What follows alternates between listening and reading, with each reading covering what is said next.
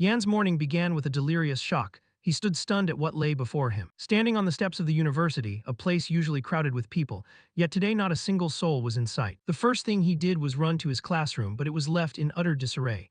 At a glance it looked as if everyone had fled in panic. The dining hall was the same, lunch was still unfinished. It was strange as Yan quietly walked through the empty corridors that should have been buzzing with students' voices and laughter. Only one question occupied his mind.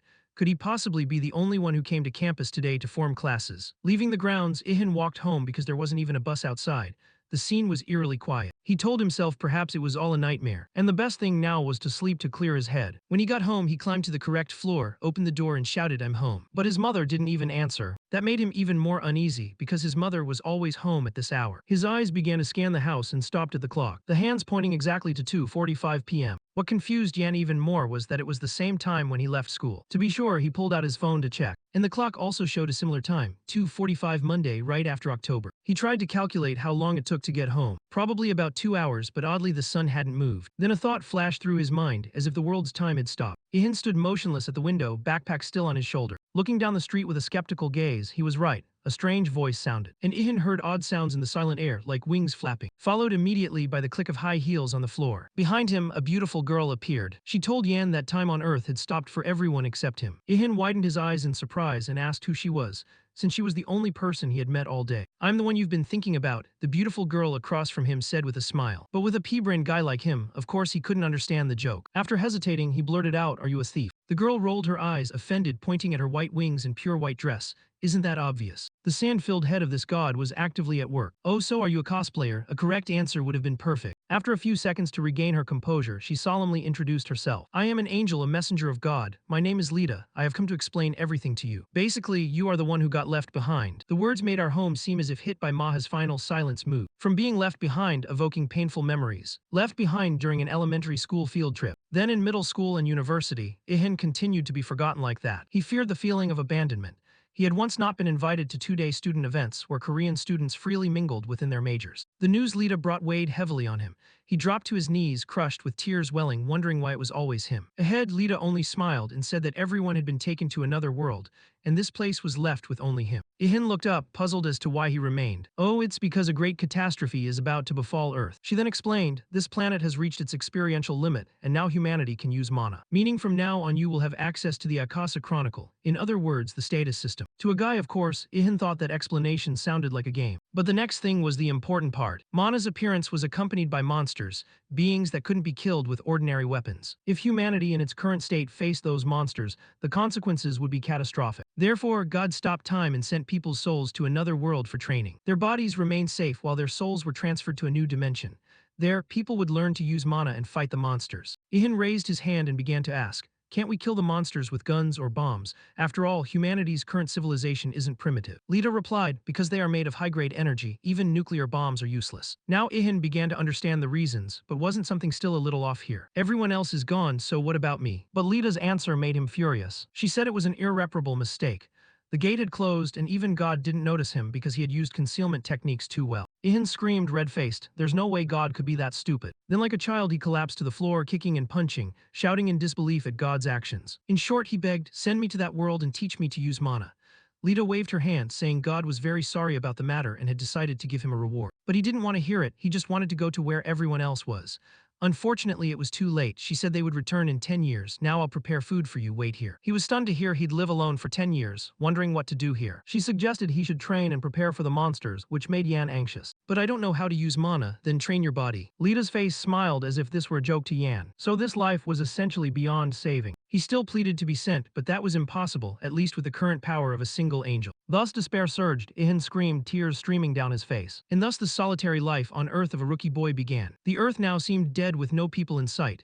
The scene spread across the world from crowded China to the bustling Eiffel Tower. All fell silent. 5 years had passed since humanity vanished. Only he remained due to an ongoing mishap, waiting for them to return. During that time, Ihan followed Lita's advice and trained his body diligently. Day after day, he went to the gym. Yan devoted himself to each muscle group. Meanwhile, people in the parallel world were also training their mana to prepare for fighting monsters. Each person was trained in distinct skills suited to their own energy. In fact, Ihan wasn't completely alone because Lita still came by occasionally to talk. She watched him closely and asked, "Aren't you bored?" doing the same thing over and over for a year. But what other choice is there? Yan snapped. Do I have a choice? Lita kept staring intently at the sturdy bicep in front of her. She thought to herself that this guy was truly persistent, even surpassing the limits of an ordinary human, which made sense since she had known from the start that only he could hide from God's sight. Hearing this, Ihan angrily exclaimed as if it were all his fault, although the mistake was truly the one made by the man above. Fortunately, Lita was a gentle angel and didn't pay much mind to his attitude. During that period, she visited him once a week, preventing Yan from sinking entirely into loneliness. Lita didn't just visit Ihan, she took care of him and cooked his breakfasts, lunches, and dinners. The dining table in the apartment would automatically fill with delicious dishes, even better than his mother's cooking. And when the meal was finished, all the plates and bowls would automatically disappear. Then one day when Ihan announced he had finished the physical training phase, it was time to move on to martial arts and weapons. What puzzled Lita was how he would learn without a teacher. He replied he would find instruction online. Electricity still worked. The internet remained, so he decided to learn from videos he had previously skipped. Ihan found it strange that the internet had worked for 5 years, and Lita explained it was because time had stopped. But with Yan's Pibrin mind, he wanted a clearer explanation. Also, now it was always daytime on Earth. After that, Ihan decided to go outside to practice martial arts. He chose a staff because it was a weapon easy to find anywhere and simple to use. After watching dozens of videos online, he began practicing the moves he'd memorized. Even Lita was quite surprised because he performed very well, as if he'd trained in martial arts for a long time. She observed every movement carefully and noted that he needed to focus on fundamental techniques. Across from her, Ihan said nothing and quietly continued training. Then suddenly she suggested, "Do you want me to spar with you? Having an opponent will help you improve faster." Ihan was surprised. "You mean fight you?" Lita nodded, telling him not to hesitate and to attack with all his strength. "But how could I strike my cute angel?" Yan shook his head in mock despair as if he cherished his angel greatly. Of course that earlier line was a lie. He yelled and rushed forward with a clenched fist. "Of course I can."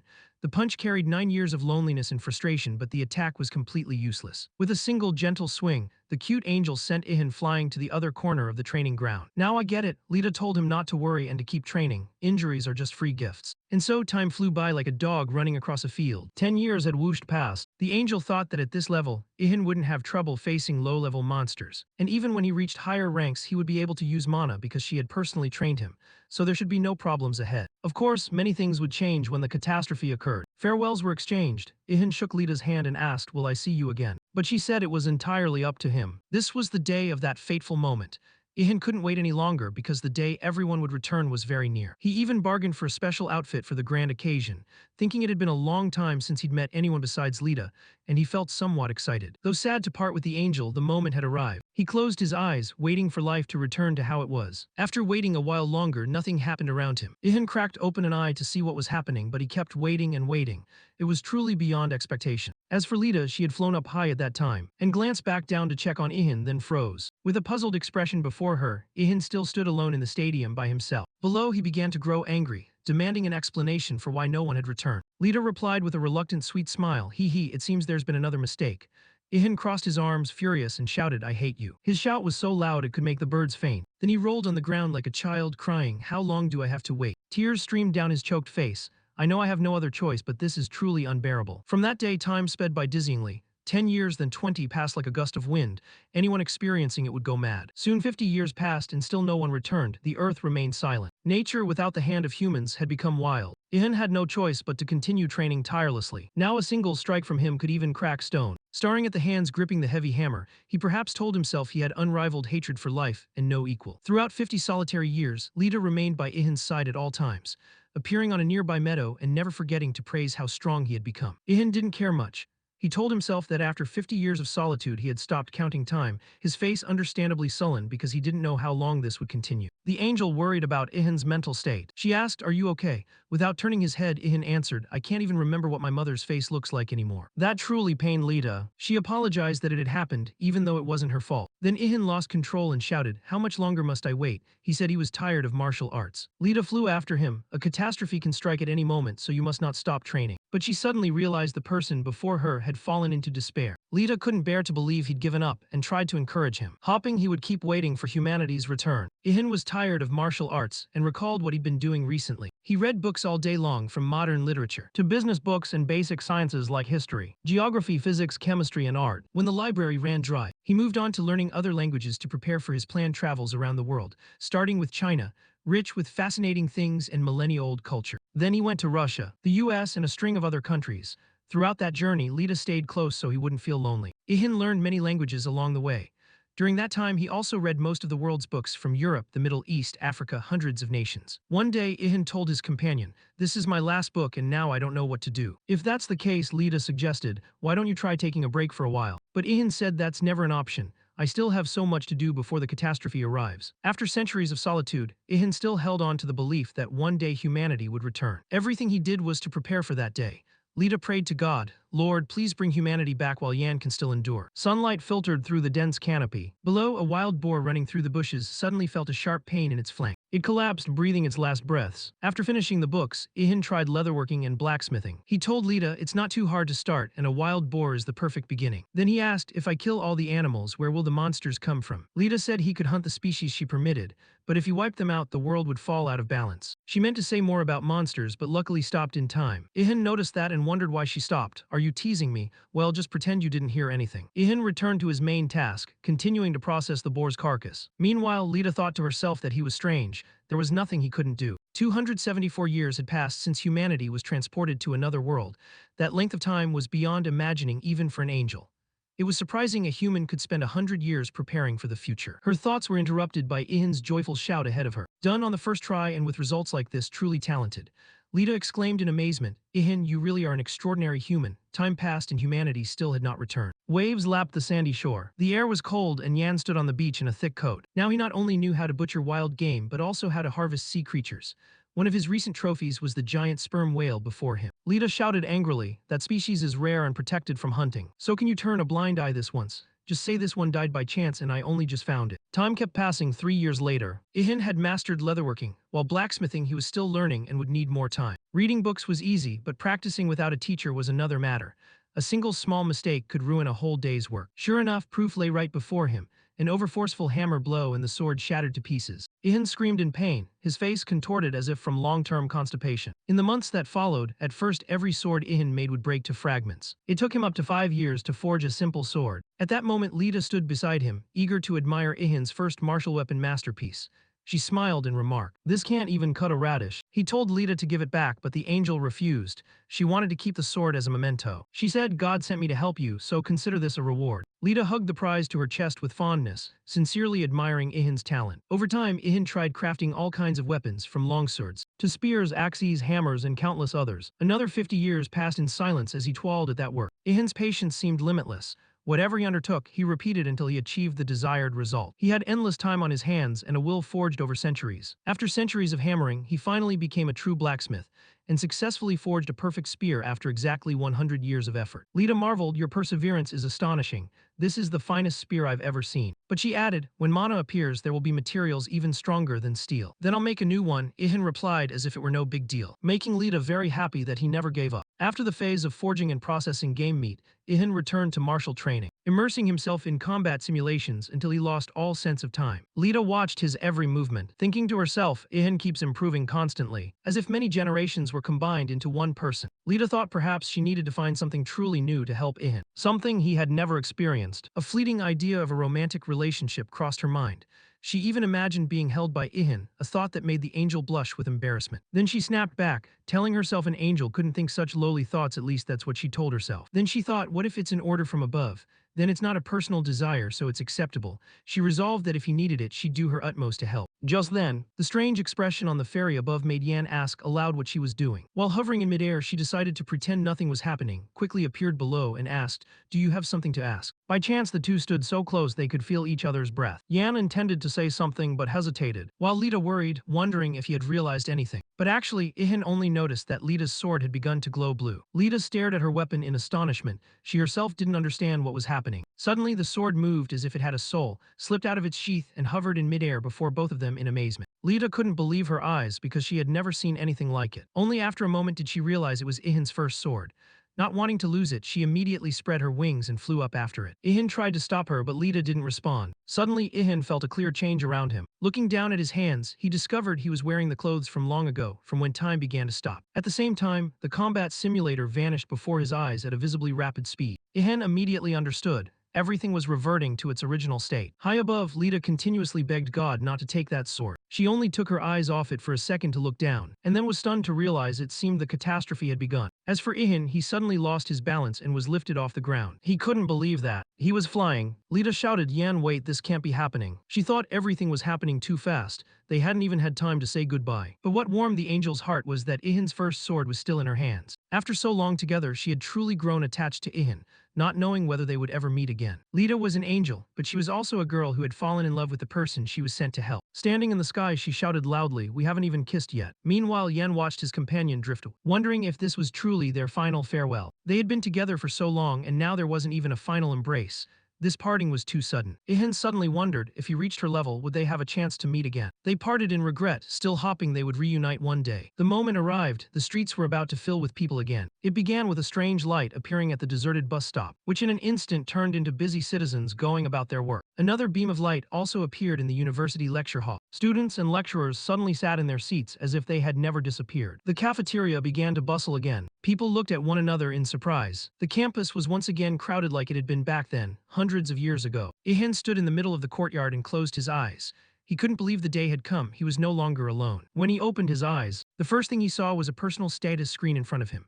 Yu Yan, race, human occupation, unemployed level 1, title, Titan of Solitude, passive skill stealth, strength 72, stamina 78, agility 81, mana 1. Seeing that status panel, Ihan understood that the great catastrophe had truly begun. Nearby, he heard students chatting, "While you can open the status screen here too, it's only been 10 years. Ihan froze, so for humanity, it had really only been 10 years there, while he alone had lived through a whole millennium. The young people were disappointed because the powers they had gained from the parallel world were erased, and everything reverted to its original state. Ihan couldn't believe his ears and quietly listened to the conversation. He also found it strange to be surrounded by people again, having grown so used to solitude. Another odd thing was that no one paid attention to Yan, as if he were invisible. Then he looked back at his status panel. Active skill stealth at max level can evolve, requires evolution materials. Note, passive skills cannot be turned off. Ihan didn't understand why he couldn't control this skill. He began to panic, wanting to turn it off so people would notice him, but he couldn't. He grabbed his head. Was his fate to be lonely forever? Centuries of waiting and it was all meaningless. Born alone, die alone. After calming down, he decided to just let it be and go home. Passing the group of students chatting loudly, Ihan's spirits sank. Still, seeing people bustling about again after so long of living with only himself was wonderful. Time finally moved again, the sky shifting from clear blue to the orange red of sunset. When he closed his apartment door, a sigh of relief escaped him, finally home. At that moment, Ihan heard his mother call his name. The woman ran into the hallway, tears brimming from missing her child. Ihan didn't dare look at his mother's face because he'd forgotten what she looked like. But then he rushed forward and hugged her. All memories flooded back the moment he embraced his beloved mother after 1,000 years apart. The sunset streaming through the window also softened his heart. At last, after 1,000 years of waiting, he had reunited with those he had longed for. In the kitchen, the smell of dinner rose, food hissing in the pan. His father sat at the table with a newspaper in hand. Everything seemed unchanged. He said, "Heavens, still no news from Hai Sa." His wife replied in surprise, "You're in Hai Sa and I'm here gossiping with the neighbors." It seemed Ihan also noticed some things had changed since 1,000 years ago. Mother said Hai Sa was perfect, but father had never seen any special qualities. Mother said she couldn't learn to control mana and that it was truly difficult. At first, Ihan thought he wouldn't get a word in until his mother repeatedly asked where he'd been. Then he decided it was best not to tell his parents he had once been left beneath the surface. That would only make them worry needlessly. He made up that he'd been in a nameless little town, which surprised his mother. Fortunately, the conversation shifted when his father agreed with his wife that mastering mana was indeed very difficult. But why include infants, the elderly, and pregnant women in that 10-year training program? His mother thought they should have chosen only strong young people. Perhaps because they weren't allowed to disturb the balance of the world, even if that method wasn't truly effective. Yan's casual remarks suddenly made him realize his parents' astonished gazes were fixed on him. He suddenly understood he had blurted out things he shouldn't have. His mother asked, "What do you mean? What do you mean by balanced effectiveness?" "Oh, it's just my speculation," he replied. He told himself from now on to be careful with his words or he'd raise suspicions that couldn't be undone. Then she continued asking her son what he had accomplished. "Mom heard that if you learn to use mana you can make a lot of money. Monster corpses sell for a high price." Father said, "People like that are very rare, dear, but they'll definitely be rich." Hearing parents repeatedly talk about things that seem only in games made Yan feel very strange. After dinner, he put his chopsticks down and turned to his parents. "Mom, Dad, I have something to tell you." Then he bluntly confessed that he didn't know how to use mana. Hearing that, his parents were a bit stunned, expecting something serious. But then both burst into laughter. "Then focus on your studies, son." His father thought maybe it was bad genes since he himself wasn't any good. Ihan felt relieved that his parents accepted the truth so easily, and now it didn't really matter anymore. After dinner, he went to his room, and what he saw made Ihan freeze. Leaning against the wall was the spear he had forged himself. Why was it here? Hadn't all weapons vanished? Lita had done her best to protect that sword. Could this also be her work? He picked up the spear and found it perfect, flawless. No need to go hunting for monster weapons anymore. At that moment, a status panel appeared before Yan. Steel Spear, rare weapon, attack 800, durability 500, on par with mid-tier monster bone weapons. And also a human-made miracle that required no mana. Not letting himself be discouraged, it was time to start gathering information. Searching online, Ihan found many new posts. People who had just returned from the other world rushed to the internet to share everything they knew. The first thing to grasp was how leveling worked and how strong you needed to be to defeat monsters. It seemed a normal person could take down level 5 monsters, while in that world you had to reach level 7 to be considered a rookie. Reaching level 10 unlocked professions like archer or swordsman and many other choices. By level 50, strong warriors could have the chance to take on second-tier professions, and third-tier professions only became available from level 100 onward. Of course, those people were regarded as national treasures, and because the conditions to reach third-tier professions were hellish, almost no one reached level 4. People believed level 4 or 5 were the domain of dragons or Bahamut. With all that information, Yan thought this wasn't the only way to learn about the new world. He should also ask around the university. Looking out the window, he tried to remember the last time he went to school. Strangely, not much had changed compared to the original world. Suddenly, Ihan realized he missed Lita very much. No sooner had the thought ended than he heard a voice, saying she would be happy to hear him say that. Ihan startled and looked around, trying to determine who had just spoken those words. The voice continued to ring out. I was sent by the heavenly realm to help you learn to control mana. Ihan angrily shouted, thinking someone had intruded into his life. But then he saw the person who had appeared, and that image left him speechless. The person replied that she was not an intruder. This time it was another angel visiting him. She introduced herself, my name is Ada. How disappointing to have yet another angel barging into his life. That was probably what was going through Ihan's mind at that moment. Facing him, Ada said mana was very difficult to control, so God sent her to make up for his previous mistake. Because mana is so hard to manage, that's why God created avatars and sent them to the other world for 10 years of training. I understand, but that doesn't help me right now. Ada repeated, that's why I'm here. Someone wanted me to help you, the one who was left behind. Those words surprised Ihan. She explained that Lita had requested an angel be sent to help Yan learn to control mana as quickly as possible. Ihan realized that she truly hadn't forgotten him. But then he wondered why Lita hadn't come herself and why it had to be her. The angel said the administration worried about overly intimate relationships between a high-ranking angel and a human, so they sent a different angel. Ihan nodded, thinking that just seeing her again was enough. Ada remarked that Ihan wasn't like what Lita had described. Then suddenly her eyes glowed blue. They swept over Ihan's entire body, astonished at his physique and appearance. Ada, with a grim face, thought, perhaps Ihan doesn't need an angel's help. He could easily kill weak monsters with his bare hands. She recalled Lita's words, how she had cried and said Ihan needed care, that he had been lonely for 1,000 years. He's the only one who can't use mana, don't you feel sorry for him? At that time, her friend's face looked exactly like a kitten begging for food. And given the circumstances, it was likely she was merely pretending to be an innocent angel. But in any case, everything was clear. Ada sighed and accepted that a given mission couldn't be refused. She told Ihan, you've trained your body very well. Now I'll teach you how to use mana. Hearing that, Ihan asked in surprise, still vague and unsure where to begin. Ada flew up, hovered right above Ihan's head and said, I only need to be near you to activate.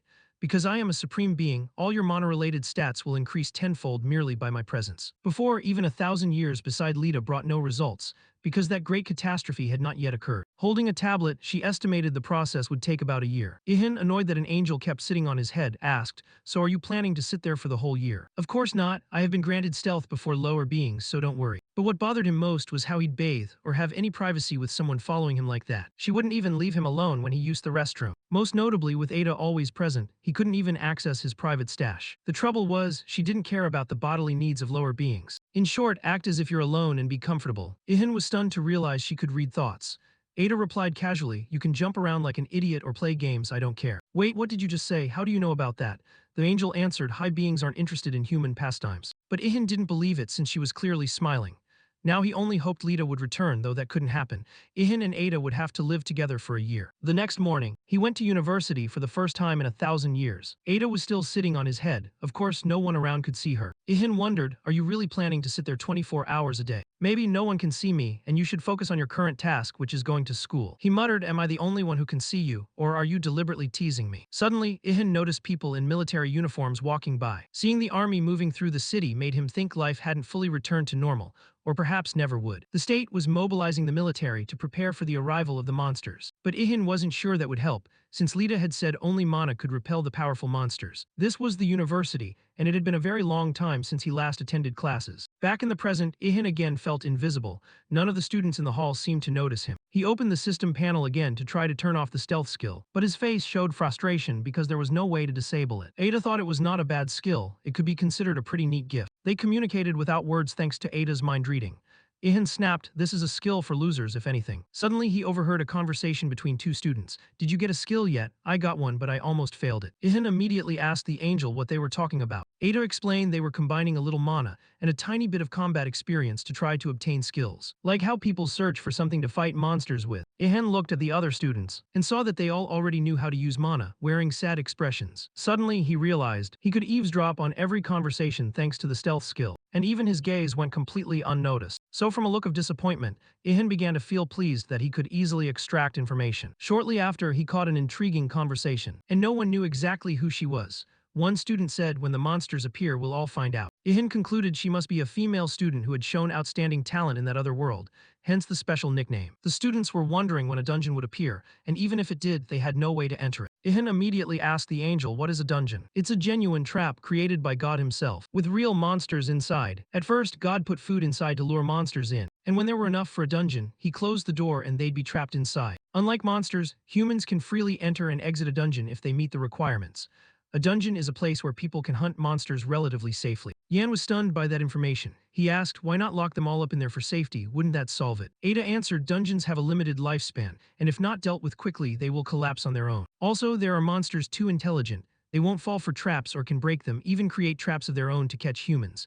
That's why I advise you to always be vigilant." Just then, the lecturer entered the classroom, and the entire room fell silent. The teacher went to the podium, took attendance, and then gave a long-winded lecture unrelated to the course content. The teacher said, "We must adapt to the changed world. The United Organization has banned the free use of mana and is controlling the breeding of Roven. China and other major countries are focusing on researching monsters and the world's disturbances under the influence of mana.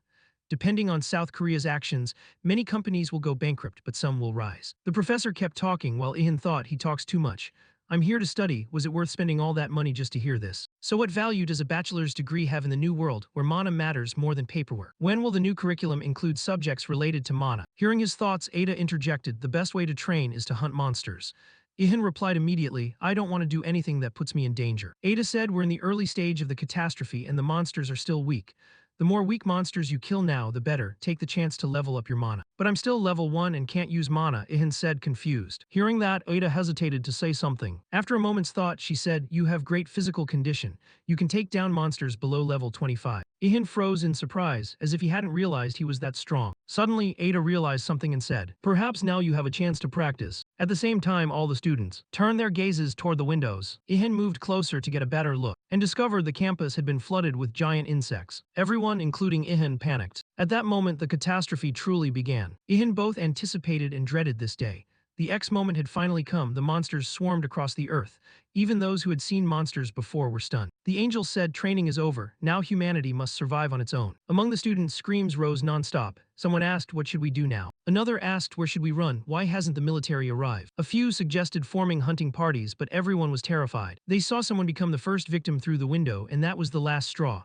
The crowd quickly panicked and fled. Only Ihan, with an angel on his head, stood motionless. He was completely stunned by the sight, tears welling at the corners of his eyes and a helpless look. "Am I being left alone again?" The goddess murmured, "I expected nothing more from you." But unexpectedly, Yan quickly regained his composure. He scanned the area as if searching for something. Ada, seeing this, asked, "Do you intend to fight?"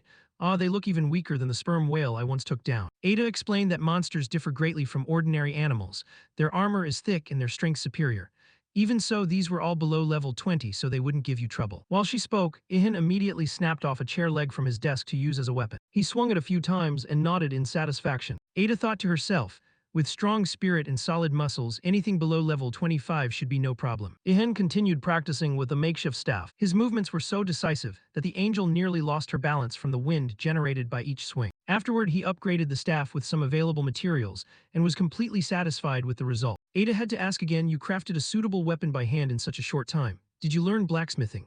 Ihan laughed and replied, you really can't hide your sharp eyes, can you? I have a lot of free time. The angel recalled Lita's words, he can't do anything, he mustn't be abandoned again. To be precise, what was happening was completely the opposite of what he'd been told. Holding the wooden staff, Ihan had only one regret. He should have brought his spear. Ihan asked Ada, will my camouflage skills stop working if I start drawing attention? If so, I want to hide my identity somehow, a mask should do. Meanwhile, outside the university courtyard, the monsters were destroying everything around them.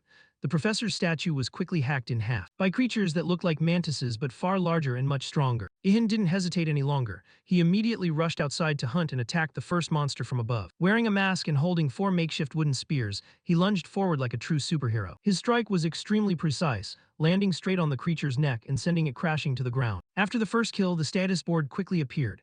Ihan received 800 experience points, gained 3 levels in stamina, mana increased by 2, and strength and agility each rose by 3. Also, Taikai Fist reached max level and can evolve if he has the required materials. Receiving the entry Large Mantis level 13, Ihan couldn't believe this was what leveling up felt like, and he was pleased with his first achievement. It was known that levels are the recording system of the Akasa Chronicles, where you can grow stronger each time you defeat a monster. When you take a life, you gain not only experience and a chronicle entry but also a portion of their future potential. Ihan quickly realized his mana had increased slightly, which made him extremely excited. Ada at his side asked nonchalantly, so you feel the thrill of violence? Ihan nodded, one day you'll feel this from me too. Soon after, Ihan found himself surrounded by another group of monsters. They were flies. He didn't hesitate, picking up another spear, and admitting that he had no group combat skills. Ada advised him to rely on reflexes. Everything would sort itself out. With no other choice, Ihan plunged into the battle, facing the storm of insects charging toward him, and cleaved the insect's protective armor in two with a single blow. After the next victory, the system notified that Ihan received 700 experience points. Spear techniques reached max level and can evolve if materials are available. He obtained the entry Large Fly level 11, gained an additional 850 experience points and leveled up to 4. Strength, agility, stamina, and mana each increased by 1. Ada shouted a warning, telling him not to be careless. There was an attack coming from above. Ihan looked up and saw a swarm of flying insects charging toward him. There was no time to think. Ihan reacted like a lightning strike, taking down another monster and earning 400 experience points and an entry for Large Mosquito level 7. But at that moment, another one appeared behind him. This time the mosquito cornered Ihan, leaving him with no escape. Its giant needle-pointed proboscis aimed straight at his chest, but surprisingly, instead of piercing him, its beak bent as if hitting stainless steel. This surprised Ada as well, who realized his body had been trained to resist even a mosquito-stabbing proboscis. Ihan rose up and quickly dealt with the threat. Given everything happening, Ada believed Ihan had surpassed human bodily limits. After killing that monster, Ihan continued his first hunt. Over and over after each monster was slain, the system sent notifications of experience gained. Then suddenly, another giant mantis appeared right in front of him. Its cutting blade lashed out at incredible speed, forcing Ihan to dodge close to his body. It easily took down an unlucky ant, slashing it away under its claw. Meanwhile, at the same time, Ada warned that many more monsters were approaching. No sooner had she finished than Ihan was surrounded by all kinds of insects. He suddenly thought that if he were a girl, just looking at this would be enough to faint. If you're tough, then come at me. 2 swords crossed as a slogan, I'm your insecticide. He shot into the air, both hands expertly wielding spears, scattering the charging monsters. The system didn't even have time to update experience before Ihan had reached level 6. Suddenly something inexplicable happened, as if a lightning bolt struck down behind him. Someone invisible was helping him kill the monsters, keeping him alive. Ihan glanced around beneath his mask like startled prey. He detected the source of power coming from Timangan and saw a girl emitting strong mana standing behind him. She wore ordinary student clothes but had a strange ornament on her forehead. Ihan guessed she was a mage, but Ada reminded him not to be distracted. There were still many monsters nearby to defeat. The strange girl continued unleashing bolts of lightning at the surrounding monsters, easily wiping out the low-level foes in an instant. Ada assessed that she must possess massive mana, otherwise she couldn't continuously cast so many lightning strikes. Perhaps she was also grinding levels like him, Ihan thought. Before long, the two had defeated the last monster. Ihan gained an additional 1250 experience points and reached level 7. Nearby, the students who had been watching the battle gaped in amazement, marveling at such skilled fighters. Ihan could finally breathe a sigh of relief. He had just slain a bunch of low-level monsters, making for an impressive debut. At that moment, a troop rushed into the courtyard. A soldier shouted, "Sorry, our vehicle couldn't get up here." But then the unit commander froze, unable to believe his eyes. There was nothing left for them to do. The military had only just received reports of insect monsters appearing. No one understood what had happened here. Meanwhile, Ihan was inspecting the corpses of the monsters, hoping to find something like the legendary soul stone. Seeing this, Ada asked if he knew how to dissect carcasses. If so, he might find a moss stone inside. This information particularly excited Ihan. The angel added that it was located in the hardest part of the skeleton, where mana accumulated. I'll show you specifically. Ihan continued following her instructions, while the military stood stunned at Ihan's dissection skills and combat ability. The girl who had fought alongside him only smiled and said nothing.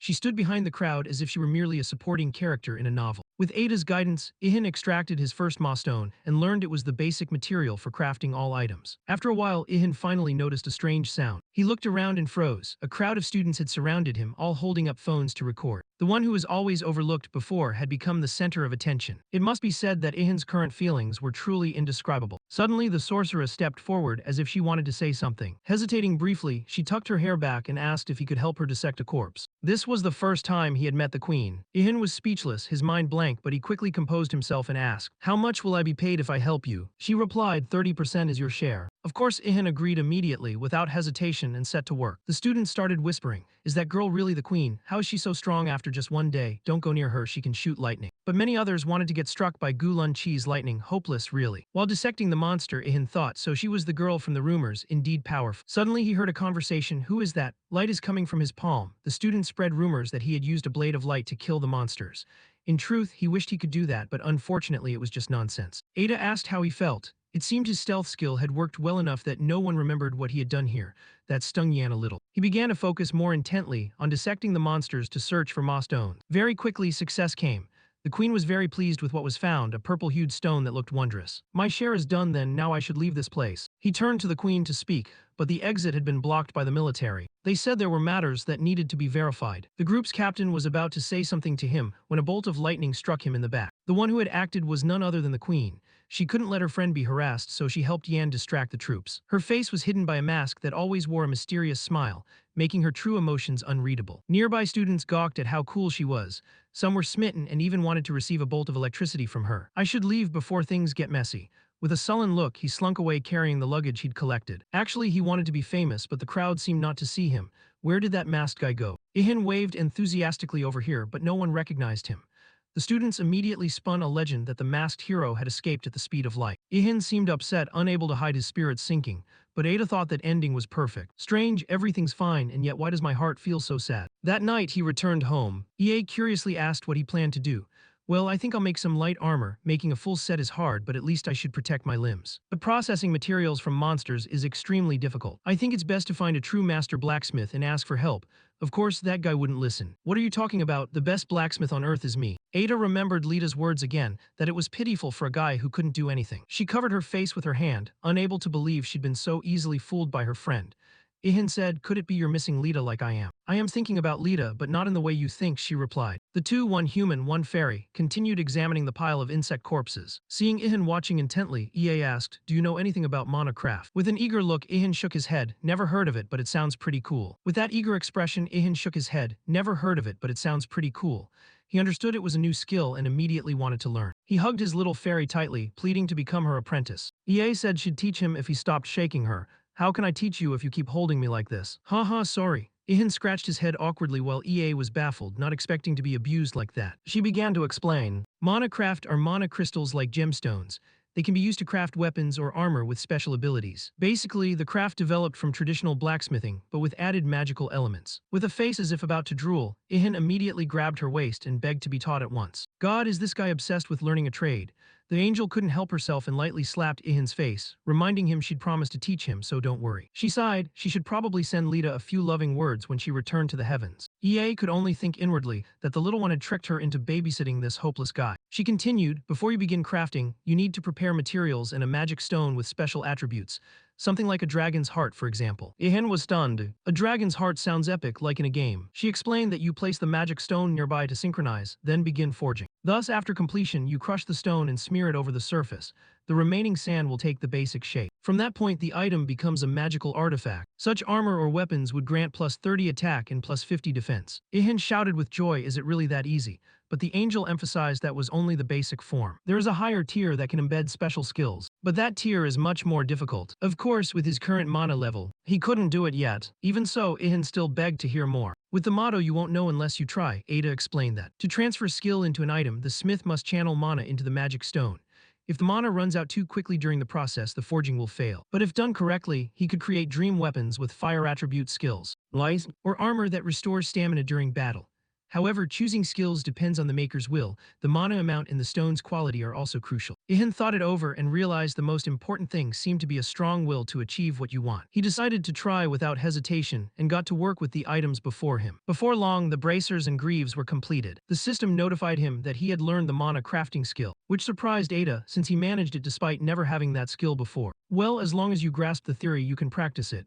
Sounded exactly like something teachers say in class. Ada thought to herself that he'd be so cool if he just kept quiet, but on the other hand, he truly was a prodigy at adapting.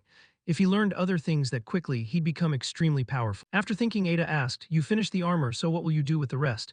Ihan replied, "Probably just wait and see." Then he picked up a bit of the remaining magic stone, deciding to use it together with mana. He closed his eyes and began the next process. The leftover magic stone glowed in his hand as Ihan used mana. It was astonishing. Ada stood there stunned, surprise clear on her face because he intended to form an advanced shape on the first try, even though he hadn't yet mastered his own mana. Looking at Ihan's strained face, she knew he was struggling with this crafting style because it was extremely draining. After a moment, a weapon appeared in midair, resembling a scythe, and fragments of magic stone still remained in Ihan's hand after the forging. The angel thought to herself, "This must not fail at this stage." She looked at Ihan's open palm, knowing that it still wasn't enough. Against the rules, she transmitted a drop of her mana into him. The residue of the magic stone immediately transformed into a colorful crystal mass, a manifestation of energy. Ihan looked at his hand, unable to believe his eyes, stunned and unaware of what was happening as a powerful stream of energy swirled around him. The armor he had once crafted with his own hands also began to transform. Ada panicked. "Has it failed? My mana didn't help at all." But Ihan's face lit up with a smile as he realized everything had succeeded. The system notified him that his mana crafting skill had reached level 2. The armor quickly completed itself, enveloping his arm. Right on the playground in front of the dormitories, the miracle was unfolding. Ihan decided to test the strength of his new creation. The improved mantis scythe easily sliced through a metal chain, right there on the playground in front of the dormitories. Ada was stunned when she realized he also wanted to graft the mantis skill onto the gauntlet. Before the thought could develop, Ihan's voice cut in, "We have to leave quickly now." Ada nodded yes. "I did lend some mana, but it's unbelievable you made an item like that on the first try. I need to increase your mana stats so you can craft more." But Ihan waved his hand. "No, it's not that. I broke the swing, so I have to get away from here immediately." Ada sighed. "It can be restored with healing magic. Stop worrying." Meanwhile, the news broadcast reported on 2 mysterious people who had killed the monsters and disappeared. Officials were still searching for the 2 citizens who had defeated the beast. The masked university student had swiftly eliminated the horde and left no trace. Hearing all that, Ihan told his mother he had to go to class. His mother looked worried and suggested he skip classes today. Meanwhile, the TV continued. The authorities had labeled individuals with special abilities as superpowered, claiming their mana control was extremely high. At that moment, his mother acquired a new skill, maternal instinct. The skill gained 10 years, allowing her to monitor every action of her son while he was at home. She thought the outside world was too dangerous, full of monsters for her frail child. Ihan thought to himself that his mother was now so doting he couldn't do anything peacefully in his room. He turned and said, "Don't worry, Mom. If I see monsters, I'll run as fast as I can." The broadcast continued. The government was planning to form a unit composed of high mana users led by superpowered individuals. His mother told Ihan to be careful. He nodded and promised not to wander off anymore. After that, Ihan decided to go out and walk to school. He complained to Ada that it took forever to get out of the house because his mother was managing him too strictly lately. He couldn't believe his mother had such a skill and didn't understand why it would be necessary in this world. Ada shrugged. "Maybe it's necessary to watch over a child like you." She explained, "They say that even in a crowded colony of penguins, a mother still recognizes her chick's call. Maybe your mother's skill is similar. It's a survival skill." Of course, Ihan wasn't happy being monitored so closely by his mother. Ada noticed his thoughtful expression and changed the subject. "What do you think about the government's plan for a task force of superpowered users?" But Ihan seemed uninterested. "I put myself and my family first." Ada nodded in agreement. She thought independent action was better because it wouldn't be constrained. On the way to school, Ihan confessed that he wanted to see the queen again. As he spoke, his eyes fell and his expression became pensive. Ada was rather disappointed and asked, "Have you lost that little crush? Men really whenever they see a girl." But Ihan snapped, "It's not like that. I'm not interested in romance. Since the disaster, I don't even have time to watch treasure hunting shows." Well, excessive training also reduces desire, you know. What sounded like a casual remark made the little fairy embarrass Ihan, turning his face red. He shouted, "I'm not helpless around women." Passers-by thought he was a strange lunatic because they couldn't see his companion. If not for the invisibility superpower, Yan might have been badly misunderstood. Ada reassured him, "Even if you shout helplessly in the street, no one will hear you, so that's that. Ihan gritted his teeth, unsure whether it was a blessing or a curse. He sighed and said he knew the reason. It must be because the Lie Angel helped him survive 1,000 years of solitude. Ada nodded, right, after enjoying celestial beauty for 1,000 years, who would be interested in mortals. Frustrated by Ada's dense-headedness, Ihan coughed in annoyance but quickly composed himself. He asked how the queen could control mana so well after only one day. I've leveled up but still don't know how to use mana effectively, while the queen's ability is truly astonishing. Ada thought it wasn't strange at all. All the chosen ones were sent to another world for training except you. Your existence was hidden from the universe. But Ihan, you can even kill monsters with your bare hands. You're actually more special than all those others. Suddenly, the angel fell silent mid-sentence as if she had sensed something. Ida said she had just sensed the presence of nearby monsters. A pack of 70 wild dogs and wolves, led by a level 35 diamond wolf. Ihan gaped, astonished and unable to believe it. He shouted at Ada, "You said there wouldn't be high-level monsters in these early days." But the little angel merely crossed her arms and said, "Something's odd. I've noticed since yesterday. I don't understand why level 10 monsters appeared as early as the second day after the disaster." Ihan was puzzled, not understanding why she hadn't told him anything yesterday. But Ada replied haughtily that she did not wish to share her concerns with lower creatures. Ihan thought to himself, Ada is really different from my beloved Lida. She always acts like a sensible angel but draws a clear line between those above and those below. Lida was different, sometimes a bit foolish, but always warm like an older sister to her younger sibling. Tears quietly welled in his eyes because he truly missed her. Ada cleared her throat to draw his attention back. This time she wanted to speak sincerely. Ihan looked up, his eyes full of questions. Ada now looked serious and said she believed Earth was in disorder, that something very strange was happening and she needed his help. Ihan was nearly stunned when he heard that, his mind blank. He didn't know what to say at the moment. Merely thinking about what lay behind those words was enough to frighten him. Ada continued, "We must hurry, I'll explain on the way." Yan asked her to show the way to the monsters. God had once teleported humans during the disaster to another world where they could learn to use mana. But the beasts were left behind on Earth for many years. At first God thought that nothing would happen for several decades. But unfortunately, even the Almighty can be wrong. Due to an unspecified error, the flow of time on Earth was severely distorted. 10 years in the other world became 1,000 years here. Ihan recalled the time he had waited a full millennium, hoping everyone would return. And throughout those 1,000 years, Lida had stayed by his side so constantly that he barely noticed how much time had passed. Lost in thought, those memories were abruptly interrupted when Ada tugged him to turn right. "Hey, don't pull my hair like that. That wouldn't have happened if they had lived natural lifespans." And the transformations now were unavoidable. Just then, as Yan turned the corner, he saw a pack of wolves ahead. Ada finished her explanation. Currently, the monsters on Earth are even stronger than those in the other world. Seeing the wolves with blood-stained mouths, Ihan thought Earth and all humanity would soon be doomed. Ada said, "That's why I need your help. The celestial realm is trying to restore balance, but that takes time. Until then, we must take responsibility for killing the monsters, and all contributions will be recorded by heaven." At that moment, the two wolves ahead didn't wait for their conversation to end and lunged to attack. Ihan hurriedly donned his armor and drew his spear, though his movements were still somewhat clumsy. While Ada silently watched the wolves, her gaze locked on the prey. Finally, she reluctantly nodded and admitted there was no other choice. As for Ihan, he suddenly stepped forward and charged straight into the hungry wolves' heads. The monsters scattered into the air, showing how powerful his strike was. It was incredible that he could wipe out a dozen wolves with a single blow. The system now announced, "You received 12,904 experience, recorded the entry for Brown Diamond Wolf level 35. You have reached level 9. Ihin's strength increased by 4 points, and agility, stamina, and mana each increased by 2. Ada was stunned because every day this idiot kept taking her from one surprise to the next. She thought to herself that he must enjoy being tormented, since no one would keep throwing themselves into danger like that. Though she shouldn't say that out loud, of course. And of course, Ihan vehemently protested that he wasn't some masochist. At that moment, a ferocious roar sounded behind them. Ihan reacted quickly, turning to strike so the wild dogs flew in all directions. The system added, "Entry for homeless dog level 18 has been recorded." While Yan only had a few seconds to breathe, the battle continued. Monsters flooded the streets, their goal to hunt humans. Shouts for help rang out from everywhere. Some passersby tried using fire skills, but even after expending their last drops of mana, nothing happened. This was the moment for the masked hero to shine. Ihan saw clearly where help was needed and rushed over. The large monsters growled, their red eyes fixed on Ihan as if they wanted to eat him alive. He leapt into the air, raising the spear in his hand, striking down 2 of them in succession. But at that moment elsewhere, a monster closed in on a middle-aged man. The man could only close his eyes and await death. Time seemed to stand still for a while, but then nothing happened. He opened his eyes to find the wolf dead, Ihan standing on its body with the spear in hand. He turned and asked the man if he was hurt, while the system kept sending notifications. "You must choose a class to advance past level 10. Collected entries will affect the available class list." The crowd began to recognize Yan. Someone shouted, "The masked hero. He's the one who saved people near the university." Another person nodded. "Right, I remember he disappeared right when the army showed up." Ihan's face went blank and he couldn't speak another word. "Why are they calling me Sangan Bon? Is it because of the connector between the university and Yuuzhan Bon, the world's top runner? And Ada even teased that I have fans. But he was fending off wolves while arguing with his housekeeper. I don't care about that nonsense, fans my foot. Ada just chuckled quietly, watching him blush. Suddenly the system displayed another message, but to Yan's surprise, no matter how many more monsters he killed, his level didn't increase.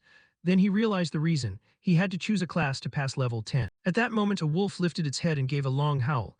Looking at it, he had no idea what was happening. What on earth is that wolf trying to do? Then, as if from nowhere, a whole bunch of monsters appeared, surrounding him. Clearly the howl was to gather its pack. Ada warned sternly, they seem organized. Ihan asked in surprise, what do you mean? Do they actually have intelligence? He thought briefly. Withdrawing would lose the initiative and defending would surely get him bitten. After a moment's thought, he decided that attacking was the best choice in this situation. He then launched a flurry of strikes toward the charging pack of wolves. A few seconds later he received a series of system messages, experience +2.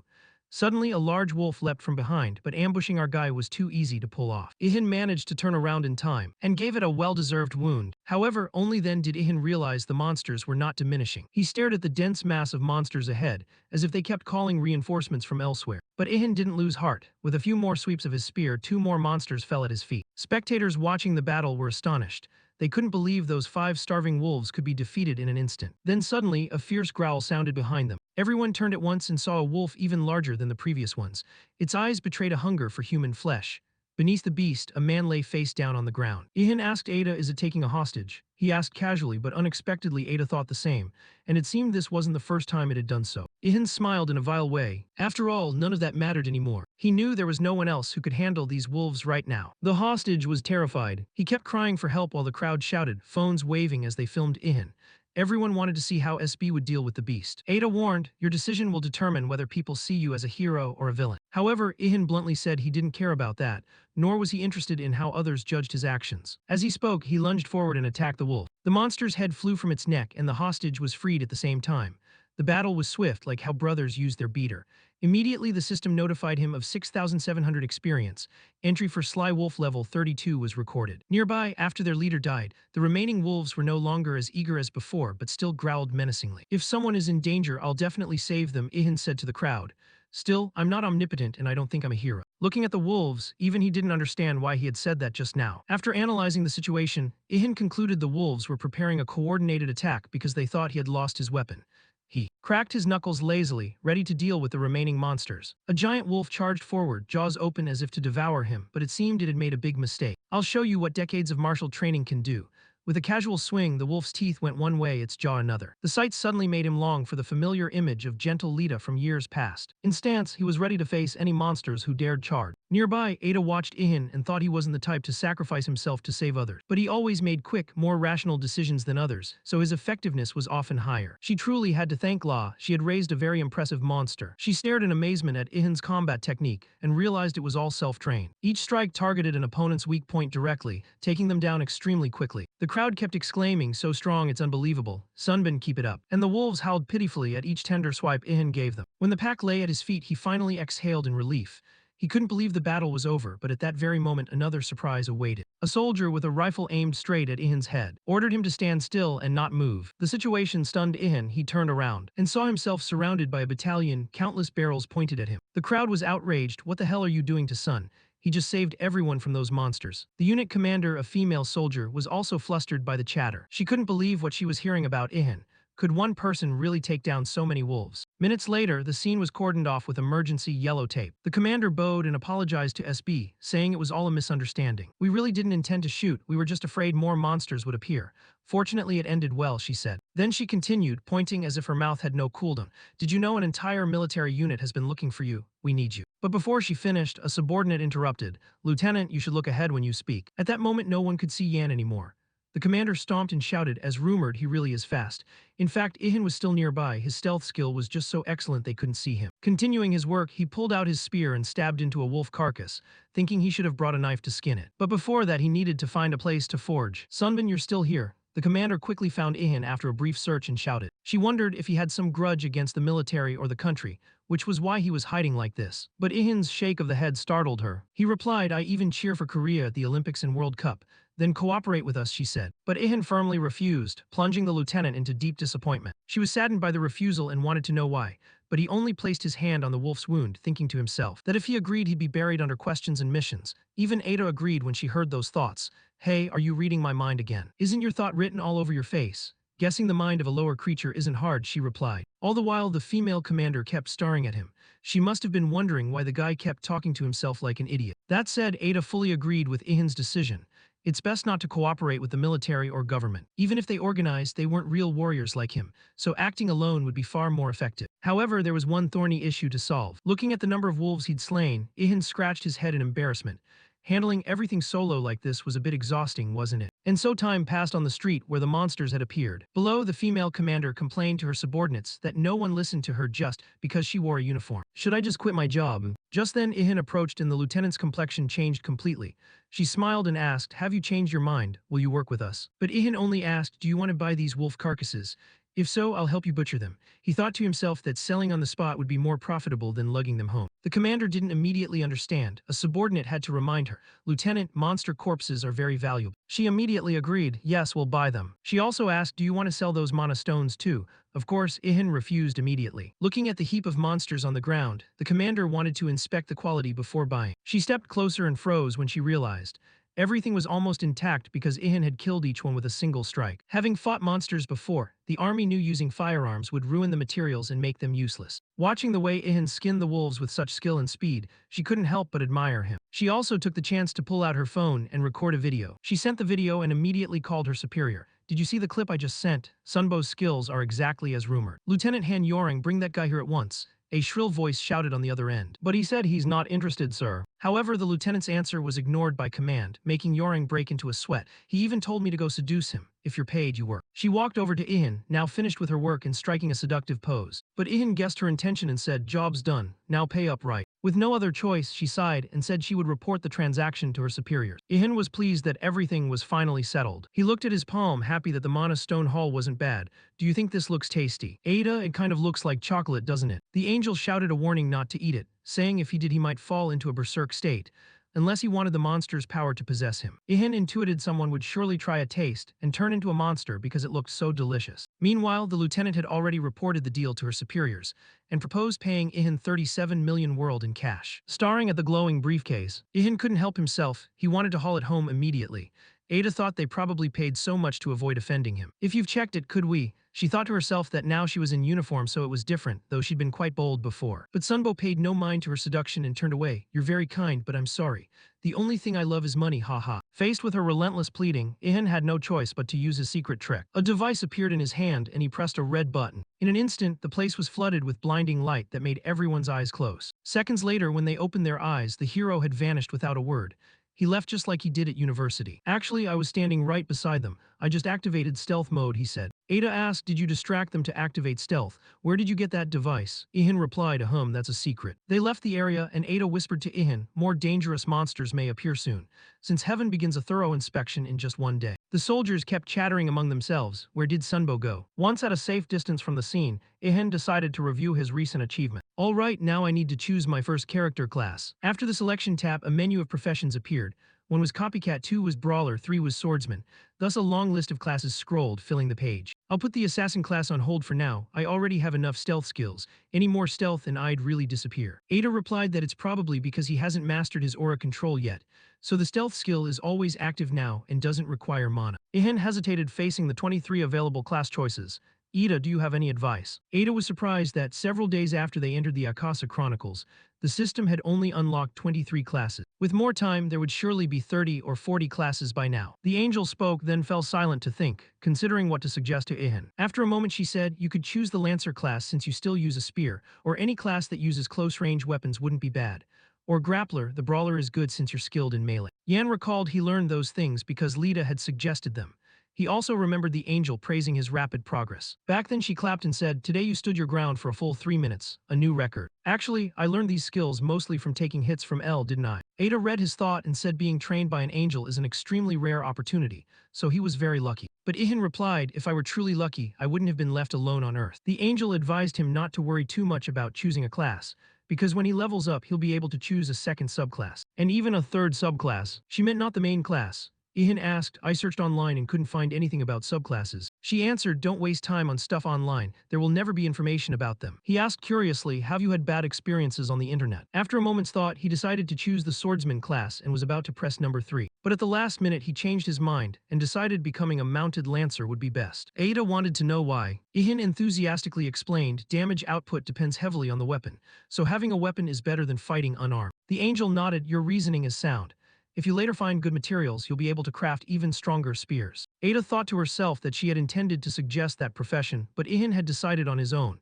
He'd become even stronger. Suddenly, a new line of information appeared on the screen, startling Ihan. Ada asked what was wrong. Ihan said the system had unexpectedly added a new option to the list, Blood Lancer. Ada was astonished. A unique profession had been created by this change. It meant he'd have a unique path right when he entered his first vocation. Unique, but what is that? Ihan was a bit puzzled, so she had to explain again. It's a class created specifically for one individual. The path, achievements, and data you've accumulated converge to form that class. A unique profession is always the best choice. Compared to other professions, it requires more experience to level up, but its value is extremely high. Ihan pressed 24, Blood Lancer. The decision was confirmed. Immediately, a series of notifications appeared. You have become an illusory lancer, plus 10% damage when using stealth skills, plus 10% piercing damage with a spear. The conditions to level up stealth and spear skills have been simplified. All accumulated data has been absorbed. Level increased to 18, strength, vitality, and mana increased by 11, agility increased by 12. You cannot learn active skills because you cannot control mana. Only now did he realize it wasn't Blood Lancer but Illusory Lancer. In Korean, the two words are written and pronounced almost identically. He was annoyed at choosing wrong because of the wording mix-up. Even the angel hadn't noticed the difference. Well, it's just a record. The words are the same but slightly different in context. Ihan was about to argue but fell silent halfway through, sensing something odd. Another info panel appeared before him, accompanied by a stream of light from the system. Suddenly, the muscles in Ihan's chest and abdomen swelled strangely full. His biceps visibly grew as well. A tremendous surge of power rose within his body. He felt it clearly and told Ada, my body has changed. The angel explained that because he chose his first class, his body was enhanced, and once chosen it couldn't be reverted. He looked back at the stat panel, unable to believe his eyes. It was many times higher than before. However, what stunned Ihan was that his title hadn't changed.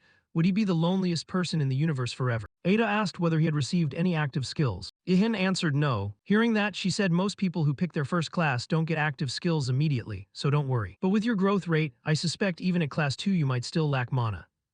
Oh my god, help, isn't that a bad thing? Ihan screamed in despair. That's true, but it's only worrying if you were an ordinary person. Ihan's face bloomed with joy as Ada sat comfortably on his head, about to say more. Actually, there's nothing to worry about. If you don't get skills at class 1 or 2, your records will accumulate, and when you reach class 3, you'll receive an extremely powerful skill. Ihan smiled to himself, thinking, so instead of getting a few ordinary skills, I'll get a single super overpowered one. The angel confirmed Yan's hunch. She thought he should have received 2 active skills for achieving a unique profession. But strangely, that didn't happen. If all records accumulate before reaching class 3, he'd obtain an extraordinary skill. Ada smiled at her own thought. She considered little Ihan the first low-level creature worthy of her observation. Now let's go. Ada tugged Ihan's hair and led him in another direction. Ihan intended to go back for the money briefcase, but Ada explained, I hid it with magic, so no one can take it. As an agent, you should start hunting monsters. A moment later, Ihan checked his phone and found there were many other agents besides him. Here, agent refers to those who have awakened a profession. Since many people have awakened, Ada advised Ihan he didn't need to do everything alone, just hunt monsters in his own area. Ihan wondered if the Empress had become an agent. Of course someone that talented couldn't sit it out. Ada said this is a mission from the heavens. If he performs better than other agents, the rewards will increase with his contribution. What more could I ask for? Missions like this suit me best. So Ihan ran down the road until Ada reminded him to check his phone again. His expression changed completely when he saw a post on the monster hunting forum. Someone said a tiger lived on Mount Buchan. But another anonymous commenter replied, bears are scarier than tigers. Even the army's continuous fire didn't faze one. He dashed toward the mentioned location. There, the gazes of passersby were all filled with fear. In the middle of the street stood a giant bear with eyes blazing with fury. Everyone else panicked and ran in the opposite direction. Everyone believed this monster couldn't be brought down. But Ihan broke into a mysterious smile and muttered, looks like I'm having bear honey for dinner today. Ada said if you have poison-resistant skills, maybe. You should learn that skill if you get the chance. Hey miss, I was just joking. Ihan's helpless look at the fairy who nitpicked everything. As for the terrifying giant bear, it looked down on its prey from above with bloodshot eyes. Suddenly, chunks of stone from a nearby building fell toward Ihan's head, leaving him bewildered. He wondered if the army had just fired a missile to cause this scene. EA pointed up at the sky, signaling him to look up. The bear roared madly, destroying everything in front of it. This time the army arrived promptly, unlike before. The lieutenant ordered his men to open fire on the giant bear. All the soldiers fired at once, but the bullets bounced off it without leaving a mark. They realized their weapons were completely useless and wondered why they had to fight such a bear on the third day after the catastrophe. The bear's claws easily crushed vehicles. Everywhere it passed was wrecked. Seeing the bear change direction, the lieutenant shouted, "Everyone, get out of the way." People obeyed and fled. Someone shouted, "Where are the superpowered people the government asked for?" Nearby, Ada remarked that human architecture was flimsy, easily destroyed by a level 2 monster. Ihan asked her to be more sympathetic to humanity, explaining that since people were trained in the other world, the buildings, equipment, and weapons here are relics of the old world, and no one had time to prepare for the current situation. The bear roared again as if to say, "No one here can stop me." Ihan put on his familiar mask and muttered, "That bear seems to be having a great time." Ada asked what Ihan intended to do, reminding him to act quickly before the place turned to rubble. "Well, I'm just timing it." No sooner had he finished speaking than he entered combat stance. A red mana aura rose around him. The system announced, "Stealth skill activated, strength increased by 10% and another 10% from spear proficiency." The bear had its back to Ihan but still sensed imminent danger. He launched himself from the air, intending to finish the monster with the first strike. The bear roared, reacting instinctively, and began to turn. Ada exclaimed, reminding him that he would only be detected when he interacted with it. Before that, nothing could detect him, not even God. Mana swirled powerfully around the tip of his spear. Ihin's primary target now was the giant bear. Then a single strike pierced through the head of the level 2 monster. The army saw nothing, but the result of the attack left them stunned. From the crowd, cheers began to rise. Sunbow has appeared. The nickname Ihan assumed would surely stick to him. When he landed and looked toward the prey, he realized one strike might not be enough to kill it. It was understandable since this was a level 2 monster. Ihan decided to appear before everyone and told the army, "If you want to live, run now." While the soldiers were still bewildered, he continued, "And if you don't want to live, stay here." At that moment, the monster swiped at a nearby building, sending chunks of stone flying straight into the civilians. The bear moved on all fours. People began to scatter in panic, their only goal now to survive. Then it froze, staring in a certain direction. Seizing the moment, Ihan appeared right in front of the beast. The creature raised a razor-sharp claw to counterattack, preparing to swat Yan flat to the ground. He spun in midair and yelled, "Don't even think about it." He closed in on the bear and plunged his spear into its claw. Ada sat on his head, laughing with delight. It was so fun, like she was riding a roller coaster. Back in the fight, the injured claw didn't cause much damage, but it drove the bear into a frenzy. Ihan had returned to stealth. This was the chance to deliver the finishing blow. The only thing he worried about was whether the spear would hold up to the next strike. In an instant, his mind drifted back to the training time with Lita, who always admonished, "When attacking, don't think aimlessly, focus all your weight on a single point." Back then, Ihan only feared that if he made a mistake, others might get hurt, but that was beyond his concern. Only when you touch a single hair of mine do you need to worry about that. Understand? "Lita, who do you think I am? If I fought you, I'd be the one worried someone would get hurt." As she spoke, he lunged for a surprise strike, but as predicted, this time with a light flick, Ihan fell to the ground as usual. The next memory was Lita praising him. He had channeled all his weight into a single point just as he was taught. Ihan looked up in surprise, while Lita twirled her long blonde hair between her fingers, and smiled, saying, "You just cut my hair with that punch." Fighting the giant bear, he recalled Lita, the beautiful goddess he couldn't help but long for. Yan remembered it was the only time he'd ever touched Lita. Now it was time to concentrate all his energy on one point. Focusing, Yan shot upward and slammed into the bear at lightning speed. The long, sharp spearhead drove fiercely down into the monster's skull. The soldiers watching the fight between the bear and the invisible assailant noticed the creature suddenly stop. They wondered if it was really dead, but then the bear let out a violent roar, clearly in extreme pain, which only made it angrier. Unfortunately, that was all that remained of it. The bear collapsed with a roar as the system notified. You received 154,928 experience points, reached level 23, strength +8, agility +7, stamina and mana +5, and obtained a level 54 record of the large brown bear and a new title 1 strike kill, increasing critical hit chance by 10%. Ihan learned the skill critical strike. Focusing on an enemy's weak point to boost critical chance. Ada whispered in his ear, "You took it down with just 3 strikes without needing any skills. I know you're praising me, but could you make the compliment a bit clearer, old woman?" Then he looked at his spear still intact and thought to himself, "I'm truly a skilled craftsman." Standing before the bear, it was time to begin the main work. Suddenly, he realized the bear had shrunk and assumed it must have had a giant transformation skill that vanished upon death. Anyway, focus on the job at hand. He didn't forget to brag to Ada that he just gained a new skill, critical strike. This skill pairs very well with stealth. While he was dissecting it, a black car barreled in at breakneck speed and braked hard. The rear door slammed open. A pair of feet in blue shoes stepped out hastily.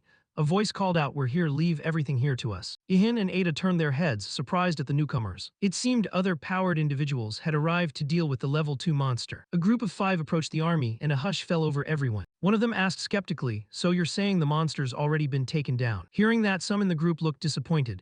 It's just a level 2, they thought they'd get a bit of action, but how dull. Everyone was curious to know who had slain the giant bear. Suddenly, someone in the group recognized Yan. He turned toward where the boy was rummaging, his face still hidden by the mask. Ihan realized he'd been spotted and wondered in surprise, can that person see me? Ida explained they weren't actually looking at you but at the carcass. You were just nearby, so you drew attention. They recognized that stranger as the recently famous Sunbow. Indeed, that nickname would probably stick with him for life. The black-haired guy muttered angrily, you say this guy killed the bear alone? No way, how could this be real on just the third day after the catastrophe? Meanwhile, the others swarmed Yan, excited to learn more about the masked hero. You're strong. Did you find some hidden dungeon or something? Ihan didn't want to talk, so he stayed silent. An introvert by nature, he preferred minimal interaction. The black-haired boy was furious at that attitude. His head began to steam. When people ask, you answer. Someone in the group urged, he's probably just not in the mood to talk to us. Unlike the others, a girl in the group thought that masked guy was really cool, like a hero from a manga. The team leader asked the army, it looks like you don't need our help here anymore, right? Need anything else?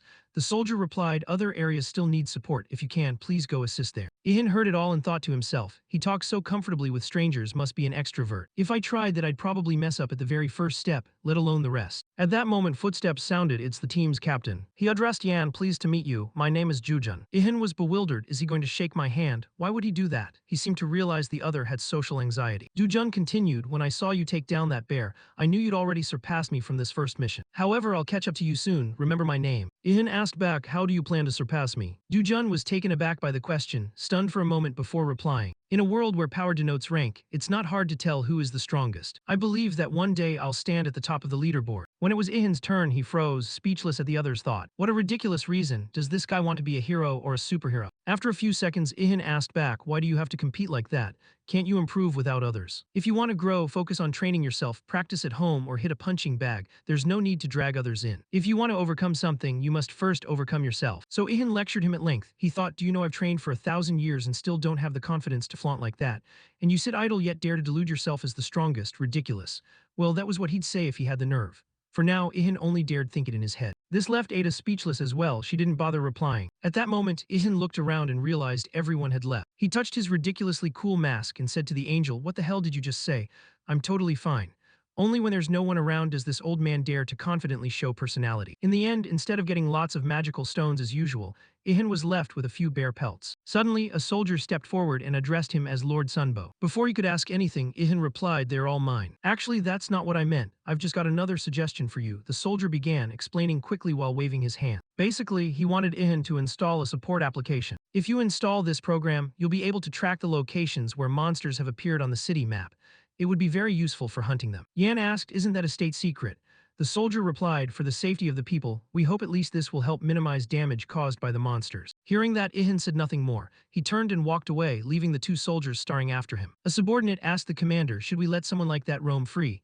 Should we force or coerce him into cooperating somehow? The commander replied, do you really think someone who can take down a level 2 monster in 3 moves will obey us?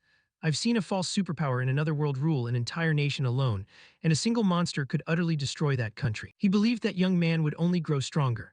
If we tried to impose our will on him, we'd invite tragic failure. This world no longer runs by the old rules. It's an era where a single person can topple governments and armies. The subordinate was stunned by the lieutenant's speech. You are truly wise. The commander, annoyed at this, snapped, you idiot. Do you know I studied at Seoul University? On Yan's side, the two had gone a fair distance.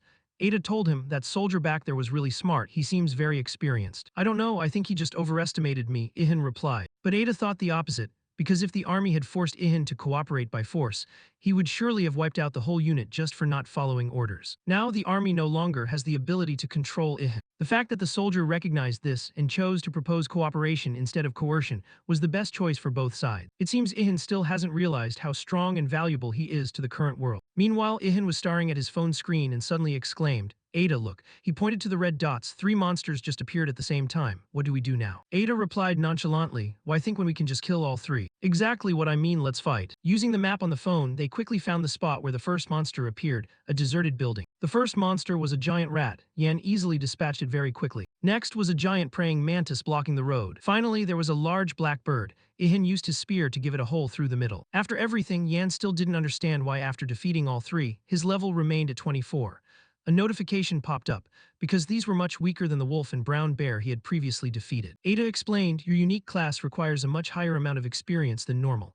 If it were a regular class, you'd probably have reached level 30 by now. However, Ihan wasn't discouraged because he had found many valuable items to sell to the army. Now his life was so full of wealth that he wondered whether he should buy his own house. But Ada thought this guy was using his brain inefficiently. What if they deliberately traced the finances? Spending like that is basically shouting that Sunbo is me. Then she added, just this once as a special reward, I'll wipe the memories of those involved. But wouldn't that make everyone forget about someone who specializes in hiding like me? The next morning was like any other. Ihan woke up in his bed. As soon as he opened his eyes, he immediately activated the system to check his body stat and instantly received a message. Connection to the other world has been restored. From now on, you can manifest an entity in the world you were summoned to and complete missions to receive appropriate rewards. The sudden news made his hands tremble. The world I was summoned to. Doesn't that mean I'm going to be abandoned there again? He showed the screen to Ada and snapped. What is this? Monsters on Earth are getting stronger, so I just thought of some ways to keep people safe. Ah, you mean sending people to the other world so they can level up more safely? Sadly, the answer is yes. Ihan couldn't hold it in and shouted, what about me then? While everyone else goes to the other world, I'm the only one left here. Don't scream like that, you've been alone from the start, so it's no different now. Ihan clutched his head in despair. Even so, my mother will definitely ask why I didn't go to that other world. Answer that there's nothing to learn there, so you didn't go. That answer actually sounds pretty good. Ada smiled. That said, I do feel sorry for your case, but unfortunately I'm not the one who decides this fate. Ihan calmed down and replied, I know, I guess I can't go to the other world after all. But then he heard a voice say, it's not entirely impossible. If you become a supreme being, you'll have a chance. If you become the highest being, you could not only enter the other world but even set foot in heaven.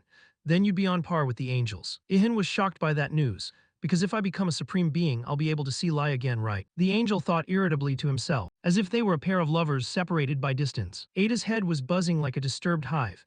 She finally realized she was playing the go-between for two people in love, which she absolutely hated because she herself had no one to love. With her temper flaring, Ada shouted, train harder and focus to become a supreme being.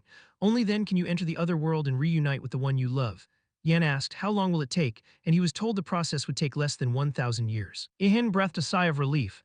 The news lifted his spirits because at least there was something to look forward to. When he went into the kitchen to have breakfast with his parents, Yan heard an emergency broadcast on TV. The anchor announced that martial law had been declared nationwide. The news stunned Yan. The silent war against the monsters was no longer his alone. His mother added, it seems not only our country but the whole world has declared martial law. Because of the appearance of dangerous monsters, the global governments had no other choice. All schools and businesses have been closed. The military is planning to annihilate the monsters. At least they're trying to limit the number of people out on the streets. Yan sipped his morning tea, thinking that even the government had admitted the world couldn't return to how it was. He decided it was time to speak frankly with his parents. He turned and said, Mom, Dad, you should go to the other world. His mother was about to object, but before she could speak, his father cut in. I stayed there 10 years and still couldn't even reach level 2, so why go back? But from now on the monsters won't stop and we need to become stronger.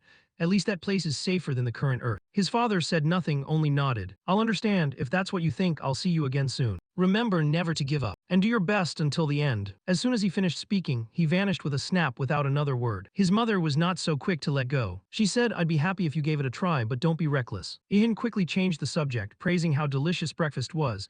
But then one thing his mother said left him stunned. That masked hunter was you, right? Yan asked in shock, how did you know? But she only smiled. How could a mother not recognize her child? I recognized you the moment I saw you on TV, even with a mask or different clothes. At that moment, Ihan truly realized his mother's unusually special skill.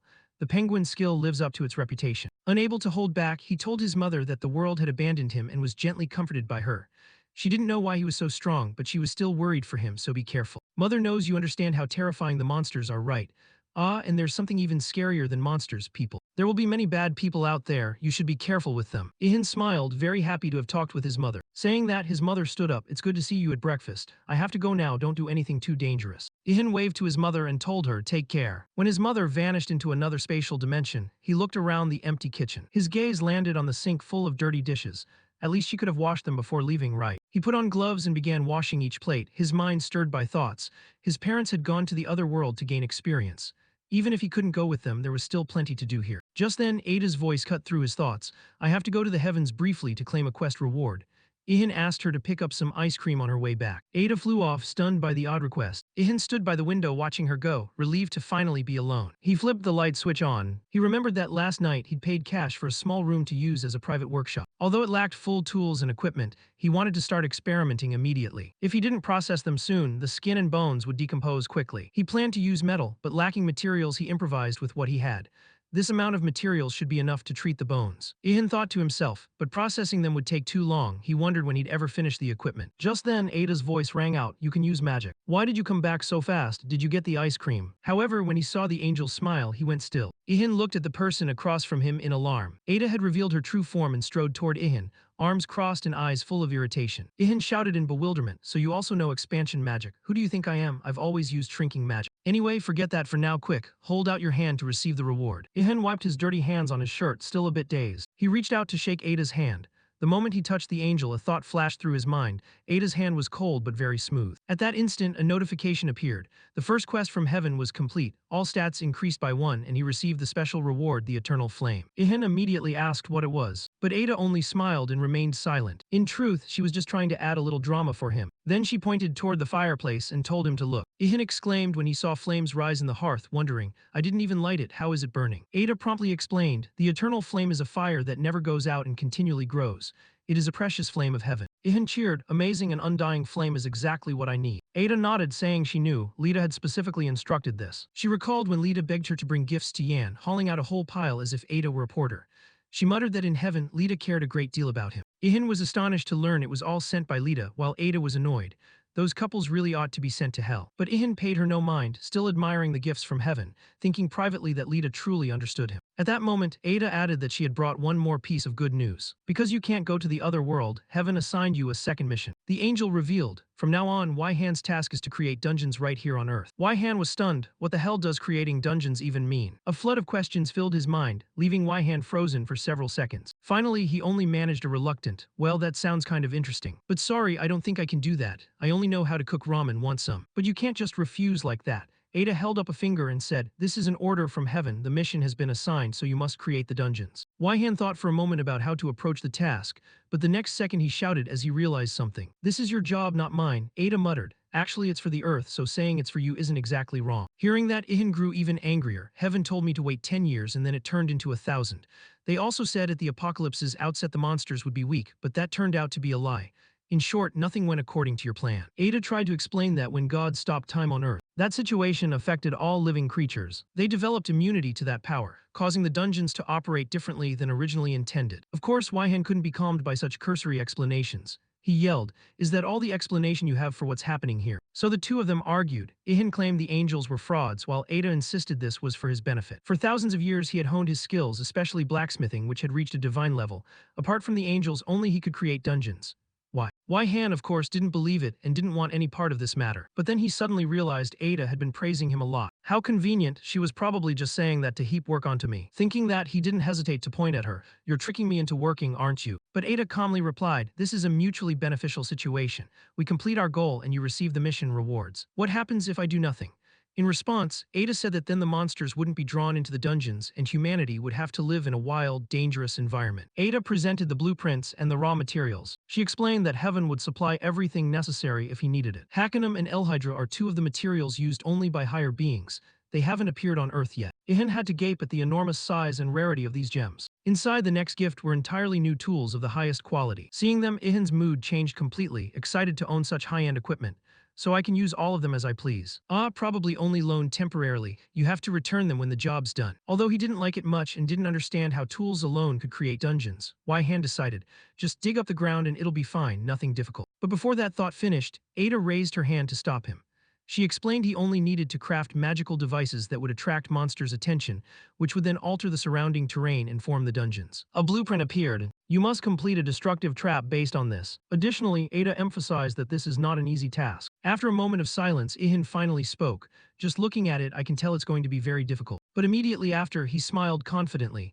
"As for the mission reward, you'd best start preparing." Ada replied, "Yan, I'll prepare a reward that will leave you stunned." Without hesitation, he dove into the work at once. The first monostone Ada gave immediately flew into the fire. A voice echoed in his head, "With the eternal flame, any monostone can be tempered." He took the next gem with a special claw and placed it into the furnace. Quickly, a miracle occurred. The flame roared up fiercely as soon as the stone went in. After heating, the stones were hammered and forged. The heat around the forge was extreme. Sweat dripped all over his body. Ada nearby watched Yan's every movement in amazement, a thought forming in her mind. "If Yan weren't a merchant, I'd probably recommend him as a blacksmith. This Waihan could truly craft weapons that challenge the gods." A while later, Ihan breathed a sigh of relief as the first blank was finished. But he still felt nervous. his hands moving rapidly following the instructions, unsure if he'd made a mistake. Ada added that if it didn't work, it could be melted down and remade. It would just take more time. Ihan became even more focused, eyes fixed on his hands. He devoted himself entirely to the task of crafting the dungeon that the gods had assigned. Now, Ada finally understood Lita's feelings over the past 1,000 years. She wondered why a high-ranking angel like Lita would worry about an ordinary human. It turned out this was exactly what she felt. Then suddenly, ahead of her, Ihan slammed his hand on the table and declared loudly, "Finally, it's done." Ada couldn't believe her ears. How could such a difficult job be finished so quickly? A notification appeared. You have awakened the blacksmith vocation to its maximum level.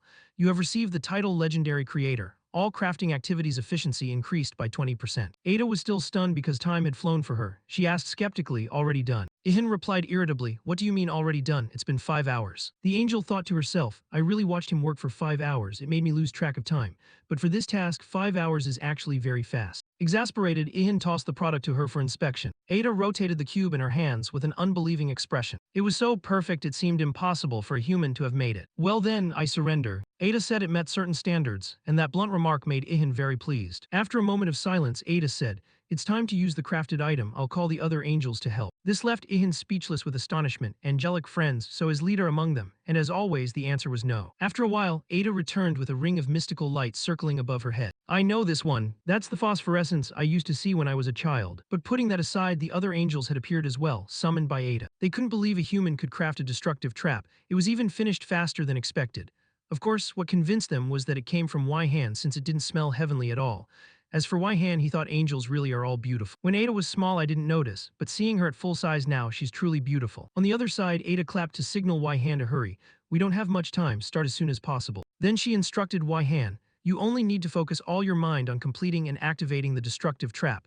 The rest will be handled by the 3 angels." The 3 of them placed their hands on Ihan one after another, and began to transmit their magical power. A brilliant, powerful stream of golden energy radiated from that interaction. Suddenly, Ihan shouted. He felt an invisible force pressing down on him, a horrifying pressure as if mana were being forced from all directions. Only then did Waihan truly feel how terrifying the power of high-level beings could be. One angel smiled and asked, "Can't you handle it?" Of course, Ihan still believed he would get through it. He concentrated on the destructive trap he had just made to attract the monsters, lure them in, and never let them out. It was the most wondrous magic for creatures forced to live alone for thousands of years. Suddenly, Ihan's eyes opened wide as he realized he needed to find a way to soothe the loneliness of these pitiable, forgotten beings. The pressure from the angels remained, but he was gradually getting used to that sacred energy. One angel thought to himself, "He's strong, at least for a lowly creature." Another angel cried out, "If I'm not mistaken, we'll soon be surpassed." "This is humiliating. How could such an interesting person appear?" The third angel said. A sound came from outside, looking into the building bathed in brilliant light. A notification appeared.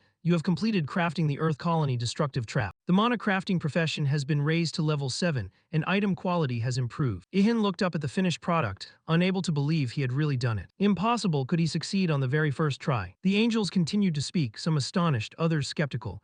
"I thought he'd need at least 10 attempts, and now there are even alpha and beta options." Ada explained to Yan that they were talking about additional sub-options attached when crafting a destructive trap. These effects appear randomly, depending on luck, materials, and the crafter's skill. "Hey, you're amazing, you know that. The angels are looking at you differently now. It's time to go set the trap." Ada invited Ihan to come along if he wanted to observe. Of course, Ihan immediately agreed. Thus the 4 of them flew over the ruined buildings in turn. They glided through the air on their wings, carrying Ihan with them. He marveled the world now looked no different from the apocalypse. "Hey, do we need to cast invisibility on Ihan?" Someone asked, but she thought it unnecessary. As long as he doesn't attack first, he'll never be detected. Indeed, the monsters on the street showed no reaction to Ihan, because Ihan is someone even God wouldn't notice. "Do you lot think I'm a toy?" Ihan thought irritably to himself, but he had no other choice. "Just wait, after this mission I won't bother talking to you anymore." Finally, the towering mountain range outside the city came into view. The angels flew straight to the vacant land where they intended to place the dungeon. Ada kept holding the trap during the journey, now she tossed it into the air. The mana block hovered and simultaneously lit up the whole area, then vanished before everyone's eyes. Ihan still didn't understand where it went when an angel explained that everything was proceeding smoothly. Then loud noises rang out and the ground trembled. Somewhere in the city, soldiers with guns stood bewildered. They looked ahead and noticed the giant rat they had been attacking behaving strangely, no longer rampaging but acting as if something were drawing it. Giant ants everywhere also began moving toward the rat's gaze. Meanwhile, everyone looked up at the sky, which was covered by the wings of huge birds massing in one direction. All the mutated creatures that had caused chaos on the street now obediently entered the trap Ihan had created. Reluctantly, they had to admit that the guy really had a talent for crafting traps. Ada paid little mind to such flattering words. She announced that all the other dungeons had been activated as well. Ihan asked what other dungeons. You said they couldn't be used anymore. Ada explained that they had used magic to convert the energy. After all, regenerating or restoring is the most environmentally friendly approach. Oh, you two seem awfully close. The blue-haired angel interjected, making the two of them instantly go on the defensive. Both denied it at once, not what you think. Suddenly, Ihan was drawn in by what was happening among the monsters. Despite having lived on Earth for thousands of years, they finally obediently stepped into the destructive trap as the Lord and the angels intended. He realized the divine power of God was absolute, able to transport all humanity to another world in an instant, and of course the monsters could not resist that power. In the end, humanity was merely pawns dancing in the palm of the Supreme Lord, and being abandoned was simply an error stretching over 1,000 long years. Ihan realized that without Lita, he would probably have gone mad from loneliness over those 1,000 years. But now with Lai gone, he only wanted to become stronger, strong enough that no force could control him. The next day, he sat leisurely at home eating a sandwich and listening to the news. Reports said the reason the monsters suddenly moved last night was that dungeons had been activated in many places around the world. Dungeons appeared not only in Seoul but across Korea, Japan, and even some regions of China. At that moment, he thought of his parents, wondering when they'd return. Ihan felt a bit sad imagining how they'd fare in another world, but with their life experience he believed they'd manage, he told himself. Ada flew over and announced, "It seems the dungeons are operating steadily with no errors. Well done, Ihan. I remember you said I still have to make 27 more traps, right? Why are the angels leaving when I could start right now?" Ada replied, "Creating a destructive trap requires a huge amount of mana, so the angels need a few days to recover. You're not the only group of angels, are you? Why not send Lita here to speed things up? Actually, not every angel has as much free time as you think. Lita took on extra tasks for your convenience, so she's very busy now and probably won't appear on Earth for a while." Ihan thought disappointedly that Lita really couldn't come. He decided to distract himself and suggested Ada come to the workshop to start on some basic tasks. As they stepped outside, Ihan asked why Ada became huge when creating a dungeon but was small now. Ada explained, "Because I'm an angel. When performing special tasks, I need to manifest as an angel. At this size, I'm ideal for supporting you." They chatted along the way, and after a while they arrived at the workshop. Ihan decided he would make a few more traps for the next day. Meanwhile, Ada looked at the spoils from Ihan's previous battles with curious eyes. She turned and said, "Because your result yesterday was perfect, I'll give you a small gift as a reward. With it, you probably won't have as much time to make traps." Ihan scratched his head. "You mean another Hakanum? That metal is actually pretty good." "You're daydreaming." Ada waved her hand, and the pile of monster hides on the table began to transform. Ada explained she was drying and disinfecting the monster hides Ihan had collected while hunting. It would be finished in a second. Ihan gaped in surprise. Indeed, angelic magic at its finest, the quality felt noticeably enhanced. From these we can make gloves and boots. He got to work immediately, the forge fires blazing. On the table, the hide was being cut into pieces for upcoming items. First, a pair of savage wolfskin gloves was completed, a rare grade item with 600 armor and 700 attack. Next came a matching pair of boots with 550 armor, 750 attack, and an added heat resistance option. Good, this has the heat resistance option, so you won't overheat or be unable to move while wearing the armor. Ada asked when he learned enhancement techniques, since those bonus stats were no joke. Just manual work. Once you know how to do it, diligent practice is enough. Continuing with the bear hide on the table, he intended to craft an armor from it. Meanwhile, Ada stood by watching intently, her lips curling into a sly smile. The sun gradually set behind the mountain. Evening was approaching. He yawned, "So another day is over." She stepped closer and suggested he rest, but Yan didn't respond because his mind was fully focused on the work. "Just a little more and it's done. I don't feel tired at all." Ihan said, "Then pulling an all-nighter won't affect your superhuman stamina, right?" Ada laughed at his workaholic fervor. But before she could finish speaking, Yan had already declared it done. The sturdy bear hide armor was completed as a unique grade item. 2100 armor and 850 strength. This is second-tier brown bear hide worked with master-level curing techniques, the strongest in its class and even capable of resisting the bite of high-level monsters. Ada stood stunned before this masterpiece. Ihan explained there were just a few final steps, then reached for the bear's claws and bones to reinforce the armor. All remaining power from the bear bones transferred into the armor, significantly boosting its stats. Ihan received a notification that his mana crafting skill had reached level 8. He checked and discovered the armor had a hidden function. Ada was not too surprised. "I think I guessed its function from the name." She reached out to strike, and hidden sharp spikes sprang from the armor to counterattack automatically. The armor automatically counterattacks when hit. Ihan laughed with excitement, imagining himself as a porcupine that even Ho would run from. Ada recalled the bracelet Ihan had made, which also hid a mantis blade inside. She wondered why he always hid sharp spikes in gear to spring out like that. Ihan was silent for a moment, then spoke suggestively. "So that's what you're interested in?" Ada's mind lit up. "I was just asking randomly, why is the mood so weird?" she asked again. "Do you have a special reason, like a porcupine that harmed your parents?" "But you see, my parents are fine." Ihan tapped his chest and declared, "That's the dream of a real man, the dream to create something special." "Wow, how meaningful." "Meaningful in the same way as your empty head." Putting that aside, Ada focused on the armor. Anyway, this one has both alpha and beta options. Ihan replied, there's still some leftover bone, so I'll make a knife to use up the rest. Using a spear to butcher a monster corpse would be awkward. Very quickly another masterpiece was born. A knife made from bare bone, rare grade, 500 attack and 450 durability. Next came a wolf skull mask, 600 armor, 660 durability. Ada asked in amazement, this monster must have had a lot of mana when alive, right? Look at all these stats. Ihan donned the full set, looking pretty cool, at least to himself. He stepped in front of the mirror and asked Ada, I look good hiding my face, right? But Ada shouted in surprise, what the hell did you do to that mask? Your presence weakens completely while wearing it, unbelievable. Suddenly, they both heard a strange noise. What is that sound? Is something happening outside? Ihan asked, and Ada said it seemed someone was fighting a monster. Upon hearing that, Ihan immediately removed the mask, his face showing shock, another monster. Ada softly exclaimed in surprise, there are still monsters that haven't entered the dungeons. Yan was worried, silently praying, please don't be stronger than that giant brown bear earlier. Huh, are you scared? You don't look like yourself at all. Actually, Ihan wasn't afraid of fighting.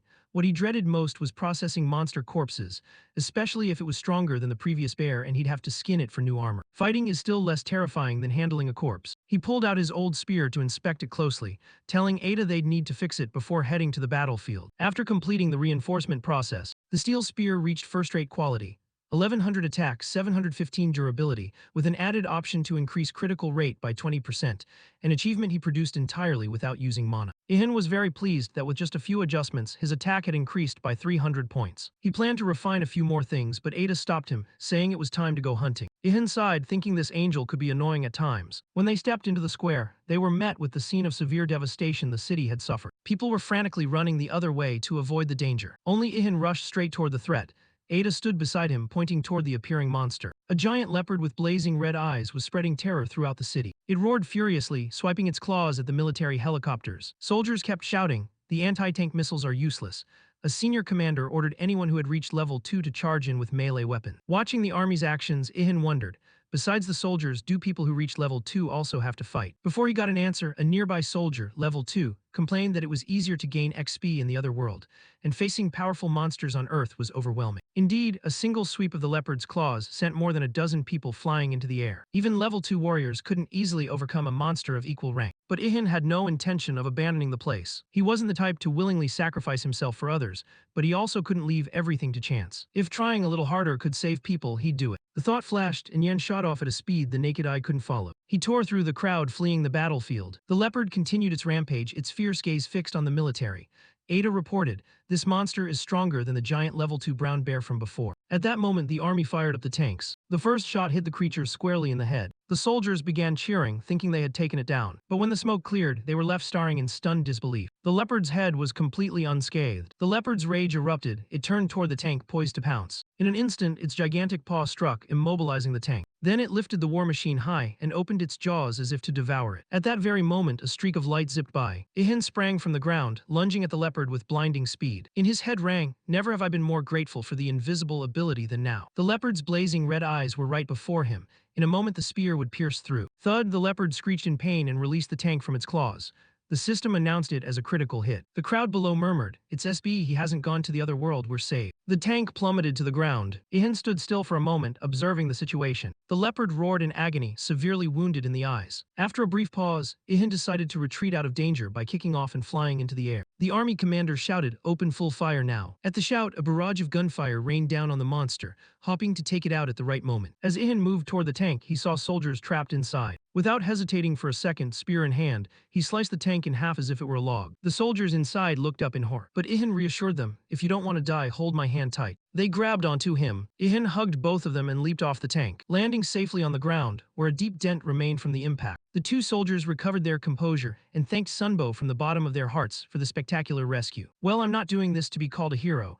I saved them because it was within my ability. Suddenly, he heard a troubling sound. He turned his back to the two soldiers and ordered them to run immediately if they wanted to live. The giant leopard, like a living mountain, stood towering over them, its eyes fixed on its target. Ihan told Ada, I'm sure this one is much smarter than the bear. It knows exactly who the greatest threat is. Ada warned Ihan to be extremely careful. The leopard had detected him, and his invisibility had been nullified. Don't worry so much, he replied. This is an opponent I can defeat, even head-on. The monster lunged at incredible speed, threatening not only Ihan but everyone. The campaign commander shouted, this is our chance, attack. A volley of bullets from various weapons struck the leopard, but it was barely phased. At this moment, the monster was focused on Sunbo. This was the ideal time to strike. One of the heroes shouted, "Everyone use magic and aim for the leopard's eyes." Suddenly, a bolt of lightning appeared in the sky and struck the creature on the spot, making it roar in pain. Civilians looked up and saw a helicopter, inside which was a girl surrounded by arcs of electricity. The crowd whispered, "Did she really summon that lightning strike?" Then some people realized, "It's the queen, she's arrived." Has the queen always been this beautiful? Her looks kept many from turning away. Below, the leopard continued to roar while the army kept firing. The monster quickly regained its composure and lunged straight at Ihan.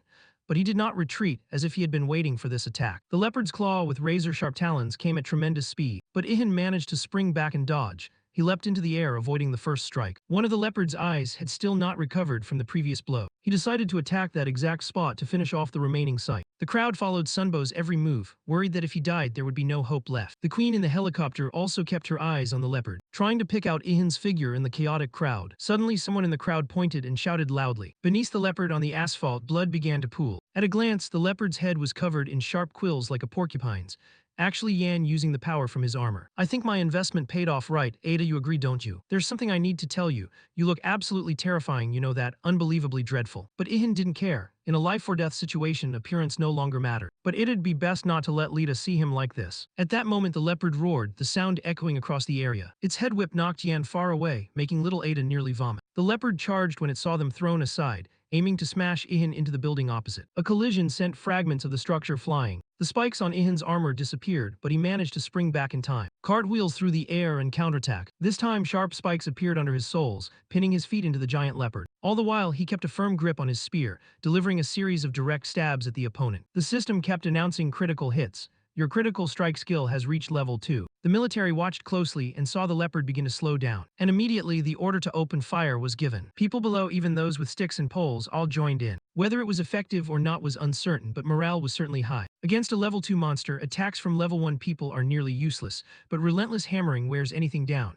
The leopard's paws still bled from the cuts they inflicted. Proof that even an army of ants can fell an elephant. Standing on the beast's carcass, Ihan reminded himself how vital strategy was after witnessing this. Just then, Ada urged him to finish it quickly. But why couldn't they handle the rest? She explained that the leopard was on the verge of evolving to level 3. Immediately after, the leopard opened its eyes viciously, and from the wound on its head emerged red, writhing tentacle-like things that seemed intent on grabbing every living creature nearby. Ihan shouted, "Disgusting, what the hell is this? Gross." Its upper body began to mutate, the evolution was occurring far too quickly. Seeing that, Yan didn't hesitate and bolted away. "I'm terrible with tentacles, send an archer or some knight princess or whatever." The annoyed angel, "You know this is no time for jokes, right? If you die, I can't do anything to help." Ihan knew it hadn't fully become a true level 3 monster yet. This was the golden moment to finish it before it was too late. Before he could act, a gigantic lightning bolt from the sky struck the creature, destroying the writhing tentacles. Ihan looked up and saw the helicopter where the queen was sitting, and she shouted, "You can't kill it with just your spear, the level gap is too big." Indeed, this thing could regenerate too quickly, far beyond the damage he could deal. He had to find a way to inflict enough damage to stop its recovery. The queen turned to Ihan and continued to shout, "I can empower you with magic, but afterward I'll be drained of mana. Meaning you must be certain to kill it right then, or everyone will perish." No sooner had she finished than the queen leaped from the helicopter and hurled herself to the ground. "Then I'll leave everything to you." For a moment, Ihan was stunned with amazement at that reckless act. She really had jumped and was in free fall. While he still stood with his mouth agape, the queen was already standing right before him. She said she needed to touch him directly to buff him. At that point, "I'll use all my mana and won't be able to help you further. My life depends on you." Ihan bewildered, what does she mean by that? But without waiting another second, the queen raised her hand and began to cast. "Begin." Instantly the system announced, "The Thunder Soul has incarnated. Attack power, movement speed, and critical hit rate increased by 50% for 30 seconds. When attacking, lightning will discharge at a certain probability. However, after the effect ends, the efficacy of all skills will be halved for 3 minutes." "Amazing," Ada whispered. "Having a human like this is incredible. How skilled must she be to regulate mana and empower someone at only level 1? Ihan wasted no time and decided to act immediately. With a battle cry, he charged and thrust his spear hard into the leopard. The attack carried a barrage of lightning, illuminating the entire body. The queen shouted a warning. "If you don't kill it right now, the army will fire rockets and the damage will be uncontrollable." A thought flashed through Yan's mind. "I can't let that happen, my workshop is nearby." A thought flashed through Yan's mind. "I can't let that happen, my workshop is nearby." Blood splattered with each strike. The system immediately reported, "You received 784,983 experience points and reached level 28. Strength, agility, stamina, and mana each increased by 5. You have obtained the record of the level 87 giant leopard." "Finally, it's over," Ada praised Ihan. "Well done, it's great that you defeated it before it reached level 3. At that moment, the queen ran over, astonished, and asked, "Is it really dead?" "Yes, didn't you get any experience points?" "Ah, probably because I'm not in your party." That answer left Ihan puzzled. Party? What the hell is a party? There's even a party system here. I've always acted alone, so I didn't know. Ada, able to read minds, muttered, yeah, loners like you don't usually join parties. Just then, a system notification sounded. The buff effect has ended. The effectiveness of all skills will be halved for 3 minutes. Nearby, the leopard began to collapse. Its fall sent tremors through the city because of its massive body. Fortunately, if it had been any slower, the monster's corpse could have crushed Ihan. The crowd around them cheered excitedly. You did it, Sunban, we won. Ihan stood frozen, stunned by the cheers. Below, people were also shouting the queen's name. The queen's lightning assistance was truly impressive. Ada turned to Ihan and said, you're being praised, so cheer up. But then she noticed something odd about his behavior. The enemy was defeated. There were no more monsters here. Ihan muttered, his face sweaty and worried. I just realized that. The leopard is completely torn apart. I can't make a new set of armor from it anymore. Oh, so this is really that important. Should I give it a good beating? Meanwhile, the soldiers began to discuss how to divide the spoils. One soldier said, although the mass has halved after death, we should still carve it up first. Just as he was about to stab the knife in, a voice called from behind, wait a moment, it's Ihan. You stepped forward saying handling monster carcasses is your specialty, then turned to apologize to the queen and asked how she wanted the leopard's body divided. Someone in the crowd whispered, oh my, she's beautiful. I didn't expect the queen to be this pretty. Ihan looked back at everyone, wondering if anyone would object. Then he looked up at the sky and muttered, if it's 60%. Immediately after, he bent his knees and jumped onto the leopard's body without hesitation. He thrust his hand into the wound on the monster's head, sending blood spraying everywhere. In just a second, a pink mana stone appeared in his hand. He thought to himself, I knew this spot would have won. The crowd below gasped, it's a level 2 mana stone. The queen observed, perhaps this stone can count as 60% of the spoils. Ihan clenched the stone in his hand. Then this is my share, the rest can be divided however you like. A soldier objected, but that's a mana stone, it should be accounted for separately. Indeed, many others chimed in. We risked our lives to bring down the leopard too, we won't accept that division. Just as expected, these low-level folks are hopeless. Ada muttered in disappointment, thinking everyone is like Yan. Ihan turned to the crowd, fine, if everyone objects, we'll divide it another way. Those below rejoiced that the other side finally understood them. He's someone who listens to others' opinion. Ada asked, what are you going to do? Are you really going to give them the mana stone? But Yan knew persuading others in this situation wouldn't be easy. He recalled his mother's advice. Son, it's very difficult to reason with people who always want to compete with you. So why use words when we can use fists to argue? Hearing that, Ada was speechless at this mother and son pair. A tiger begets a tiger. Ihan turned to the angel. I'm a good child, so I'll listen to my mother, he. Ihan raised the stone toward everyone, saying he'd give up the mana stone. But unexpectedly, he threw the stone back into the leopard's body. Then he jumped down to the ground and added, of course, if I don't get a full 60%, then no one will leave here intact. Clearly, this was a warning from Sun to the greedy, lazy crowd.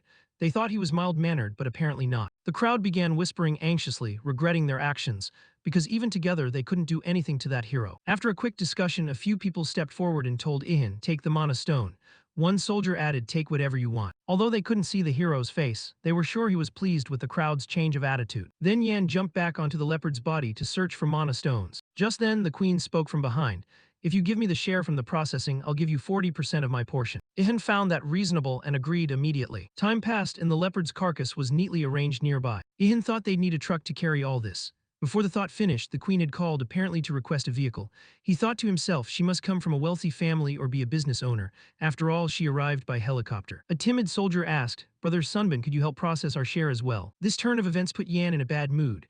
Luckily, he was wearing a mask, otherwise those people might have all run off. The crowd began to sweat as Sunban remained silent.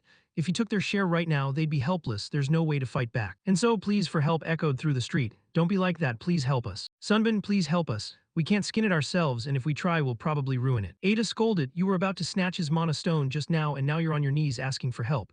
Humans really have some nerve. Ada muttered, maybe I should move back to the countryside to grow vegetables and raise fish. These people have no inclination to work. Fine, remember to call Lyda to take my place. Then, after a moment's thought, Ihan turned and raised his hand to the crowd. I'll take 50% of your share if I process it. What the why does the queen get 40% while you demand 50% from us? Skinning costs 50%. If you don't want to, then forget it. Ihan turned his back 180 degrees, and the people, though heartbroken, had no choice but to agree. They watched Ihan work intently, occasionally complaining and asking him to divide it evenly. Hey, these pieces are different sizes. Why is his portion bigger than mine? Fortunately, Ihan had an overpowered skill and managed to slip away. But after only a few steps, a voice called for him to stop. It was the queen. She said, your stealth skill is astonishing. If I hadn't been focused, I wouldn't have noticed you were gone. That's not something I control. It runs automatically. If it could be turned off, this thing would have been off ages ago. The queen stepped forward with an offer. I want to form a party with you. I think you'd be a perfect partner. But I don't think so. At that reply, the girl only smiled. She said, I plan to stay on Earth from now on. I'm not weak enough to return to another world just to do simple quests. Saying that, the queen handed Ihan a business card to keep in touch, then turned and walked away. She left the paper in Ihan's hand while he still didn't understand what had happened. He looked at the paper and exclaimed in surprise, "Her real name is Kang Mi-dae." Then he thought, although that way of turning and leaving was cool, I won't bother contacting her. Now let's go home, Ada still has a ton of work to do. That night, our hero immediately set to work crafting traps. This core is the 5th mana core. Nearby, Ada wondered, they're almost evolving to level 3 already. What is happening to your Earth? Then she muttered in panic, tugging at her ear. No amount of thinking will figure this out. I told you to ask God about it, Ihan replied, then countered.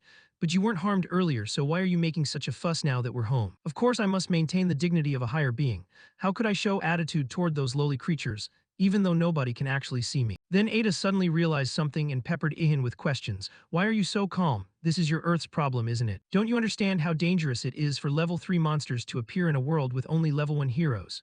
Basically, the balance of power is tilting heavily toward the monsters. Meanwhile, humans in other worlds are gradually growing stronger. Many are completing ordinary tasks given by God.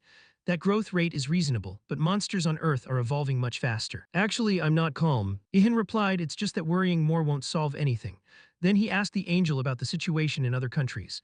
Ada answered, South Korea is the only place where monsters are about to evolve to level 3. Sure enough, that destructive trap could be part of the problem. Ada's expression hardened, a big question mark appearing on her face. So are those very traps what's making the monsters stronger? But that can't be. The most reasonable explanation is that they wake up and become more aggressive because they feel threat. After thinking, she told Ihan, in other worlds, the monsters are killed before they become alert.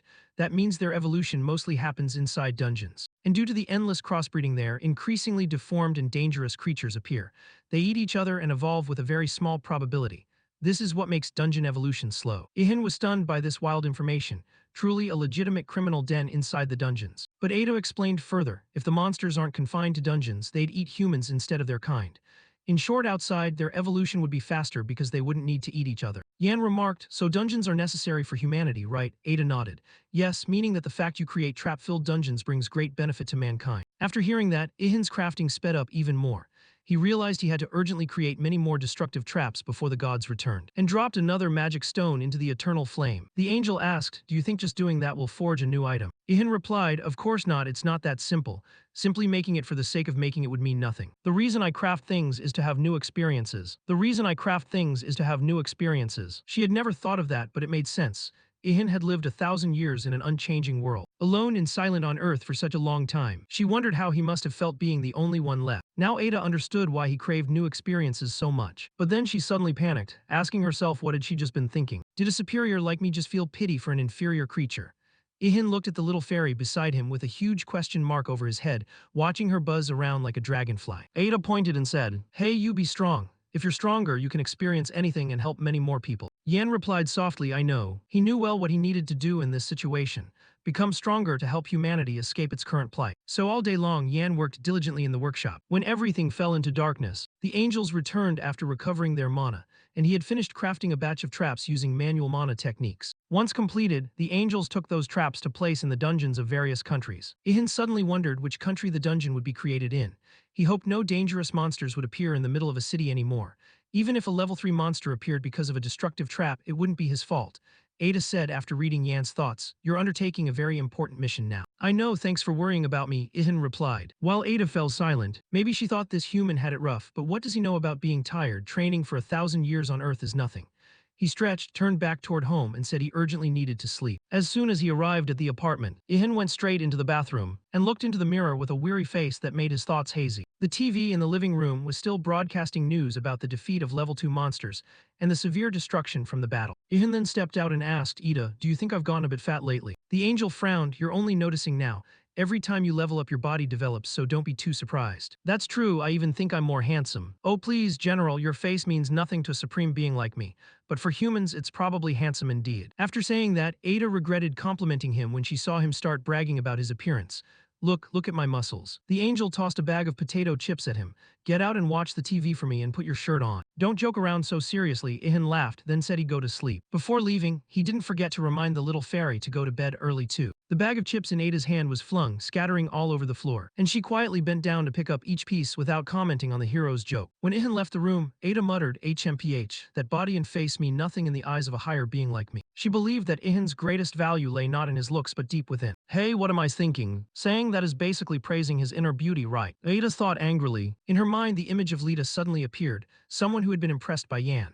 That memory made her even more annoyed at those two who kept dishing out lovey-dovey moments. On top of that, Ihan kept babbling, "Lita, I miss you." The night with Yan passed in the blink of an eye. When the first light of morning streamed through the window, he woke up. Upon opening his eyes, he saw a personal achievement notification in front of him. The system announced that Ihan had reached the maximum level of the rest skill. All recovery stats from last night were enhanced. He was astonished. He hadn't expected sleeping could become a skill. At the same time, Ada stormed into the room in a fluster and asked, "Since when did you learn an SSS rank skill?" "Oh, it's an SSS skill, I just discovered it myself." "What exactly did you do? How did you learn it when I haven't even trained it?" Ihan couldn't believe his ears. "Are you serious? The rest skill is that powerful?" He recalled that for hundreds of years, every night he had tried to make his sleep as comfortable as possible. The angel was stunned to hear this. He focused on something as simple as sleeping to that extent. "No wonder I couldn't do it. He's learned a hugely rare skill and even upgraded it." "Ihan, you're really talented." Ada, sounding drained, exclaimed, "But I still don't know what that skill is used for." "Well, just rest and sleep well, that's enough. What more do you need to ask?" "Of course I don't believe that. It can't be just that. You're hiding something." Ihan held up 5 fingers at Ada and said, "You better tell the truth.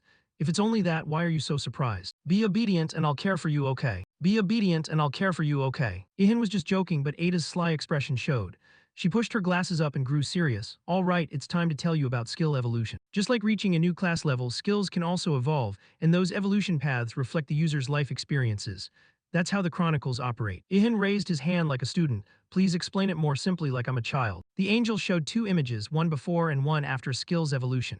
When you grow stronger through skill evolution, the difference will be this clear. Currently, the skills eligible to evolve are Fist of Justice, Martial Arts, Rest, and Stealth. As for Dismember and Smithing, they can't evolve because you've reached their pinnacle. However, Stealth is excluded because it's a skill you can't control. In Fist of Justice and Martial Arts have evolution requirements far too difficult for your current level, so we won't discuss them. Ihan asked, "So that means only the rest skill is feasible, right?" Ada nodded. "You'd better check the evolution requirements yourself." Ihan immediately opened the system panel and was stunned by what he read. Sleeping Heart of a Level 2 Monster, requirement 500, then 500 drops of blood from a 100-hour deep sleep. Finally, 1 Magic Stone of a Level 3 Monster. Ihan shouted, "What the hell is this? How am I supposed to meet these requirements? That's still tame compared to the requirements for some other skills. Try checking the evolution requirements for martial arts."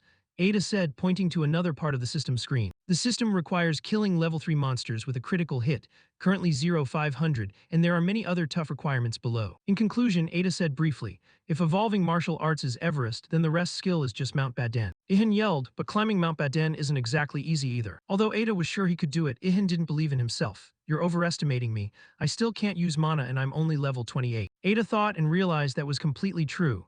Ihan's leveling speed was too slow. Could it be because of his special title? The difference between those who can use mana and those who cannot is huge. One could conclude that Yan's current strength comes entirely from the martial arts he trained and perfected over 1,000 years. The lack of mana clearly slowed him down. Others could easily surpass Ihan at any time. Of course, once he learns how to use mana, Ihan will no longer be an ordinary being, but will rise above all creatures in the Chronicles records. That day will come too, heh. Ada thought with an increasingly sly look, but wondered how massive a change it would be when Ihan became that strong. She took a deep breath, trying to stop the stream of thoughts. Well, whatever will be, will be. When Yan stepped into the kitchen, he found breakfast laid out with a note. "Son, don't skip breakfast. Mom put the side dishes in the fridge." At that moment, Ihan turned to the angel and asked, "Where should I go to find trolls now?" Ada explained, "When mana is activated, creatures that never before existed on Earth will begin to appear, and then they will live in this world permanently." At the same time, the announcer's voice came from the TV. "This is the place that was attacked by a level 2 monster a few days ago. The attack caused many high-rise buildings to collapse." Ihan immediately recognized the location as where he had fought the giant leopard. But clearly its corpse was gone now. In just 2 days they'd cleaned it up completely. Ada spoke up. "Sometimes things aren't what you think." At this point the MC continued. "As you can see, the spot where the monster's body lay is now completely clean. It vanished along with the people who split the spoils back then." The report shocked Ihan while the announcer went on. "Some suggest they might have been swallowed by a dungeon that just opened." Ihan gritted his teeth, guessing that it couldn't possibly be due to a dungeon. He immediately understood that another monster might have appeared, and those people could have become its prey. Ada asserted the giant leopard was definitely dead. "You even took its magic stone. In 99.9% of cases, that's the end of it. What about the remaining 0.01%? The angel held up a finger. "If it was a pregnant monster, the story would take a different turn." Ihan then understood everything. That leopard was female and she was pregnant. He recalled the moment he looked at the screen only briefly, but he'd seen a leopard with black fur. Maybe it specialized in stealth. He chastised himself, if I'd cleaned it up thoroughly back then this wouldn't have happened. The angel said it wasn't his fault, but a tragedy caused by human greed. Even so, many people died, including those who had trusted, supported, and helped me. Ada looked at Yan in surprise. She hadn't expected him to be so deeply involved in this matter. She realized she still didn't truly understand the person she was protecting. Ihin remembered the moment he fought the leopard. Now I understand why it fought so frantically to the death. It did it to protect its offspring. Now I understand why it fought so frantically to the death. It did it to protect its offspring. When cleaning the body, you left half of it behind. So maybe the leopard hid where your hands never reached. At that time, people were too busy arguing over who took which part, so the mother leopard's corpse wasn't completely dealt with. Ada speculated that because that group wasted so much time arguing, the cub had time to be born. Its birth was indeed the result of a strange coincidence. She imagined the moment the cub appeared and saw the crowd.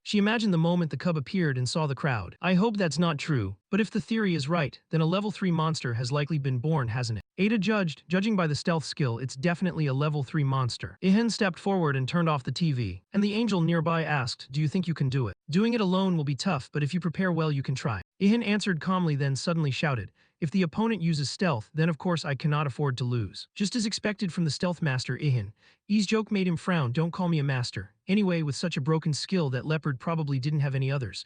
No wonder I thought not. Ada thought no one can be good at everything. If its stealth skill is strong, then its power and defense will certainly be weaker. Hearing that, Ihin decided to get right to it. I'll head to the workshop and craft a new outfit right now. He threw on his familiar hoodie and left the apartment, but as soon as he reached the door, he remembered he should ask for help. Ihin rummaged in his pocket, took out the business card the queen had left, and started dialing. Ada was surprised. You're going to use that phone? If so, you might as well publicly announce your sunbow. If you call from your personal cell, they'll be able to find you. After that, he stepped out of the lobby and headed for a phone booth. In Yan's hand was the business card with Mi's number. Ihin started calling, and the smartphone in Mi's room began to vibrate. She walked over, looked at the display, and realized it was a call from a public phone booth. Finally, the other end picked up, and Ihin heard a woman's voice. Without hesitation, Ihin got straight to the point. It's been a while since we've been in touch. 2 days is a long time, right, sir? Mi-dae didn't realize who she was talking to until Ihin said he was Sun, which made her extremely happy. Is that you, Sun? I didn't expect you to call this soon. The queen spoke in a friendly tone, while Ihin was on the verge of tears over her mangled Sun Bon nickname for him. Mi-dae laughed. Seems you're embarrassed by your nickname, huh? Ihin ignored the joke and this time got straight to the point. Have you seen the news? That's not a dungeon, it's a monster, a powerful one with stealth. And so after a while, Mi had a good grasp of the situation and realized it was extremely dangerous. Ihin hung up when the call ended. He told Angel E and noted that his counterpart had caught on very quickly. She said she'd alert the military and government in case of an emergency. As for Ihin, it was time for him to prepare his part. Upon reaching the workshop, Yan got to work immediately, using up all remaining materials. Everything was roughly ready, time to get started. Ihin smiled as he looked at the pile on the floor. Angel E asked what he intended to make. The steel spear was still fine to use. But Ihin didn't answer. He picked up a massive bone and said, E, just watch and you'll see. I asked what you're going to make. What good is all this secrecy? Ihin's reply stunned the angel because it was just a single curt word. As Ihin worked tirelessly, identical pillars were forged in quick succession. With a look of deep satisfaction at the results, Ihin answered with only one word. No, go back to kindergarten and learn again. Then he started grinding the next bone while E suddenly realized and shouted, a spear. But this time she guessed wrong. In Yan's hand was a strange pointed weapon made from leopard bone. It wasn't a spear but a harpoon. The answer pleased Yan greatly. He smiled because the angel had finally guessed the interesting item he was making. Ihin explained that although a harpoon and a spear are similar, their uses are very different. A harpoon differs from a spear in that it's thrown to pull prey toward you. It's something commonly used for hunting whales. A harpoon easily pierces a target but is extremely hard to pull out. Ordinary rope can't withstand the pull, so if I make the line from giant leopard hide, it'll be strong enough. Ada exclaimed, you're truly a master. Are you sure you didn't use mana, otherwise you couldn't work this fast? If I knew how to use mana, I wouldn't be sitting here crafting, I'd be out hunting. This guy sure knows how to brag. Finally, after diligent work, everything was ready. Several harpoons, a sturdy rope made from leopard hide, and a few shafts. At that, E's face darkened. Using the mother's bones to kill her offspring is really cruel. You're truly vicious. Ihin continued, producing a mana stone. It's time to use the mana crafting skill to add effects. The angel shouted, wait, you're going to use the whole stone on just one weapon. Don't you think that's wasteful? Besides, the only thing I'd regret losing is this life. If it dies, what use is it? Ada shook her head. Well, that's exactly the Du Yan I know. The hero held out his hand, revealing a pink stone. Now let's begin. Mana crafting made Ihin's weapons interact with each other. A moment later, the system announced, successfully crafted the fierce leopard hunting harpoon. The mana crafting skill has reached level 12. The angel exclaimed, warning, you shouldn't try to shorten the skill casting time. Embedding a mana stone isn't easy, so don't get cocky. But this guy never listens to the little fairy's advice. Ihin didn't take his eyes off his harpoon, while there are alpha and beta options too. The new weapon Ihin crafted was ranked unique by the system, with attack power up to 1050. It also had options to increase critical chance by 20% and binding strength by 20%. Thanks to top-tier artisan skill, the hunting harpoon made from the giant leopard's bone and hide was far stronger and more effective than harpoons made from ordinary materials. Ada was left speechless, powerless against how game-breaking this guy was. Better find a way to send him off the planet so no one else faces him. Ihan noticed E's strange expression and asked, "Are you all right?" Little did he know it was all because of him. After finishing preparations, Ihan went again to the public phone booth. He called the queen and told her he'd be there immediately. Before ending the call, he specifically warned Day, "Don't rush in now.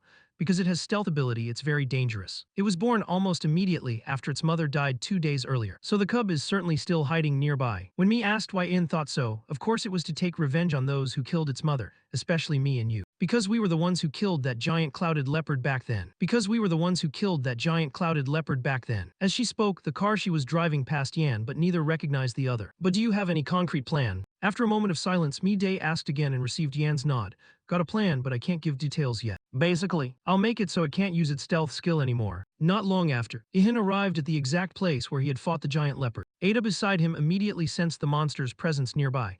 It didn't seem afraid at all. Ada thought it must trust its stealth skill, which is why it's lingering here.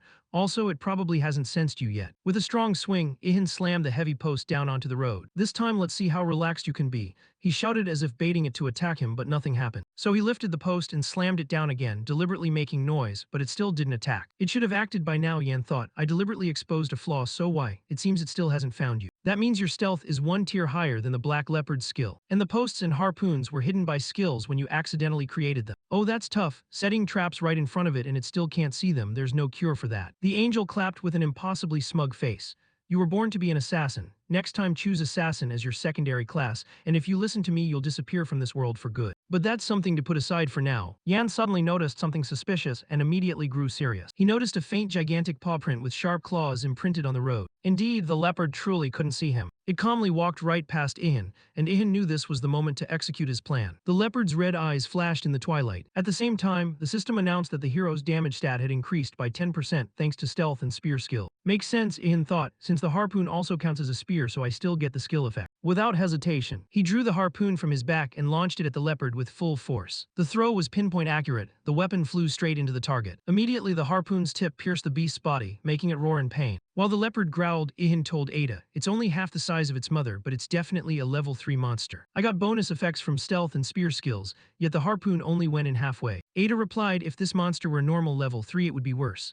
Because it's specialized in stealth, its HP and defense are low, which is why your harpoon only penetrated halfway." As they were talking, the leopard finally recognized its opponent and closed in. Ada only had time to warn, but fortunately Yan managed to dodge to the side in time. Just as its claws swept down, fast, a thought flashed through Ihan's mind, but everything had been part of the plan. When the rope reached its limit, the harpoon lodged in its thigh prevented the leopard from advancing further. It froze, struggled, but the rope made from its mother's hide held fast. Ihan ran toward the pile of harpoons while glancing back. Quality of the rope's good. He leapt up and grabbed the second harpoon, and threw it hard into the leopard's shoulder. The system announced it was a critical hit. Ihan was pleased with his strike, marveling that his throw was like a professional athlete's. Everything went according to plan, but what happened next was unexpected. Despite its severe wounds, the leopard still swung a claw and landed a very painful blow on Ihan. The strike was strong enough to break the hand guard made from mantis claws. Ihan slid backward, but what unsettled him wasn't the pain, it was that the bone blade had snapped. Thinking back, the hand guard was the cheapest kind, so it's fine, fix it after this fight. Damn it, that thing wouldn't help much against a level 3 monster anyway. Ada's face looked like she wanted to say something but feared upsetting Ihan. While the two spoke, the leopard attacked again. It repeated a powerful slash close to the ground, and Ihan barely jumped up to avoid it. Taking a deep breath, Ihan asked the angel, "What was that? The slash and the explosion just now, was that a skill?" Taking a deep breath, Ihan asked the angel, "What was that? The slash and the explosion just now, was that a skill?" The beast roared bloodthirstily as if avenging its mother. Ihan shouted, "Look, the more you resist, the more it will hurt." He kept leaping around the leopard under its bloodshot gaze. The leopard didn't give up and immediately bit hard at the rope. Ada hurriedly reminded, "Use the remaining harpoon to stab it before it chews the rope through." Yan moved instantly, thinking to himself he hadn't expected it to have a ranged slash skill. He had always thought monsters were just mutated beasts with enhanced bodies. Now things weren't that simple. From now on, I have to face things beyond ordinary logic. He realized many dangers still awaited in the future. Ihan lunged to get close to the leopard and almost took the next hit. Once close enough, he drew the last harpoon from his back and drove it straight into the leopard's leg. At that point, its body was completely restrained by 3 harpoons, and it could no longer use ranged attack skills. Ihan placed his left hand on his chest and proclaimed in a clear voice, "Call me Lord Adventurer." However, Ada wasn't so relaxed as she looked toward the beast. beast. You breathed a little too soon, it's not over yet. Just then Ihan heard someone call his name, Lord Sun. Ihan immediately turned, the sound growing louder. The monster over there. While right in front of him, the queen leaned out of the car door holding something in her hand. Sparks of lightning flashed around her, and the next instant she reached forward and unleashed an attack, striking the leopard directly. At that moment the beast revealed its true form, a bolt of electricity coursing through its body. The beauty stepped out of the car, looked straight at the beast, and smiled at Ihan as she asked, "How exactly did you manage to restrain that monster?" Ihan was almost out of breath now. "Me-day, you're finally here." But her question wasn't appropriate for someone who had just used lightning to take down a monster. A thought flashed through Ihan's mind.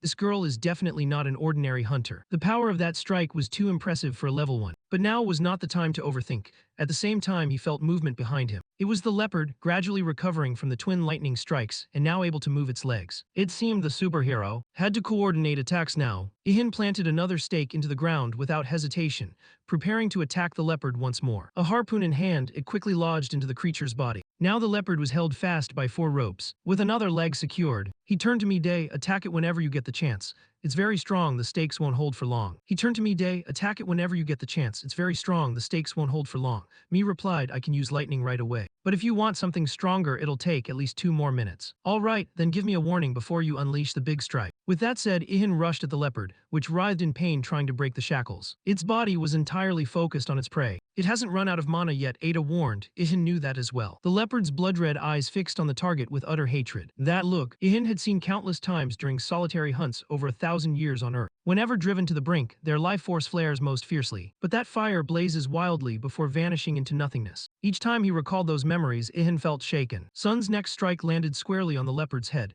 making it roar in agonizing pain. But it quickly gathered strength to counterattack. It unleashed a series of slashes with mana surging outward. The leopard truly had a large mana pool, making it extremely difficult for Ihan to dodge. "Damn, it's too strong," Ihan muttered as he glanced down at the road. He dodged while he heard Ada's warning, "That's the berserk rising, it's gone mad, so be careful." At that moment, Me-day finally recovered enough to launch a second lightning strike. But unfortunately, the bolt just skittered across the leopard's flesh and bounced off, almost striking nearby vehicles. Lightning couldn't pierce it. "It's hard to approach now," Me-day said anxiously. The leopard continued to resist wildly. It seemed the ropes holding it were nearing their limit. "This really is a tough one." Yan stared at the beast, sweating inwardly. Despite all its legs being pinned, it still thrashed fiercely. Now the only option was to paralyze it again. But to do that, they'd have to wait for the queen to be ready. He dashed up onto Me-day's car roof, looked down and asked, "Don't you have any stronger skill to hold it back?" Me-day fell silent, but beside them the driver pulled out a machine gun. "Will this do?" Both of them were surprised by what he held. Of course it would help. Ihan replied that he'd been thinking about something else a moment ago, so he answered a bit slowly. He quickly grabbed the gun while Me-day anxiously asked, "Do you know how to use a machine gun?" "Ah well, basically I know how to use most of the weapons currently on Earth." Then he immediately jumped off the car and rushed toward the leopard. Me-day watched his retreating figure and thought, if it were anyone else I wouldn't believe it, but he definitely isn't lying. As he approached the monster, Ada casually asked Ihan, "You hesitated earlier because you were afraid of damaging the armor, right?" The question made Ihan shiver slightly, for this fairy knew him too well. Anyone could guess that about a greedy guy like you. At that moment a danger alert rang out. He looked up and saw giant claws plummeting down. In the end it still broke free from the stakes, but look, the ropes haven't snapped. That's the work of a skilled craftsman, haha. Only when Ada snapped at him did he stop joking. Me-day sat in the car, intently observing the creature's behavior. She checked her watch and hoped Sunbow would hold on a little longer. Just 1 more minute, hang in there. However, given the current situation, the remaining stakes being pulled up was likely only a matter of time. Ihan trained the machine gun on the leopard and shouted repeatedly, "Take this, alien monster."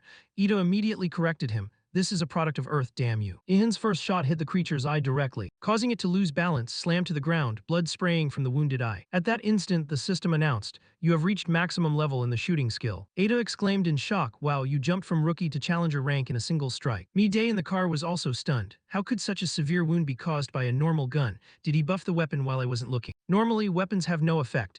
If not enhanced, this machine gun would be useless against a level 3 monster. Yan's shooting skill had surpassed the limits of the weapon. Now Ihan continued firing a second volley, shouting magic magic. Me-day in the back understood and hurriedly replied, "I need 7 more seconds."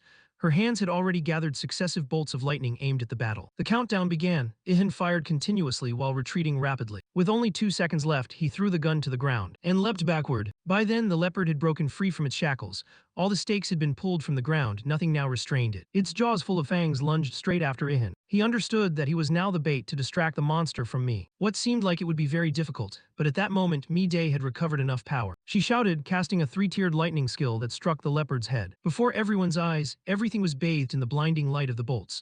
Everyone wondered if that spectacular attack would finish the monster. But sustaining an attack of that tremendous power was too much for a level 1 hero like me. The leopard escaped the lightning. Ihan realized the battle wasn't over. This creature was too strong to be felled by a single blow. The image of the leopard began to fade into smoke. He immediately recognized it had reactivated its stealth skill. Stealth Mi-Day was stunned by this development. In just a few seconds, the monster would vanish completely from everyone's sight. But perhaps everyone had forgotten who truly ruled stealth on this earth. Ihan spun around, closed on the leopard with his weapon in hand and shouted, "Your stealth skill doesn't work on me." At that moment, he drove a spear into the leopard's head. That strike knocked it out. The leopard fell to the ground, its whole body trembling in pain. He can see it even when it uses stealth, Mi-Day murmured in amazement. Yan immediately followed the new plan, quickly grabbing the sturdy ropes and winding them tight. He layered them into multiple interwoven strands. Just then the system announced, "You have mastered the binding skill." Ada asked in surprise, "Why didn't you just kill it instead of binding it again?" But Ihan replied lightly, "I have something to deal with it." He turned to see Mi had stepped out of the car, approaching with a puzzled expression. Those beautiful eyes looked at Ihan as if wanting to ask something. In fact, Mi-Day looked at Ihan because she noticed he kept staring at her face. Suddenly Ihan said, "Shall we form a team, or do you want me to steal all the experience by myself again?" Mi-Day paused briefly at the proposal, but quickly suppressed her emotions and reached out to take his hand. The system announced the team was formed, current member count 2. Ihan glanced at the screen. The displayed info surprised him. He could even check his teammate's status. It felt as if his senses were enhanced and he could perceive everything.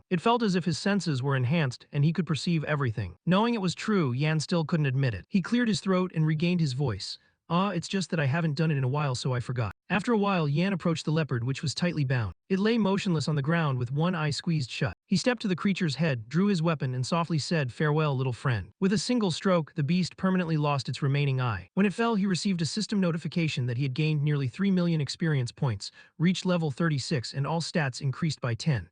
Additionally, the profile added an entry, Spotted Leopard level 102. Ada smiled and said that after just one battle, he had jumped from level 28 to level 36. But at that moment, Yan clutched his head, groaning with nausea and dizziness.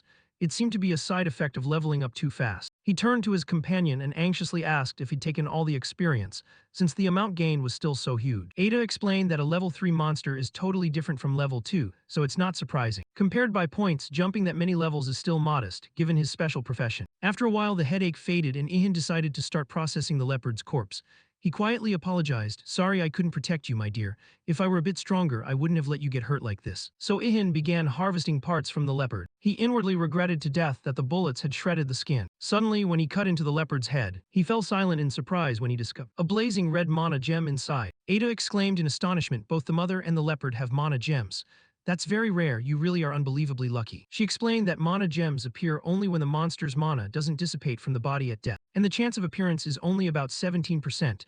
The lower the level, the higher the likelihood. Hearing that, Ihan realized how lucky he was. His hands kept rummaging while he chuckled. Moments later, Yan shouted that he'd found it. A red mana gem lay in the palm of his hand. Yan recalled, isn't one condition for skill evolution a mana gem from a level 3 monster?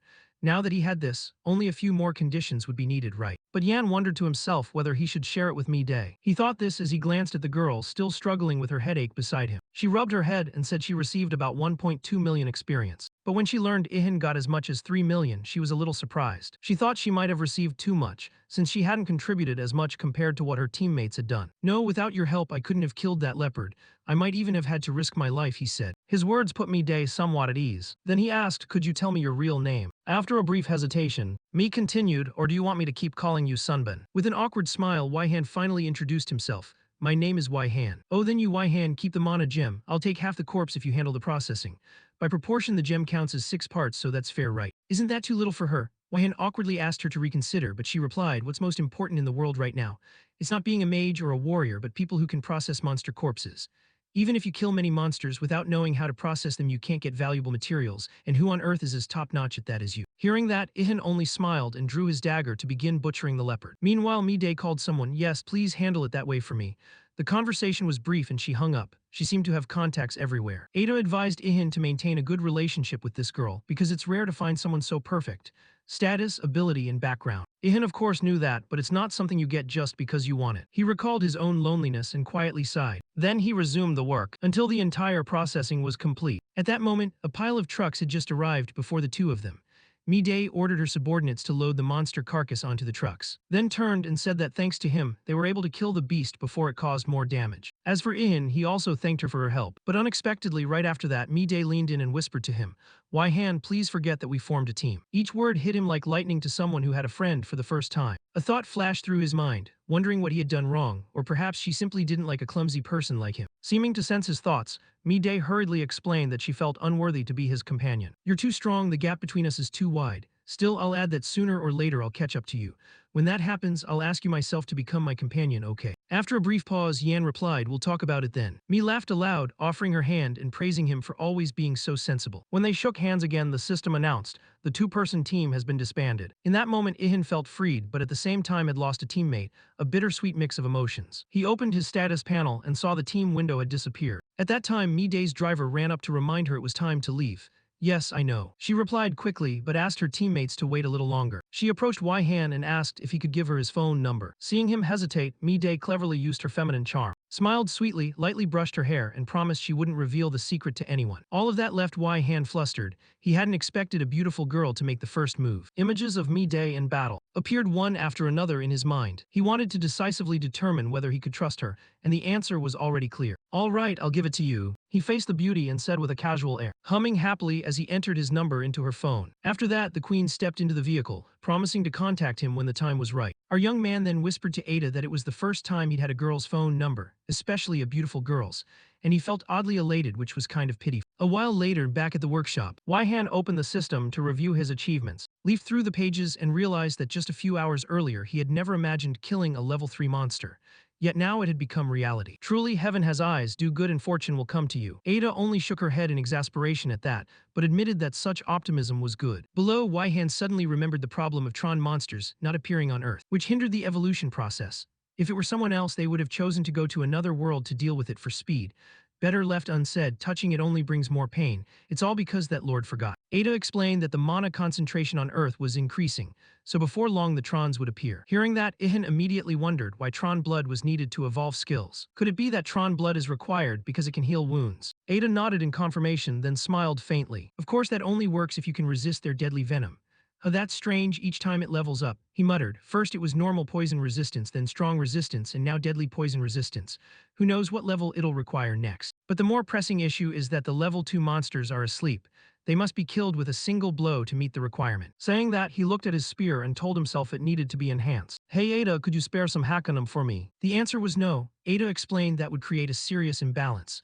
"Lending you the hammer and anvil earlier was already a big favor. You'd best quickly make a really good weapon before the tools are taken back." Scolded, Wai-han decided not to argue and set to work immediately. Looking at the spear he had made from the giant leopard's bone, he thought a few adjustments would make it reusable. Then he inspected the muscles and tendons obtained from the creature's body, unsure how to process them. Suddenly, an unexpected event caused him to accidentally drop the material in his hand into the eternal flame from the heavenly realm, which immediately burned the pile of high-grade monster flesh in Wai-han's hand. "Oh no, I planned to roast it to gain the ultra-strong poison resistance skill.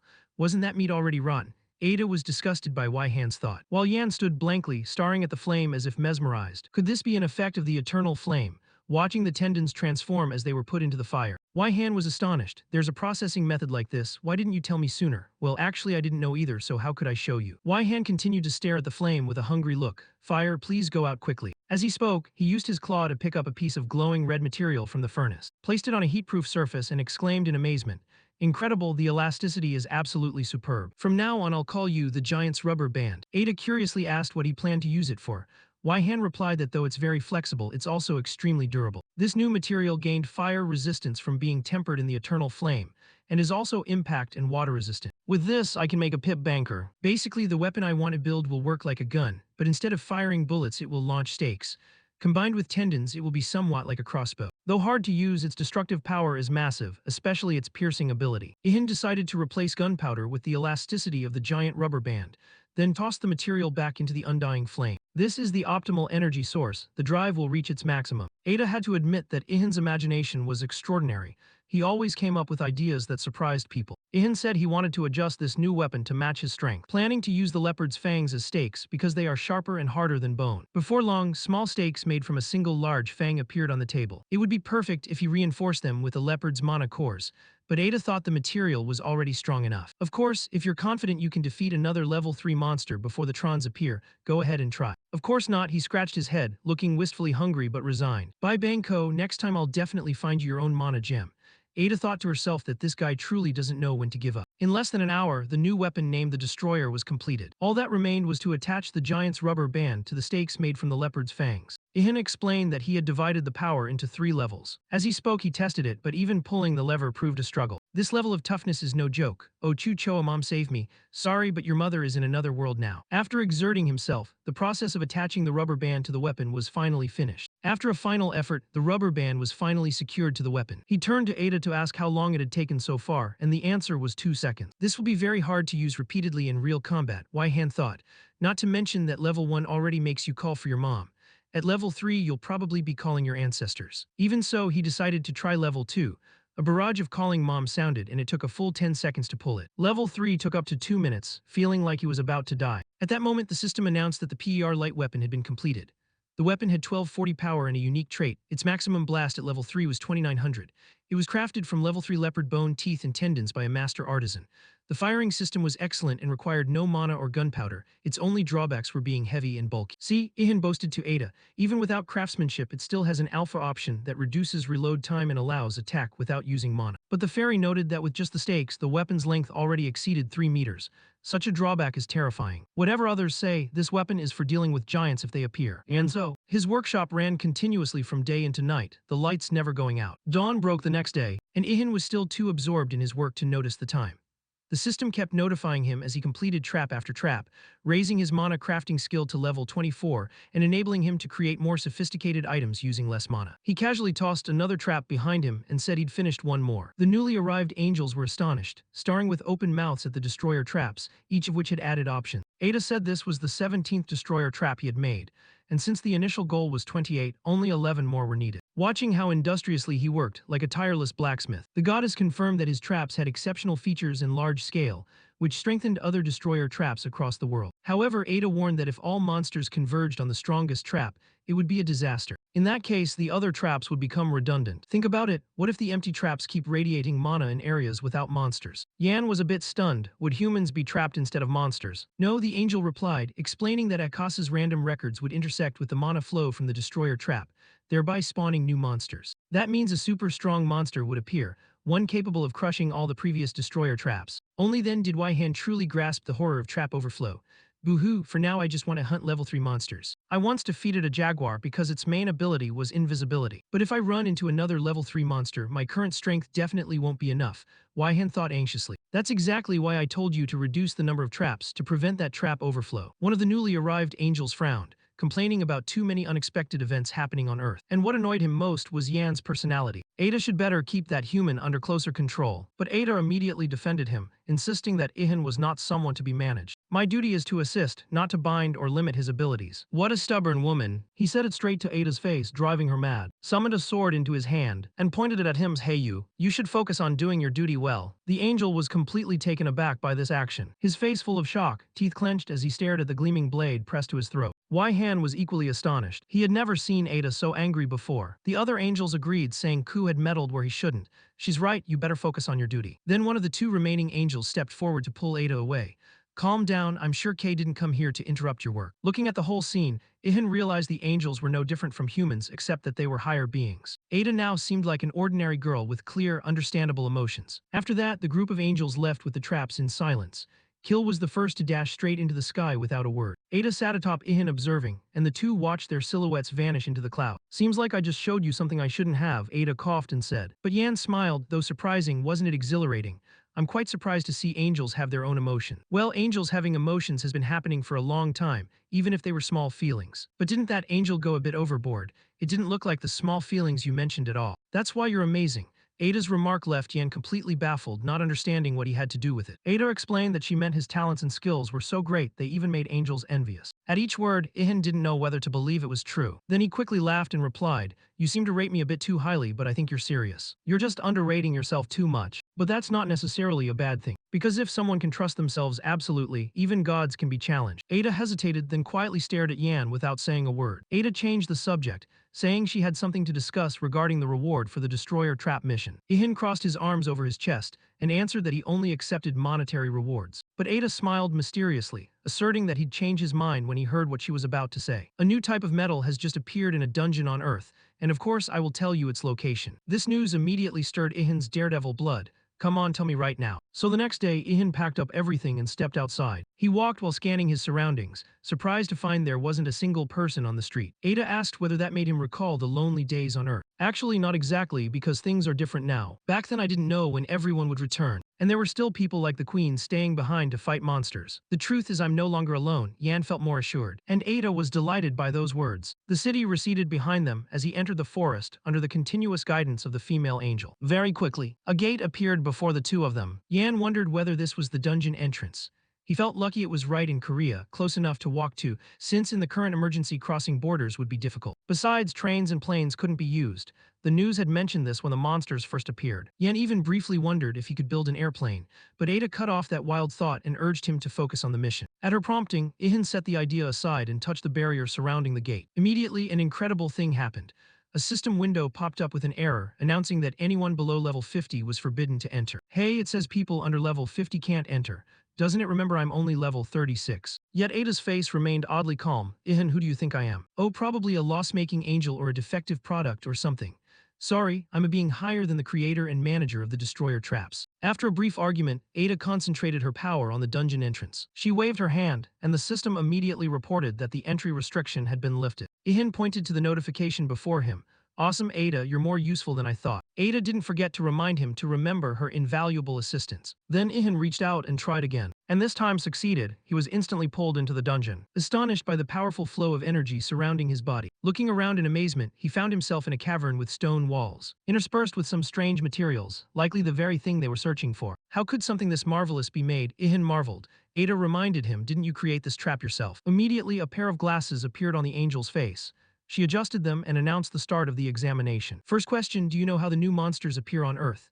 Ihan answered, "I remember you saying it happens when the mana concentration in the atmosphere reaches a certain threshold. That's only a basic condition, like a forgotten jar of rice, or a pile of scattered food that no one pays attention to. Monsters are like grain weevils. They only appear in an environment that's perfect for them." After hearing the explanation, Ihan hardly understood anything. He shook his head and asked, "Why did you bring me here?" Ada said, "Your mission now is to kill monsters in the dungeon and dissolve their hearts. That's the new metal that has appeared on Earth." Ihan sighed helplessly. "Why didn't you tell me sooner? No wonder your earlier explanation was so confusing." "By the way, what did you just say?" "Monsters have hearts made of metal." Now Ihan panicked, having thought he only needed to bring the pick to mind, not realizing he would have to fight. He looked at the pile of tools, hauls, and clubs he'd spent hours preparing, and now it was all for nothing. But Ihan quickly regained his composure, pointing to the pouch worn on his chest, saying it was Demon's magical bag that could hold anything. True, it was a reward from a quest, but its capacity was limited. As he spoke, Ihan put all his gear back in and readied himself for mining. He glanced to the right, pointing at the stones. "They look like a cavern wall. Are you saying they're monsters?" Ada was surprised. He was disappointed, while Ihan explained, "It's a bit different from what I imagined. I planned to run in, dig tunnels, like suddenly a bunch of monsters would swarm out and ambush us. I really wanted to experience something new." As he spoke, he pulled an item from the magical pouch. A stone hammer, also fancifully called a heavy-form battle mace, a rare-grade item with over 12 attack power. Ada realized this was perfect for the quest, since it was made from third-grade black-spotted leopard bone, ensuring its strength. She wondered how he could so easily obtain rare or higher-grade items like that. Ahead, the first swing of the hammer fell, and in his head, Yan wondered what he'd do with this new chunk of metal. The impact sent earth and stone flying. System notification, this was a critical hit. You have acquired the schematic for Iron Core level 51. System notification, this was a critical hit. You have acquired the schematic for Iron Core level 51. He asked Ada and then looked at the pile of stones before him. That glowing thing is the Iron Core's heart, the most durable part of its body and where mana concentrates. Ada continued, basically the Iron Core can reinforce parts of its body with mana when it detects danger. Usually one person distracts it while another ambushes from behind. But isn't that a bit too easy for a level 2 monster? Fighting like this is a little boring, though danger will come the moment you let your guard down. I've read all those novels. The characters keep dying and coming back like that. Ihan was filled with excitement, thinking there would be a dangerous ambush.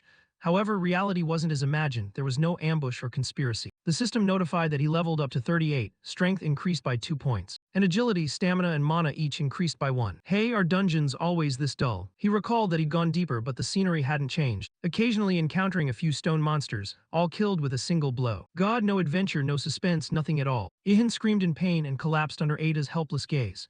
And Ada was truly curious how this guy could max out every skill when he seemed so easily bored. Suddenly, both heard strange sounds ahead. The system immediately announced that a giant iron core level 74 had just appeared. Now that's adventure. Ihan eagerly looked at the huge rock, while Ada explained it was a giant metal core 20 levels higher than its kin. Ihan rejoiced because he finally had a chance to try his new weapon. This time I'll definitely use the level 3 pulse stake to take you down. What made Ada goggle was that her student always had a weapon ready for every situation. He stomped the ground, rocketed into the air with the drill hammer ready in his hands, and shouted, "I'm coming." The steel stake descended with a shockwave strike. Cracks ran along the giant iron core, and it shattered to pieces the next instant. The system reported 548,000 experience points received, and an entry for giant iron core level 74. Ihan was pleased with the result of his weapon test, but looking back at the stake, he saw it had cracked wide open. Vowing to use it sparingly since it was a single-use item, he began to wonder whether those rounds could be reused, or if he should try swapping them for cannon shells. Putting that aside for now, Ihan started collecting the iron core. He noticed the giant core was much stronger than the hearts of ordinary stone monsters. The angel added that the Iron Core King was even better. It's the complete form of an iron core and has the highest durability in the world. However, it wouldn't be here because it's a level 4 monster. Waihan just laughed. "Don't you know your mouth stinks? Say that and you might summon the Iron Core King right now." That's just coincidence. Unlike other monsters that went through evolution, the Iron Core is a newly emerged monster, so finding a giant core here is already rare.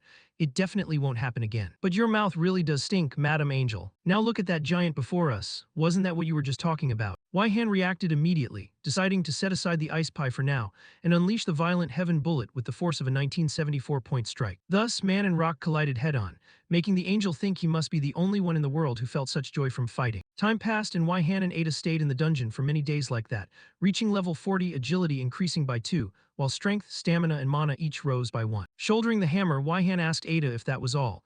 She replied that the dungeon had been completely cleared, so he could return later when he needed more iron core, and she hoped next time they'd encounter the Iron Core King.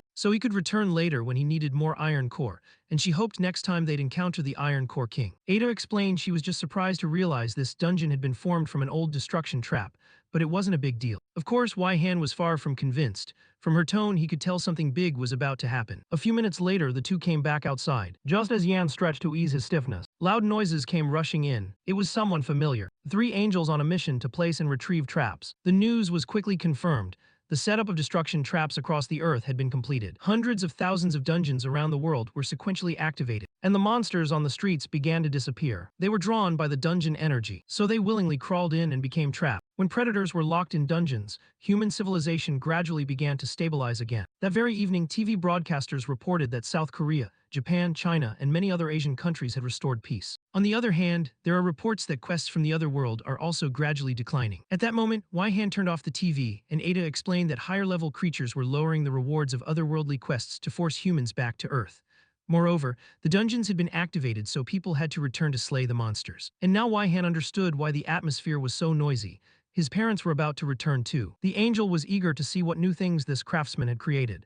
She was particularly interested in the additional options on Yan's products. "There probably are, but I can't check right now because I just want to sleep." He yawned, complaining that he'd been crafting non-stop since leaving the dungeon without a single moment's rest. Still, Yan insisted on checking the result. First was an armor set made from iron core. The system called it a rare black armor with enormous durability and stealth capability, able to withstand a 4,800-point hit with options that increase defense by 40% and boost power by 30% on surprise attacks. Its strength reached 2,550, and it was a masterpiece of the century, crafted by a master artisan at the peak of their fame. Waihan stared at the system information, stunned. Then he glanced at Ada and asked, "Can a single piece of equipment really have 3 options like this?" "Yes, that's right. These options are all top tier, and very suitable for your fighting style." Ada thought it was unbelievable that an item could be crafted without using mana, yet possess 3 options at once. But thanks to the title of legendary blacksmith, the seemingly impossible had become reality. Ada warned him not to sell items with 3 options. It would be very dangerous to reveal this capability. Yet determination shone in Han's eyes. He asked, what if my product could have 4 options? Would that make it sellable? Green Bean, I'm speechless. We're having a serious conversation here, you little proud brat. Then she declared that from now on, items with 3 options would be called Gamma options. A name that didn't surprise Han since she was still as boring as ever. After that, he presented a pile of new weapons forged from the remnants of the iron core, and the steel spear now looked too old-fashioned. He moved to the forge, saying weapons or armor no longer needed would be thrown into the eternal flame. As soon as he tossed them in, the system reported that the flame's level had increased. It seemed to have the ability to evolve and grow rapidly. Han asked Ada about the flame's use since he had never thought it could level up, but received only a curt reply, everything has its use. At that very moment, Yan realized how tired he was, let out a long yawn, and decided he couldn't stay awake any longer. I have to go to sleep now. Outside, it was already bright. After a night of deep sleep, Han woke up, still yawning continuously as he stepped out of his room. Suddenly, his eyes surprisedly turned toward the dining room, and he realized he wasn't the only one in the house. The scent of hot food wafted from the kitchen, and his father was sitting nearby reading the newspaper. Mom and Dad are back, Han shouted joyfully because he missed everyone so much. Thus, bowl after bowl, he kept shoveling food into his mouth. In Yan's mind flashed the memory of surviving 2 weeks in the dungeon on jerky alone, while he kept praising that his mother's cooking was the best. Nearby, his father stood up and said he had to go to work. I must get to my workplace before the monster alarm siren sounds. What surprised Han was that he went to work at this time. He explained that the financial subsidy had been cut, so he needed to return to work soon to avoid being removed from the payroll. He added that someone in the department had just quit to become a hunter, but his father didn't have that talent. Those monsters are too frightening. He watched his father's figure walk out the door, and a thought suddenly flashed through his mind. He thought for a moment, then ran to the hallway to call him back. He handed his father a plain white long-sleeved t-shirt that looked like a market tee, but concealed the ability to protect against monster sight. His father was of course astonished to see such an item and couldn't believe something like that existed. He asked his son where he got it. Oh, I just happened to find it. Mom has one too, he added. Then he and his mother saw his father off to work. Han, I heard universities are reopening soon. Do you plan to go back to school? But Han declined, feeling it was no longer necessary, and his mother didn't complain about the decision. You can pursue whatever you want to do. Han's heart warmed as he looked at his mother. A moment later, he took another shirt from his bag and gave it to his mother, explaining it could protect her even from the crushing attack of a level 2 monster. His mother said, the shirt is nice, but I prefer that bag you're carrying. That bag would be handy for shopping. But Han couldn't give away the magic bag because it was too heavy and he still needed to use it. After a hearty breakfast under sunlight filtering through the trees, Han stepped outside to return to the workshop. However, the moment he opened the door, the sight inside stunned him. The entire workshop had been completely transformed overnight, and all for the better. The furnace containing the eternal flame had become more solid, and new refined devices had appeared on the workbench. Ada explained these were rewards from the heavens for his success. These tools were forged from a metal that appears only when Earth completes a task. This is the result of your excellent completion of the second heavenly mission. This is the result of your excellent completion of the second heavenly mission. A large book recording a deadly toxin-resistant skill that lets him withstand poisons even from level 4 monsters. Oh, this must be super rare. Now I can devour troll meat. The final reward was that Ada would tell him the dungeon location of the trolls, and it's located in the United States. Without hesitation, the next day the two went to Incheon Airport. Han whispered happily because it was his first time flying. However, the angel reminded him gravely, I think you've forgotten one thing. Did you forget that traveling abroad requires a passport and visa, and you have neither right now? Han just smiled, waving his fingers as if an idea had already formed. Don't worry about that, miss, of course I'll stow away, haha. As he passed the check-in counter, humming and quietly singing, a plan formed in his mind to make stowing away a reality. And yet as he sang and walked, no one noticed him. Lower stealth skill was truly amazing. Sitting in an empty seat, Han shrugged and said to Ada, even the most advanced security system can't detect me when I have stealth skill. Haha, just then a flight attendant wheeled a beverage cart by. Han casually took a green can without the woman noticing. She only thought she was missing a can of Coke. Yan looked out the window and saw a fighter jet flying fast nearby. Ada explained it was a combat aircraft controlled by a pseudo ability in case monsters appeared in the air. That's also why plane tickets are expensive and flights have few passengers. Continuing their route to reach Arizona, the location of the Trolls dungeon, they had to transfer in Los Angeles. Ada seemed confident the trip would go smoothly, but Ihan only smirked because whenever the angel said that, trouble always seemed to follow. Sure enough, not long after takeoff, chaos erupted everywhere as a monster appeared on the ground. Seeing the crowds fleeing in panic, Ihan was alarmed. Who would have expected Los Angeles to welcome them with such a scene? But Ihan quickly regained his composure. After all, he'd fought monsters far stronger than this. In Ada's mind a thought flashed. The final prophecy had come true. The so-called overflow phenomenon occurs when a destructive trap explodes for unknown reasons, releasing countless mutated monsters. These mutated monsters were far stronger than the previous ones, because the trap absorbed and transformed all surrounding energy, altering the landscape as well. Ihan then took his toolkit from the magic bag, looked around and realized part of the airport had turned into a rocky desert, meaning that monsters overflowing from the dungeon would convert the outside scenery into a dungeon. Ada confirmed that guess and explained that overflows usually occur when the world shifts and a dungeon forms, or as a result of extremely powerful magic or when a dungeon disappears. But this time it was different. The biggest problem was that monsters from this overflow could interact with other dungeons and trigger successive dungeon overflows, meaning if he missed even a single one, the catastrophe would spread without end. Hearing that, Ihan paled, immediately stopped and asked Ada, is this a bad omen? The angel replied that if he missed one, another overflow would follow, and he'd be exhausted dealing with the consequences. The goddess declared, this tragedy must be stopped, and she assigned him a mission whose reward would be new attributes and skills from the heavens. At that moment, a loud explosion rang out from the left. People panicked, screamed, cried for help, and ran out from that direction. While the security forces kept firing, everything seemed to be out of control. Through the hole where the airport wall had collapsed, massive dark silhouettes poured in. They were some mutated lizards or crocodiles, and bullets of course did them no harm. A monster roared, mentioning the need to find a record. Ihan frowned and told Ada it seemed like a gecko monster, but the angel immediately corrected him. It was a level 2 mutated monster with special abilities, so they shouldn't be careless. But he only gave a wry smile, reminding her, have you forgotten I have strong armor and this sharp spear? Immediately the system displayed weapon info. Death Spear Blade, unique rank with 2400 destruction power, effect plus 30% critical rate on surprise attacks, allows hiding in the dark and taking others' lives. He decided to dive from the air, driving the spear tip straight into the giant lizard's head. The monster was defeated with a single strike. The system immediately recorded, you have obtained the note of the flame lizard level 62. Ihan was pleased with the power of his new spear, his body flooded with the thrill of victory. Ada explained that this monster had no mana stone. If he wanted to make use of it, he should harvest some key parts and put them in the bag. The crowd began to gather, stunned that a young man had taken down the huge monster in the blink of an eye. A thought crossed Ihan's mind. Even with stealth skill, if he stood in the center of such a commotion, people would still see him. At that moment, another living flame lizard suddenly opened its mouth. A fierce blaze erupted into a towering column of fire that swallowed the spot where Ihan had just stood. He barely escaped with his life, cold sweat running all over his body. He guessed that this attack was likely what had broken the airport wall earlier, and that it would be best to run outside now. But the flames this time moved faster, forcing him to face them head-on. A second later, the place where Ihan stood was engulfed in a sea of fire. The crowd was shocked, whispering that the savior must have died. There was no way he could have dodged that attack. But when the smoke cleared, they saw someone's hand raised high. It was Ihan. Even Ihan was astonished that he had survived the direct hit. This meant he could now face fire without fear. Clenching his spear, Ihan plunged back into the fight, but realized he was no longer fighting alone. Shouts rose from the crowd, we can't just stand by. Those who can fight follow me, those without skills run. Ihan paused for a moment. He wasn't used to seeing ordinary people unite like that. Ada noticed that after the recent strike, the crowd seemed to have forgotten his existence, and even the monsters were ignoring this hero. Those who fought bravely were weaker, but some among them had alter powers and temporarily erected protective barriers against the monsters. Ihan stood and watched that uneven battle for a moment. He wanted to see how long those people could hold out against the level 2 creatures.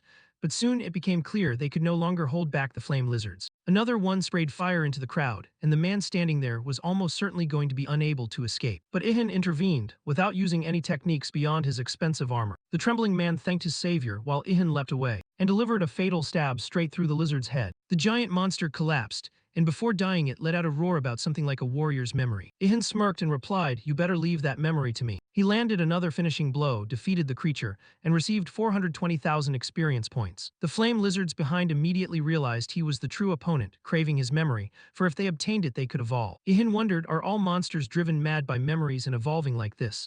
Is it because too much energy overflowed? At that moment, a powered-up alter user in armor stepped forward to thank him for saving her, and her voice revealed she was a girl. And with a girl present, this flirting old man brightened up immediately. Ihan confidently declared, from now on I'll protect you. He turned and left the girl amid cheers behind him. But don't do that, even though I know I'm handsome. The battle with the lizards continued outward, reaching the area near the airport building. After killing another one, Ihan received 431,000 experience points, then killed another and got the same amount. The system announced he had reached level 44. Strength increased by 2 points, and agility, stamina, and mana each increased by 1. The lizards kept pouring in. Ada reminded him that if they kept killing them one by one, it wouldn't be fast enough. They needed to take out the leader first because it was causing the environmental change. As long as it lived, monsters would keep appearing. He knew that, but executing it was far from simple. Ihan wondered if he could eliminate them all at once. With the monsters forming a surrounding circle, his patience began to run out. These bastards were really annoying. One hurled a fireball at Ihan, but quick reflexes let him notice in time and use the death spear to block it. The spear's length advantage allowed him to pierce through the wall of flame to strike back at the monster. Immediately after, Ihan launched himself out of the fire vortex, a scene that left the crowd astonished. They couldn't believe one person could handle so many monsters at once, when earlier even a coordinated team struggled to take down one. A scene that left the crowd astonished. They couldn't believe one person could handle so many monsters at once, when earlier even a coordinated team struggled to take down one. He shot straight up into the air, flying above the horde, hoping to spot the leader. His gaze swept continuously, and he immediately noticed a different-looking monster among them. It was larger and its skin much darker than the others. He aimed his spear at it and plunged straight down. The weapon flew true, piercing straight into the leader's body. The system now announced, "You have reached level 45 and all stats increased by 1. He worried to Ada that at this rate, by the time he chose his second profession, he might not control mana yet.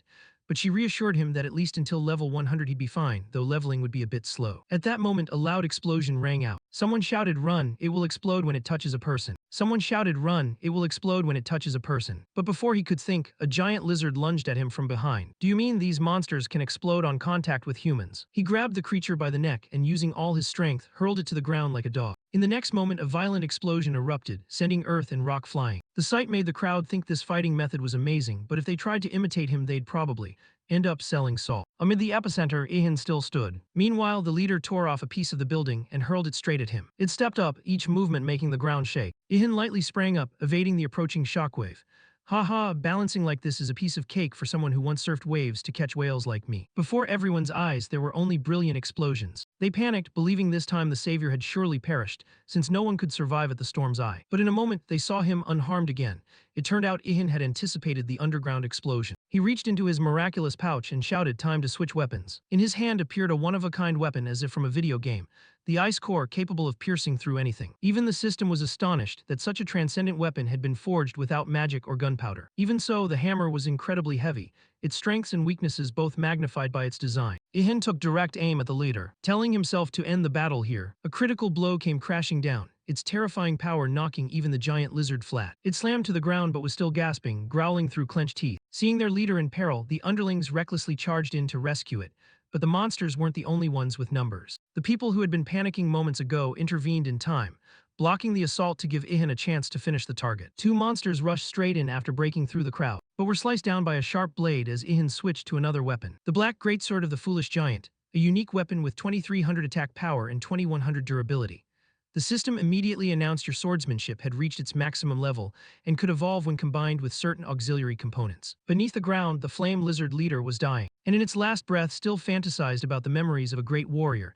Human achievements were too powerful. At the same time, Ihan suddenly sensed intense tremors from behind. He turned back and saw the ground cracking apart into fragments, quickly turning into yawning chasms. People panicked and ran to avoid being buried. They shouted, "The leader is trying to drag the strongest warrior down to hell with it." But Ihan was fed up with the creature's petty tricks. He swung the greatsword and hurled it straight into the lizard king's head with a painfully solid blow. Ihan stood before the monster without another word. The system displayed a notification. "You have received 1,197,000 experience points, along with a record of the level 91 flame lizard." Ihan asked Ada if these monsters really had a lower level than the Black Panther, even though they could alter the entire environment. He learned that the panther earlier was a mutant, far stronger than other monsters, so level could not accurately reflect their true power. Then he jumped down to where everyone was gathered, and froze, unused to being the center of attention. Around him were people who had just escaped death, all expressing gratitude and praising the hero's extraordinary ability. The first to step forward were a beautiful girl and a young man. The girl even moved to kiss him to show her appreciation, which made Yan suddenly remember he had met this Korean couple before. "Do Wai Han, I sense a heap of jealousy from you. What are you jealous about?" He didn't respond to E, just slipped through the crowd and told them softly that he was fine. "If I miss even one, we'll have a big problem." "Brother Hajin, do you think that hero has reached a third profession yet?"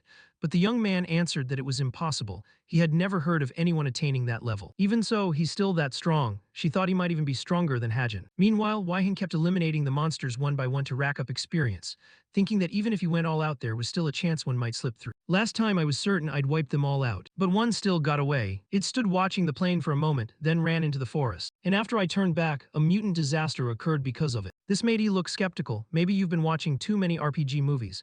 You just charge in and slash like it's your entire life. His silhouette moved so fast that at a glance it seemed to exist in multiple places at once. As for the lizards, once the flame lizard leader was defeated, they began to flee. Of course, the monsters had no chance. With a single slash, he cleared out the whole pack at once. Looking around, Waihan breathed a sigh of relief that the monsters were wiped out. He stood surveying his spoils, marveling inwardly. But suddenly, he felt the ground beneath his feet begin to split open. A large hole collapsed right where Waihan was standing. Clearly, the pouch had become too heavy to carry. Ida, give me an option to change the pouch's weight. Ida showed no surprise, as if she had predicted this would happen. At last, the airport was cleared of the mutant flame lizards. A system window appeared notifying that Heavenly Order 3 was complete. All stats increased by 2. Also, because he completed the mission more successfully than anyone before, he received a special reward. Ada immediately flew up and applied angelic magic to his pouch. It seemed the hero's wish was about to come true. Instantly, 2 other angels descended from the heavens. They were the familiar angels who had assisted Waihan during the trap crafting. Ada, why did you call us? One angel asked, and E explained she needed help to perform the mana crafting ritual. The 2 angels looked at the miraculous pouch and immediately understood the issue. All 3 channeled mana into Waihan's pouch simultaneously. This was the mana crafting process. From the outside, the pouch showed no change in shape, but now its weight could be controlled. Ada lifted the pouch and placed it in Yan's hands, telling him he could adjust its weight at will. Waihan was pleased with the new feature, but then noticed the female seraph who had descended giggling. Seeing his puzzled look, the girl explained she had been watching him throughout the battle because the person she was assigned to monitor was also on the field. That news shocked Yan. Could there really be others besides me being aided by angels? I confirm that, for the survival of the world, those with rare abilities will be protected. Her name is Juna, the other angel added, asking Waihan to help her when he had the chance. It would be good for you to help her, for she is blessed by the goddess of beauty. But what concerns me more is the reverse situation. Ada instructed Pei Tha not to disclose Yan's abilities to her charge. His information must be kept protected. Baitham teased that she had never seen E worry over a lowly creature like this before. Have you fallen for him? If so, Laita will kill you, heh. After that, the 2 angels returned to the heavens. Before leaving, Fa specifically asked Waihan to treat Juna well. When the angels vanished, I asked if he intended to help the girl, but Yan just smiled, saying that was impossible because he's a disposable pawn. How could I talk to anyone? His words unexpectedly softened E's mood. She cleared her throat and decided to award him the remaining reward. It was a skill granting power beyond human limits, usable without mana, not bad. But it sounds like a monster's skill, doesn't it? Actually, you guessed right. On the runway, the plane was ready for takeoff. Inside the cabin, the girl under Bai Tha's protection was laughing and having a great time. Beside her sat Hajin, worried about his hyperactive companion. Bai Tha said he would be on this flight, but I couldn't see him anywhere. Junna fretted while the beautiful girl eagerly speculated what Waihan really looked like, muscular, handsome, or maybe even effeminate. Little did they know the subject of their conversation was sitting right behind them on a stowaway ticket. I felt it would be best to just ignore them, and so the bustling flight continued to carry everyone to the fertile land of Arizona. The scene shifts to a quiet night in Arizona, where Juna was devouring a piece of meat. This is so good. The beautiful girl screamed with delight, while Hajin beside her showed a similar expression. The unwilling chef this time was Waihan. He didn't want the role, but circumstances forced his hand. Can you make some more? It just melts in my mouth. Both of them marveled that scorpion monster meat could taste so good. And to explain this situation, we have to go back to that time. When they first set foot in Arizona after the flight, a deep ravine in the American Canyon appeared, with a gigantic gate radiating an intense magical aura. Both he and the angel stared at the gate in confusion. He asked him what it was, but shouldn't a high-ranking angel like her be the one to explain? So I flew closer to inspect and concluded this was an extremely rare case. When 2 destruction traps overlap and merge 2 dungeons into one, higher-level monsters beyond the Trons can appear. She warned Yan to be very careful. As he stepped closer, the system displayed a level 50 restriction warning.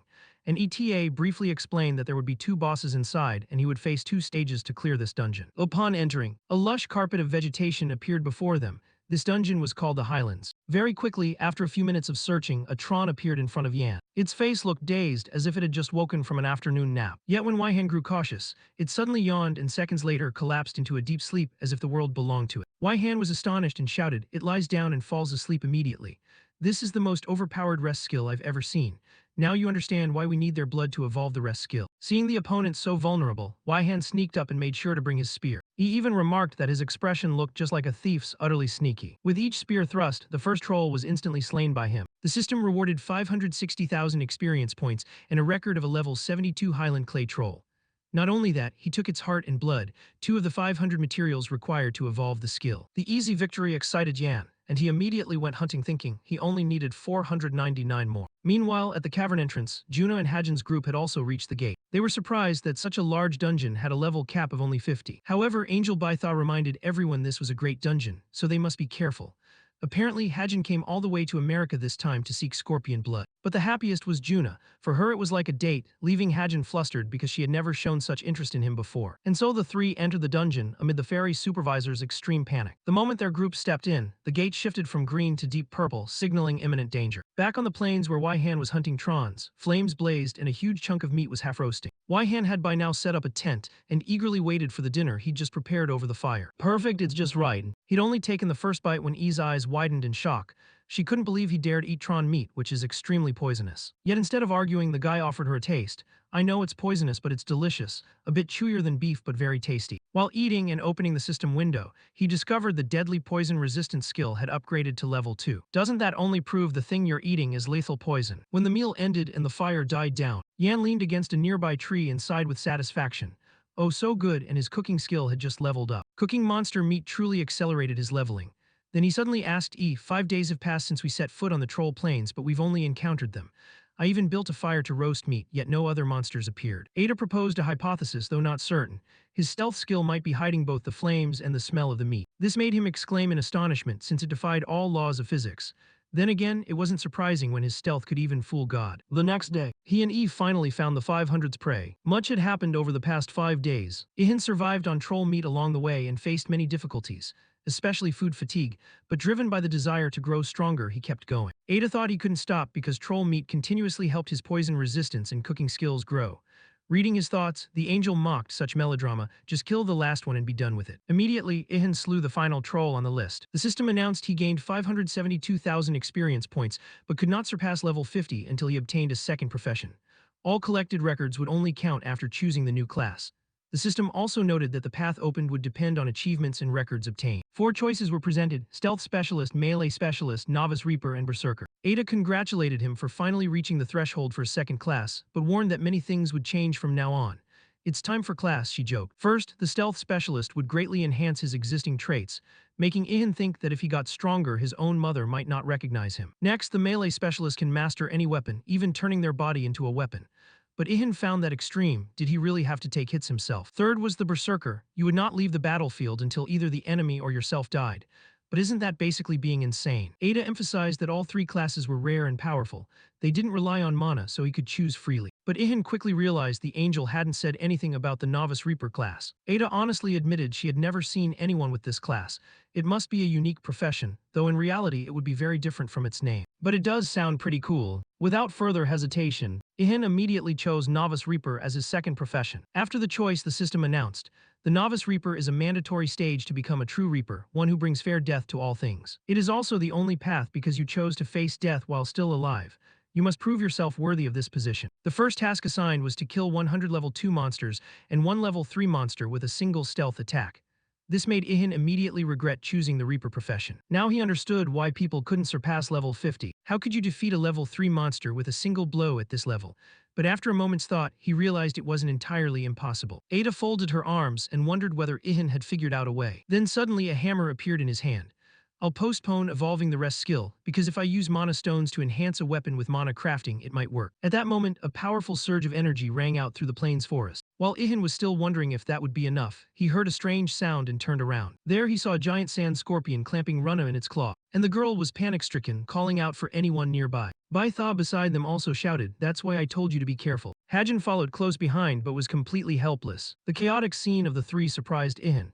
He couldn't understand why the other 2 couldn't take down such weak monsters. With no other option, he pulled his mask over his face as usual in annoyance, saying he really didn't want to get involved with them. And now the prediction had come true. Ihan could still surprise even though she had watched him closely. The astonished goddess asked, "Are you really going to fight with that roasting spit?" Before she could answer, he hurled the steel roasting spear straight at the monster. The strange weapon struck its mark. The scorpion immediately released the girl from its claw, and Yan leapt forward in time to catch Runa. You'd think a hero had saved the damsel, but then he tossed her toward Hajin without mercy and charged straight at the monster himself. As he ran, Ihan pulled a more serious weapon from his magic bag, gripped the spear firmly, and rushed to attack the giant scorpion. Ihan spun and made a precise throw. The spear's point pierced straight through the target, and it was a critical hit. He had slain the beast and earned 668 experience points. The system recorded it as a level 78 giant sand scorpion.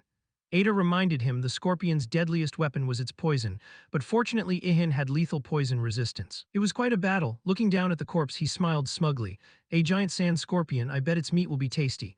The remark stunned Ada when he intended to eat the giant scorpion. Meanwhile, Juna had regained consciousness with Hajin's cold body beside her, and the guardian angel stood nearby, worriedly offering comfort. The girl was still dazed when her gaze suddenly fixed on the savior. Isn't that the dark prince of Lo's angels? While Yan was momentarily stunned at that, the other girl lunged forward like a fan meeting a star. Juna showed him pictures on Instagram and asked, "Don't you know you're getting famous on here? People are calling you the government's Dark Knight." Hajin had by then woken up and said some even rumor he was an FBI agent. Ada heard it all and once again confirmed the internet was as monstrous as she suspected.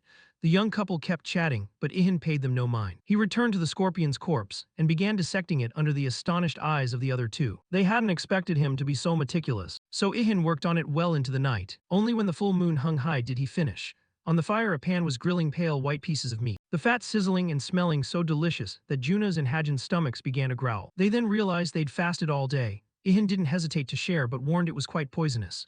Juna immediately replied that it was fine. She raised her hand and said she could handle it, placed both palms toward the pan and commanded the poison to vanish. Before Ihan and Hajin, pale purple lights rose from the meat and dissolved into the air. Moments later, Juna announced the dish was now safe and they could eat to their fill. Ihan thought sadly to himself that God was unfair. Why were they so talented while he had been abandoned for 1,000 years? Ada, hearing that thought, reminded him that Juna was blessed by the goddess of beauty, so divine power was to be expected. Before long, the two guests had finished Ihan's meal. Juna and Hajin thanked him profusely, but Ihan said nothing. He probably didn't know how to respond to such extroverted people. Juna curiously asked if he felt lonely fighting alone and invited him to join their group, arguing that having a beauty like her by his side would be a great advantage. But Ihan flatly refused, leaving Juna speechless. A thought flashed through Yan's mind, aren't these two a couple, why such a strange reaction? A moment later, Hajin on behalf of them both expressed his gratitude and said it was time for them to leave. Then handed Yan a business card with a phone number, telling him to call if he ever needed a favor repaid. Looking closely at the card, Yan realized it resembled the old card from Kang Mei. Could they be from the same company? Juna also gave him her card. We're just here on business and will return to Korea shortly. But isn't that confidential information, kid? Luckily, Hajin stopped her in time or she would have spilled everything. While Yan studied the card and grew more convinced of his suspicion, Hajin dragged Juna away, grumbling nonstop. How many times have I told you to be careful when sharing personal info? Then Ihan told Ada that he might run into that group again in the dungeon, because I'll follow them. If I want to find more scorpions, I have no choice since I'm invisible to all monsters. They get hit, and I jump out to strike back at the monsters. If I want to find more scorpions, I have no choice since I'm invisible to all monsters. They get hit, and I jump out to strike back at the monsters. Hajin just shook his head and didn't argue. She suddenly wondered, if we give him everything, will he help us kill scorpions? But what if what he wants is the venom? Hajin asked again. It would be bad if he asked what we need that venom for. So you should reconsider your offer. Not far behind, Ihan had heard the entire conversation. Reconsider the offer, he's certainly a cautious one. Rana hesitated. Why hide the quest from the person who saved you? He's clearly a good person. But no matter what Juna said, in Hajin's eyes she was still too naive. At this rate she'd be tricked into being trafficked to Cambodia with an electric shock and not even know it. The girl simply smiled and replied tersely, that's thanks to you and me protecting me, isn't it? Ihan turned to Ada as if demanding an explanation. The angel had said they were headed to the troll's dungeon, but now it was full of scorpions. Of course, Ada didn't know why either. Suddenly, at that moment, a new scorpion appeared in the empty space behind the group. Unfortunately, it didn't see Yan, and the Dark Knight needed only one strike to gain 697,000 experience points. That roasting spit again, how many of those have you made? Ihan also realized the two had been completely unaware a monster had appeared. He wondered how they could fall into such danger when they always had guardian angels beside them. Ada explained that an angel's power is limited on Earth. They are not allowed to intervene too much in human affairs, only to offer hints and advice. Ihan said guardian angels don't help much. They cause more inconvenience, making the female angel angry. Meanwhile, Juno was scanning the distance for giant scorpions. You mean giant death scorpions, right? Hajin quickly corrected the name. Of course, Ihan heard everything.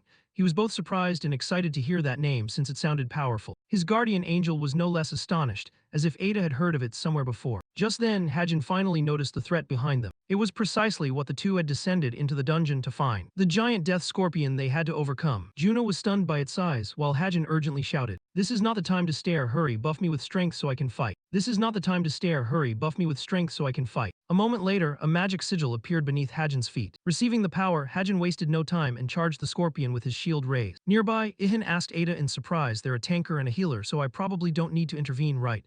The angel agreed since they should be able to manage. Inside the battle, Juna tried to clap and cheer as if she'd completed a quest. Oppa fight on. However, perhaps because she was too focused on the fight ahead, she didn't notice a giant troll standing right behind her. Only when she heard a strange sound did she turn around, and the beast was already roaring, its eyes blazing red, along with a shouted warning. In that instant, Ihan appeared above the demon, weapon in hand, and drove a stake straight through its body, slaying the monster instantly. Juna screamed in terror, eyes squeezed shut, while Hajin stood frozen, unable to believe how things had turned out. Ihan landed on the monster's corpse, briefly disappointed by the system notice that the death strike was a special attack type. Armor-piercing power increased by 50%, but the weapon would shatter after a single use. He muttered, must have poured everything into destructive force without regard for durability. Who makes a weapon like that? The system also warned the attack was extremely unstable, single-use, but guaranteed to take down the target. Ihan wondered silently what kind of tremendous power would be required to destroy a level 3 monster like that. However, not wanting to draw too much attention, he merely turned back and told the others his task was done and they could continue. Meanwhile, the giant scorpion stood still. All attention was focused on the demon that had just been felled. Hajin slowly turned his head to look at it. Immediately, the scorpion swung its massive pincers down. He only had time to roll to one side to dodge, seemingly forgetting he was still fighting it. Juna screamed for help when she saw Hajin in danger. Realizing her friend couldn't handle it alone, she turned to call Yan, shouting, "If you help us kill this scorpion, we'll give you everything except the venom." He agreed at once without hesitation, since it seemed like a mutually beneficial deal. Inside, Hajin was angry at his friend's promise made without consulting him. But what choice was there? He couldn't face that monster alone right now. Just then, the scorpion launched another strike. Hajin barely leapt back, but still couldn't avoid being wrapped tightly by the giant tail. Ihan appeared just in time and asked if Hajin had stopped arguing yet so he could step in to help. With a single crushing stroke, the beast's tail was sliced off. Hajin collapsed to the ground like a lump of meat. Not stopping there, Ihan continued to charge at the monster again, intent on not giving it a moment's rest. While Hajin watched from the ground with astonished eyes, he was stunned by the Dark Knight's superior skill. At Juna's urging, Hajin forced himself to stand, gripping his sword with both hands, used an enhancement skill and brought it down hard on the scorpion. Ada then explained to Ihan that Hajin's skill resonated with the previous strike, meaning Hajin had utilized the very power Ihan had just created to attack. This surprised him, as he realized that the skill also required mana. He had assumed Hajin was as strong, but it turned out not to be so. Well, not every human is a monster like the Dark Knight. Yan then looked up and shouted, "Hey Scorpion, do you know what my specialty is?" and repeatedly focused all his power on the same critical point. Seconds later, the system announced that Ihan received nearly 2 million experience points for defeating the giant monster, along with a record of the level 95 Death Scorpion. Wasting no time, he immediately began processing the scorpion corpse, separating the venom-containing parts and showing the new acquaintances the venom and its gland. This made Juna and Hajin gape in surprise and feel extremely grateful for the help. But at that moment, Ada suddenly rushed over to pay Thaw, furious. The angel angrily wanted to question whether she had been the one to lead the scorpion here. Yan was too busy wondering whether scorpion meat would taste good, but then decided to return to deal with the troll's corpse first. At that spot, he discovered a third-grade mana stone, an extremely valuable harvest. B also witnessed it and was astonished at how unbelievably fast things unfolded. When Juna saw the two angels holding each other tightly, she thought it was an affectionate embrace, not a confrontation. Only Hajin recognized the true nature. At last, Ada released her friend. She admitted that the Monaku Mana Stone was indeed a wonderful reward for her guardian. Then Hajin stepped forward and said they would return to Korea, hinting that he could come along if he joined their guild. Juna quickly added the invitation, "Lord Dark Knight, please join our guild. Sister Mi Jae will be delighted." But no matter how they tried, Ihan coldly extended his hand to refuse. Hajin kept persuading him, praising his impressive skills. "If you join our guild, you'll go even further. People grow stronger by working together, sharing knowledge, experience, and insights." Juna added, "Isn't it great to go hunting with a beautiful girl like me?" But Ihan firmly refused, slowly emphasizing each word. "I don't want to." Then he explained, "I know how great teamwork can be, but I've never experienced it. No one has ever noticed or cared about me. I've always overcome obstacles on my own and fixed my flaws myself. It's strange to accept offers from extroverted people like you, so in short, leave me alone." Hearing that, Ada realized the wound in Ihan's heart was opening. She understood it was time for her to intervene. Quickly, she told everyone not to push him and to leave Ihan be. Her words were heated, but before they left, Hajin still told Ihan to contact them if he could. Little did they know Ihan secretly hoped this meeting would never happen again. Reaching for the Mana Stone, Yan said it was time to work on it. The system recorded his loot: the heart of a sleeping level 2 monster, 500 Tron health, 100 third-grade monster Mana Stones, and some other materials. Finally, Ihan achieved the evolution of his rest skill, which he'd been pursuing for a long time. He converted all those materials into energy and gained extraordinary regeneration. The system announced that now his body and mind could recover quickly from injuries and fatigue. Currently, the skill is only level 1, but even if he loses a finger, it can regrow immediately. And once activated, it cannot be used again until the recovery process is complete. Ada congratulated him on acquiring one of the hardest to train skills. Ada congratulated him on acquiring one of the hardest to train skills. So how long will it take me to reach that level? He asked, inwardly thinking he just gained an amazing skill. The angel smiled, her pupil never ceased to amaze her. Ihan then returned to the second profession task, saying he now needed to kill 100 more level 2 monsters to meet the Novice Reaper's requirement. That's an enormous condition, and right now only you can meet it, Ida remarked. Observing the trolls in the dungeon, he noticed they were behaving rather strangely. They used to rest under the trees, but now they constantly moved and none of them slept anymore. Were they planning to avenge their leader or something? But they didn't seem the vengeful type. So over the next 2 days, Ihan swept up every troll he encountered. Each one went down with a single critical strike. Even so, he only managed to kill 97 in total. The number of trolls had dropped drastically. Before, you met one every 10 minutes, but now it took an hour to find one. Moreover, their behavior was odd, as if they didn't want to walk into death but had to. It looked like they were being controlled, though I don't think that's the case. You already killed their leader, and I don't think any of them holds a higher rank than it. If anything higher exists, it would have to be a different kind of monster. After dinner, Ihan suggested returning. Ada agreed it was unwise to take risks and supported his decision. She also reminded them that this place wasn't the only source of level 2 monsters. Ihan and E headed toward the dungeon exit, but he immediately realized the path had changed. He told E. Quickly, the angel closed her eyes to check if it was true. She opened them with a look of bewilderment. She informed them that the dungeon exit had vanished, meaning they were trapped inside. He panicked, the way out was gone and I can't contact the other angels. I've never seen this happen before. At that moment, a thought flashed through E's mind. Could this be an abandoned world? Ihan looked at the angel with suspicion as soon as he heard that. She simply confirmed it, we are in an abandoned world. She explained, God governs many worlds and aids when beings are in danger. But sometimes monsters grow too powerful and wipe out all other races. When they have no rivals left, they begin eating one another and drive that world toward oblivion. Heaven abandons such worlds. The halo above an angel's head meant to contact higher beings is now useless. Ada asserted she could not reach other angels in an abandoned world, since all connections from here to heaven had been severed. However, Ihan questioned, this isn't an abandoned world but merely a dungeon on Earth, right? Before E could say more, Ihan realized the situation, and immediately lunged forward, pulling the angel along with him. The massive tip of some weapon had driven into the spot where Ihan had been standing just a second before. A gigantic creature wielding something like an axe rasped, found you. Its face was hidden beneath a hood. Its intention was to kill you to obtain the system record. Ihan wanted to know what it actually was, but Ada explained the monster before them wasn't a species recorded by the system. It was a mutated product born when monsters ate one another and evolved. The monster wasted no time and continued swinging its weapon to attack. Yan assessed that it was definitely stronger than the troll pack leader on the plateau, right after the first strike. But he believed he could still defeat it, even though it was only a level 3 monster. However, he quickly realized its true target wasn't him but Ada. Perhaps its stealth ability and traits were linked to concealment skills. The angel promised to reward him for saving a higher being if they both survived the fight. But inwardly she was extremely worried and didn't want him to die. Once again, Ihan dodged the opponent's blow and caught sight in the darkness beneath the hood of a single glowing red eye. It kept muttering about the record. What are you babbling about the new record? What does it have to do with you? As he spoke, he remembered his ice spear had been destroyed.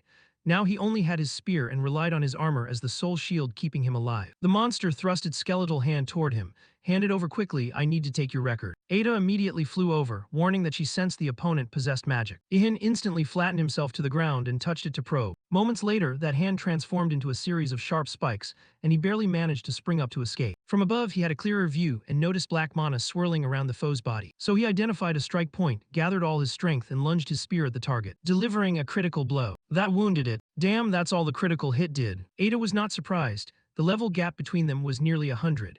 Causing even a small wound was a miracle thanks to his refined skill and weapon. The red eyes beneath the hood flashed as the monster spoke.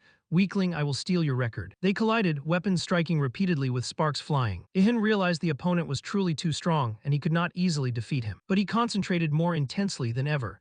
He was someone who would never give up under any circumstance. In the next instant, his spear struck the target. The monster roared in pain and uttered strange words. How can you be weak and strong at the same time? Hand over your record so I may gain knowledge. Ihan had no patience to listen further and ordered the creature to shut up. The monster spun to launch its next strike, but he was faster and leaped out of the attack's range, and at that very moment, a violent explosion erupted at the spot where he had just stood. Ihan gasped for breath, his heart racing, a frightening thought crossing his mind. It even used its explosive skill. He realized his armor was degrading. If he lost all his gear, he couldn't hold out. Dazed, he wondered whether this was truly the power of mana. Then a new spear suddenly appeared in the monster's left hand as if from nowhere. It swung down to attack again, but this time survival instinct saved Ihan. He charged forward, telling himself that one day he would surely master mana. Thanks to that decisive lunge, he closed in on the enemy and thrust his spear into an exposed part of the hood. The next moment left Yan stunned and Ada frozen. Sharp spikes suddenly erupted from the monster's hood just as the attack landed. This was an unprecedented mutation. The armor couldn't withstand it. A spike drove straight through his right shoulder, making him scream in pain. Ada was distraught, not knowing what to do to help. She looked at the wound and panicked as it flared red, then turned black within seconds, and immediately realized it was a curse.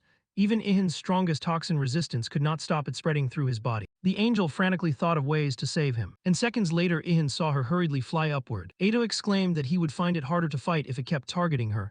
It would be better if she left. All right, then you go outside. But sharp spikes kept erupting from the ground, aiming at Ada. Ihan knew this was the moment to deliver another killing blow. Even though his injured arm was nearly numb, he could not afford to give up easily. As always, the dark hero donned his mask, determined that he would win. The memory of the prophecy resurfaced, spurring his will.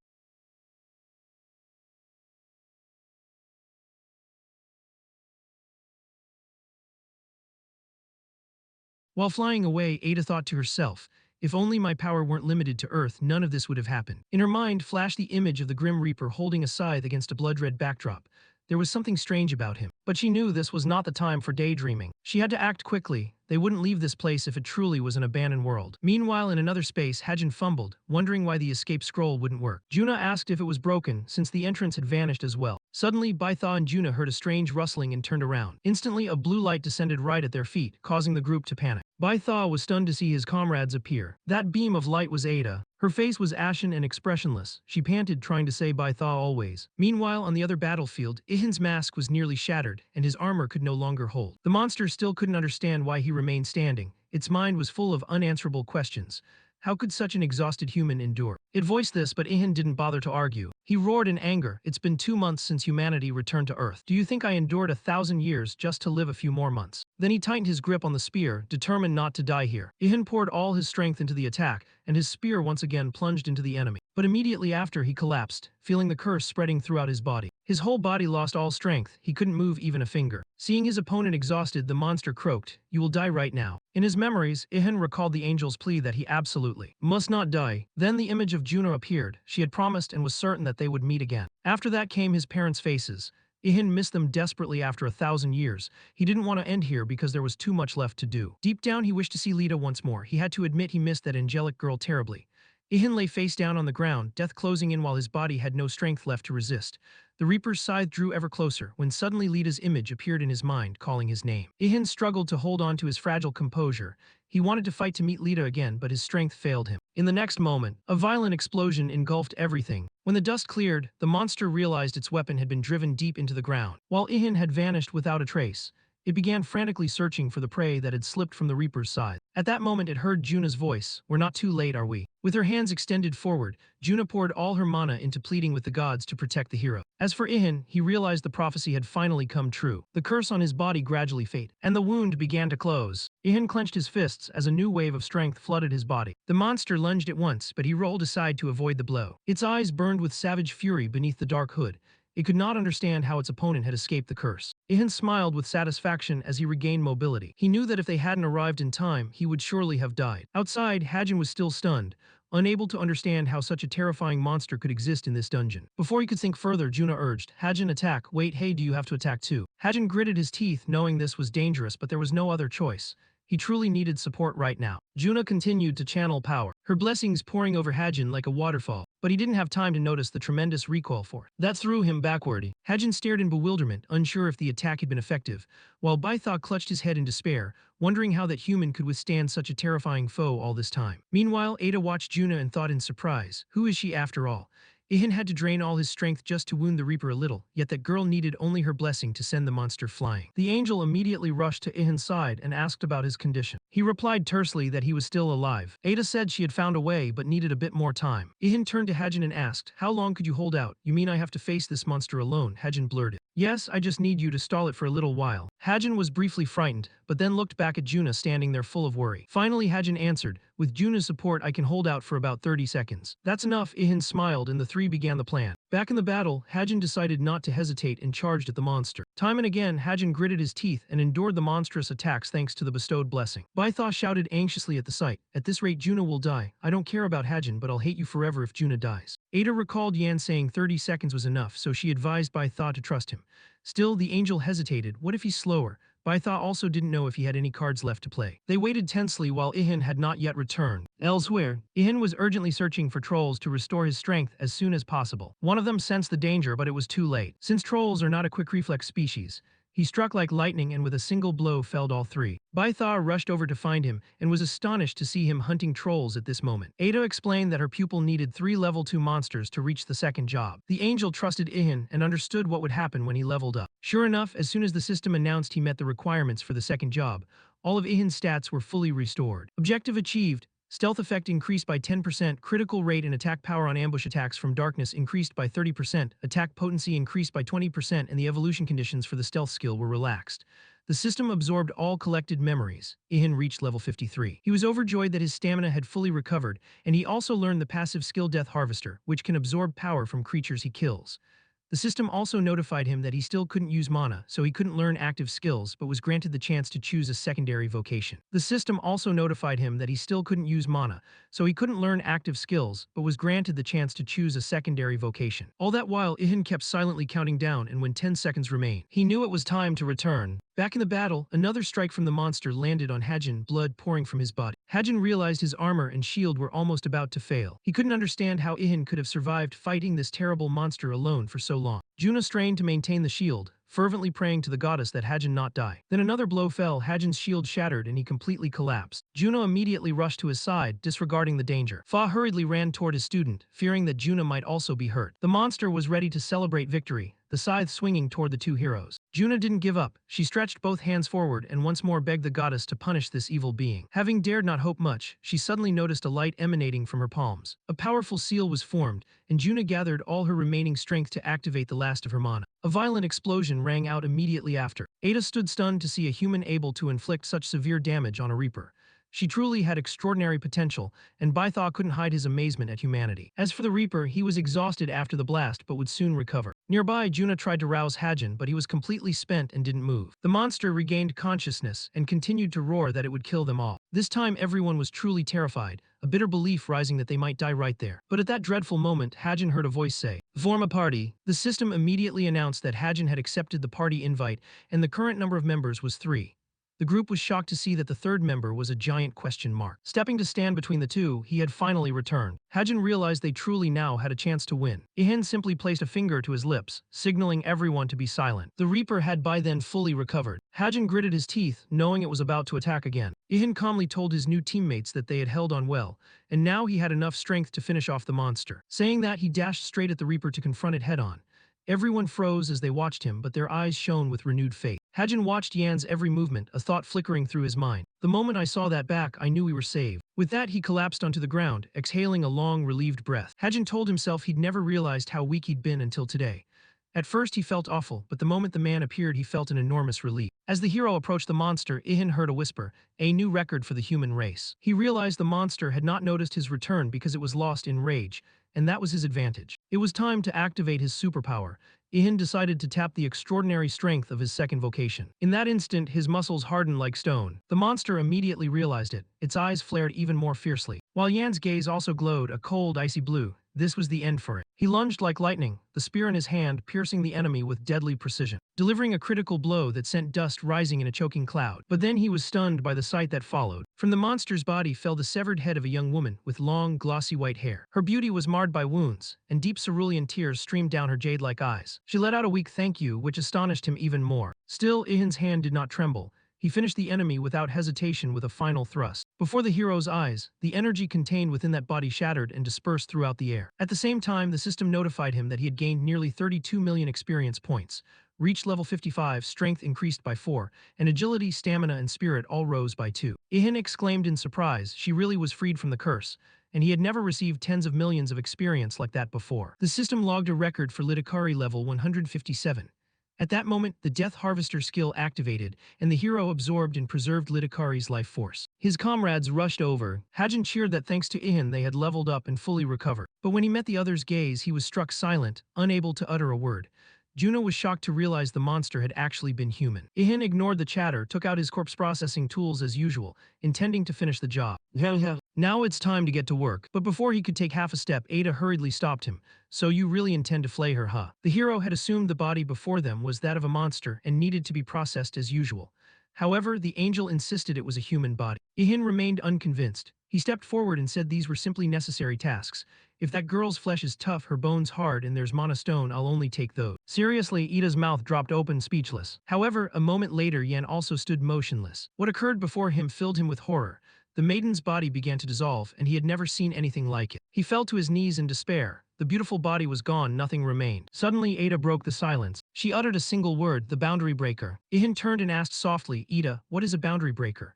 He was afraid the others would realize he was the only one who knew nothing about these dungeon things. The angel explained that those who consume mana stones and become possessed by demonic entities are called boundary breakers. When they die, their bodies dissolve into nothingness. He wondered whether that reaper had once been real, and Ada replied that she might once have been an intelligent creature like the fair folk, though the Fae originally descended from humans. Ihan took a few minutes to think it over, once again disappointed that he couldn't process that creature's corpse. But it didn't matter, because when he flipped back the monster's cloak, he found something like a gigantic mana stone, and there was also armor and weapons. Suddenly the silence was shattered by Fa's shout. She said the dungeon exit had reopened. The angels rejoiced that their powers had returned. Ada concluded that Litakari's mystery was the cause of the disappearance, but lamented that they couldn't hear the explanation from the girl herself. Ihan was startled as the whole group turned to look at him. Were you all going to blame me for everything? Of course not. When he heard Ada say that, Ihan relaxed, thinking he'd been accused unfairly, heh. As for Ada, she remained troubled. Although the Reaper had been defeated, nothing had truly been resolved. This high-level dungeon suppressed the power of even the supreme beings. Equally strange was that the Destroyer had been granted a third tier, a rank that shouldn't exist on Earth at this time.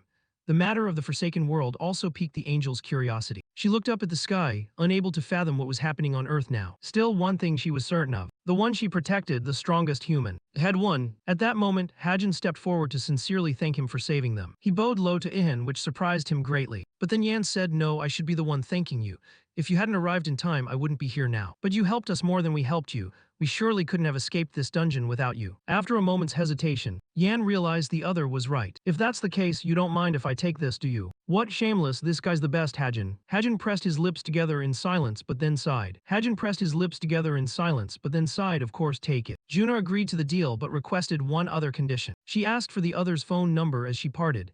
Naturally, this time was no exception. The single big word no was Ihan's answer, leaving her stunned that someone of her beauty could be refused again and again. In Ihan's mind, he thought she truly has an angelic appearance, but I'm never suited for extroverted people. Leaving her stunned that someone of her beauty could be refused again and again. The girl clasped her hands pleadingly for his name, a divine light radiating from her that startled him. Then somehow she blurted his name out, Du Wai Han. Hajin watched silently, thinking this was the first time he'd seen Juna so determined with a man. And it was also the first time he'd witnessed someone genuinely push her away. He told himself neither of them were beings he could understand, with the mindset of an ordinary human like him. Finally, the gate back to Earth opened before the group. Ihan glanced at Ada but saw a different super creature. A female angel in shining armor, her face hidden behind a visor, demanded a report on the dungeon incident. Hajin and Juna were stunned, an angel at the teleportation gate. Ada was a little flustered but showed no fear. She nodded to agree to report, and the two began conversing in some high-level language no one else understood. Everyone, still shocked by the arrival of a high-ranking leader from the heavens, wondered if she was Ada's superior. Soon after, the female angel turned her gaze to Yan, and declared that because he had rescued an angel in an emergency,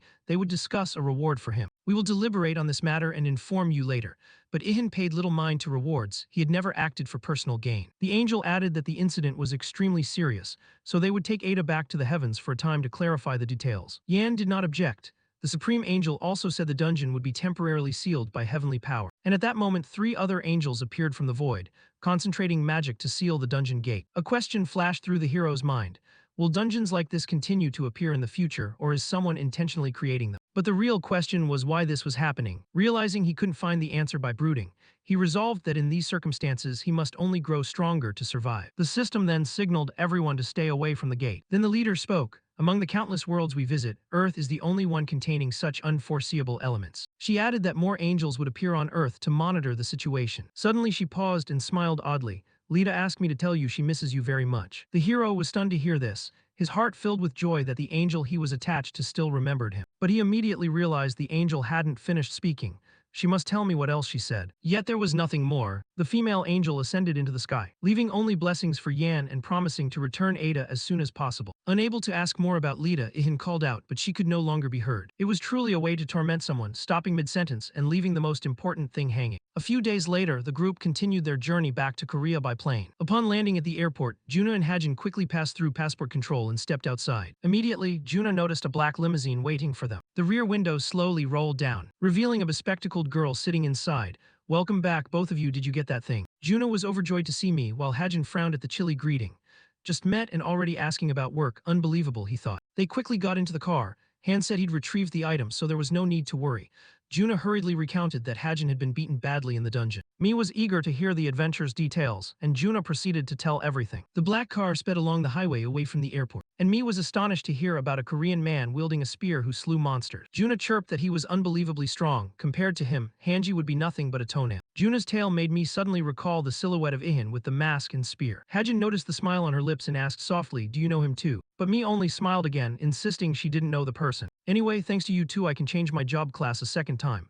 Tonight's on me, let's eat and drink." Meanwhile, Waihan also returned to his apartment. He stood silent at the door for a moment, then went in and called out loudly that he was home, but no one answered. He searched the house and was surprised to find only a note from his mother on the table. "Mom went to the Mew world to buy fresh seafood. I'll be home before dinner." He was stunned that his mother had crossed into another world just to buy food, totally beyond his understanding. He quickly went to the bathroom to wash away his fatigue, drenching himself while thinking his mother might be stronger than he had assumed. Ihan recalled times he complained about his own weakness, while his mother nonchalantly said that Jia Mew had countless seafood. Perhaps at least his mother was more skilled at fighting than his father.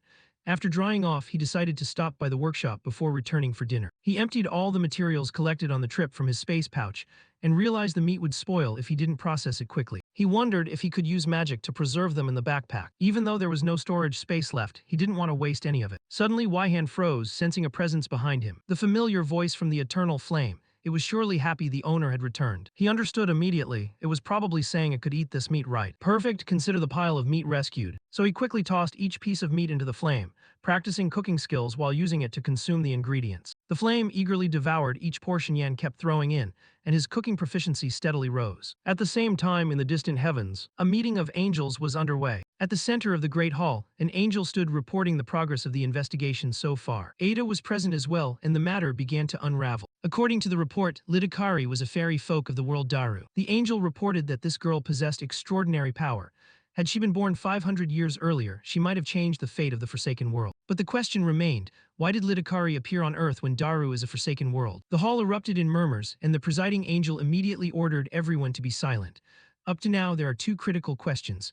First, how could a Forsaken World pierce space and time to connect with the lower realm of Earth? Second, why did this occur inside a dungeon riddled with overlapping, destructive traps? If it weren't for the human Ihan defeating Litakari, we might have lost Ada and Fa, and Earth could even have been at risk of merging with that Forsaken World. At that moment, an angel snorted coldly and tauntingly asked how, only 2 months after the catastrophe on Earth, someone could have single-handedly overcome a level 3 world breaker. This is truly absurd. Fa retorted angrily, insisting that the ward she protected, Juna, had also fought alongside Yan. The other angel sneered, asserting that was impossible and even suggesting why Han himself might be behind the incident. Words that made another angel furious. She sprang to her feet and shouted angrily, "Enough, no one is allowed to slander Waihan any further." The female angel declared that her ward had endured grueling training to attain the strength he has now. The speaker was none other than Laya. She would not tolerate any words that insulted Waihan. All the angels in the hall turned their surprised gazes to the beautiful young woman, astonished by her fierce reaction. The presiding angel spoke. "The angels who have been beside him are all present here, so there is no cause for suspicion. He is entirely off the list of suspects." At this, Ada also stepped forward to confirm that Ihan had protected her and Fa with his life, and she emphasized that she had repeatedly reported his extraordinary abilities to the heavens, and had never detected any malice in Yan. The angel from earlier looked displeased after these defenses, but had no recourse when the meeting's moderator concluded that no unified judgment could be reached at present, and announced a decision to quadruple the number of angels sent to Earth to investigate. He added that to restore balance, the Lord had decided to reward humans who demonstrated remarkable progress. Like Ada and Fa, we will send additional guardian angels to certain humans. He instructed the angels to keep a close watch on Earth, because if the Forsaken World and Earth were to merge again, nothing could be saved. After the session ended, the Archangel asked Lita and Ada to stay behind, wanting a private discussion with the two of them. The two angels paused lightly, their eyes carrying quiet suspicion. Golden light streamed through the large windows into the Great Hall, bathing the space in a mystical glow. After some deliberation, he thanked Lita and Ada for listening and asked for their opinion on a reward for Yan, for they understood him better than anyone. Lita was overjoyed, wondering what to choose to make Ihan happy, while Ada simply said they should grant him something truly useful. The angel nodded, saying he understood Lita's feelings and affirming that by the Lord's command, Ihin's reward would be the best within his power. Wonderful, Lita cried out in delight. Ada was momentarily stunned, unable to believe her ears, for she knew Lord Mura usually remained neutral and fair, yet now there was an exception. But Mura calmly replied that he was merely carrying out the Lord's will. It was all for the balance of Earth. Even so, he had a strange premonition in his heart that the human Ihan might be the one to reach the root of the problem, distinct from the 7 billion people who returned to Earth from other worlds. Meanwhile, on Earth in his workshop, our protagonist had no idea how quickly time had passed. Only when he looked at the clock did he be surprised it was 1 a.m., quietly wondering if the fresh seafood his mother mentioned would still be waiting for him. Outside it was deep night, but his workshop remained filled with the sounds of labor. He stood before the piece he had just crafted, and breathed a sigh of relief after successfully forging a power bud into an iron core. The system even assigned this weapon a unique rank and named it Iron Core Devastation Destroyer Bank Sir. Its strike power reached level 4, with penetration and impact increased by 40%, and its durability significantly higher. A ruthless weapon forged by the best craftsmen on Earth. However, Yan told himself that if he wanted to use it repeatedly, he must never upgrade it to level 5 because the durability wouldn't hold. Shortly after, the system warned that due to the massive recoil, reloading would demand more courage than facing monsters. Seeing that, Ihan decided he needed to create a ranged weapon. Because pistols and bows were useless until he mastered mana, and that could cost him his life. What better than a spear? A spear with a hook at the tip. He chose to craft a special spear with a hooked head, increasing destructive power while extending range beyond other weapons. Recalling his spear skills, he smiled inwardly, thinking this was the perfect weapon. Wasting not a second, inspiration struck, and he immediately set to work realizing the plan for a superior spear. Hammer blows rang throughout the workshop. At that moment, his gaze was drawn to the remaining fragments of the cursed goblin cloak. Right on the table beside the tattered cloth lay the scythe, the death's weapon. At the same time, a system notification appeared. Fallen Cloak of Death, unique grade, defense 2400, durability 1230-82430. Just as he thought, its additional option was invisibility. Ihan thought to himself, if he kept gaining more stealth abilities, he might disappear forever. Another notification popped up, and he realized it was far more useful. Death's deadly, razor-sharp scythe greatly increases critical chance. But to his eye, the weapon still lacked perfection. The system explained the scythe was forged by the last blacksmith of a destroyed world using a metal unknown to anyone. Ihan immediately decided to melt the scythe down to forge it into a spear. With that thought, he tossed the dead goblin's weapon into the eternal flame and stood motionless to watch. Surprised by the sight before him, he discovered there were still things even the eternal flame could not melt. His muttered words angered the flame, which erupted like a living being with real emotions, furious at its owner's insult. Waihan hurriedly encouraged it, burned Highland flame. He watched each flicker intently, trying to discern something, when he sensed behind him a familiar, chilling gaze like that of the dungeon monster. He turned around with a face full of anger, ready to fight at any moment. Could Litakari have returned from the other world? He didn't understand what was happening, but his instincts wouldn't let him flee. He expected the resurrected monster to lunge and attack, but something strange happened. Its flow of dark mana seemed to be drawn toward the magic stone. At last, the stone block fell to the ground, after having swallowed up all the dark magic. Ihan stood frozen, staring at that purple stone, unable to comprehend what it was. The moment the shadow dissipated, the scythe began to melt. The moment the shadow dissipated, the scythe began to melt. Just then, footsteps echoed through the workshop. The angels. Ada exclaimed that he was working with metal. I knew this day would come when I saw you using Hakano. Lita was also astonished, realizing he was so focused he hadn't noticed them. I'm truly proud of you, my Ihan. Before long, a new extraordinary spear appeared. The system named it Thorn Spear of Destruction, legendary rank, attack power 3700, with an option to increase critical damage by 70%. It was a durable masterpiece, crafted from a weapon of another world by a supreme master on Earth. But the system considered it incomplete, and Ihan agreed something was missing. Only through mana forging would it be perfected. Thinking that, he suddenly saw Laita in his sight. He rubbed his eyes, thinking he must be too tired and hallucinating. But when he opened his eyes again, he was completely stunned. It wasn't a hallucination, it really was Laita. A radiant smile of happiness lit her face. Surprised, I'm back. The two of them were silent, just looking at each other without a word. Ihan could not contain his emotions. He had dreamed of this moment but never imagined it would actually come. The angel could not hold back her tears, moved by his reaction. She threw herself into Ihan's arms and sobbed. Though it had only been 2 months, it felt like 100 years. Ada crossed her arms over her chest and looked annoyed at the pair dispensing public displays of affection. He smiled and praised her for doing very well. Ada felt a warm sensation rise in her chest, her lips curling as she replied, "I have returned." Not long after, the three of them sat at the workshop table, sipping coffee and discussing recent events. Ihan smiled and said, "Now I must bear twice the burden." "Burden, you call me that after not seeing me for so long." And Ada got to the point, saying the heavens had decided to send more angels to Earth and must at all costs find the origin of the anomalies that keep appearing. He was astonished to realize that even the gods didn't know what had happened here. Ada confirmed that suspicion and added that the likelihood of similar incidents recurring was very high, making him feel the heavens were helpless. They didn't know the cause and had no way to stop the repetition. Meanwhile, Lai could hardly contain her irritation, for she had devoted herself to work in heaven until now and they were only discussing business matters. Ada agreed with his thoughts, which surprised him.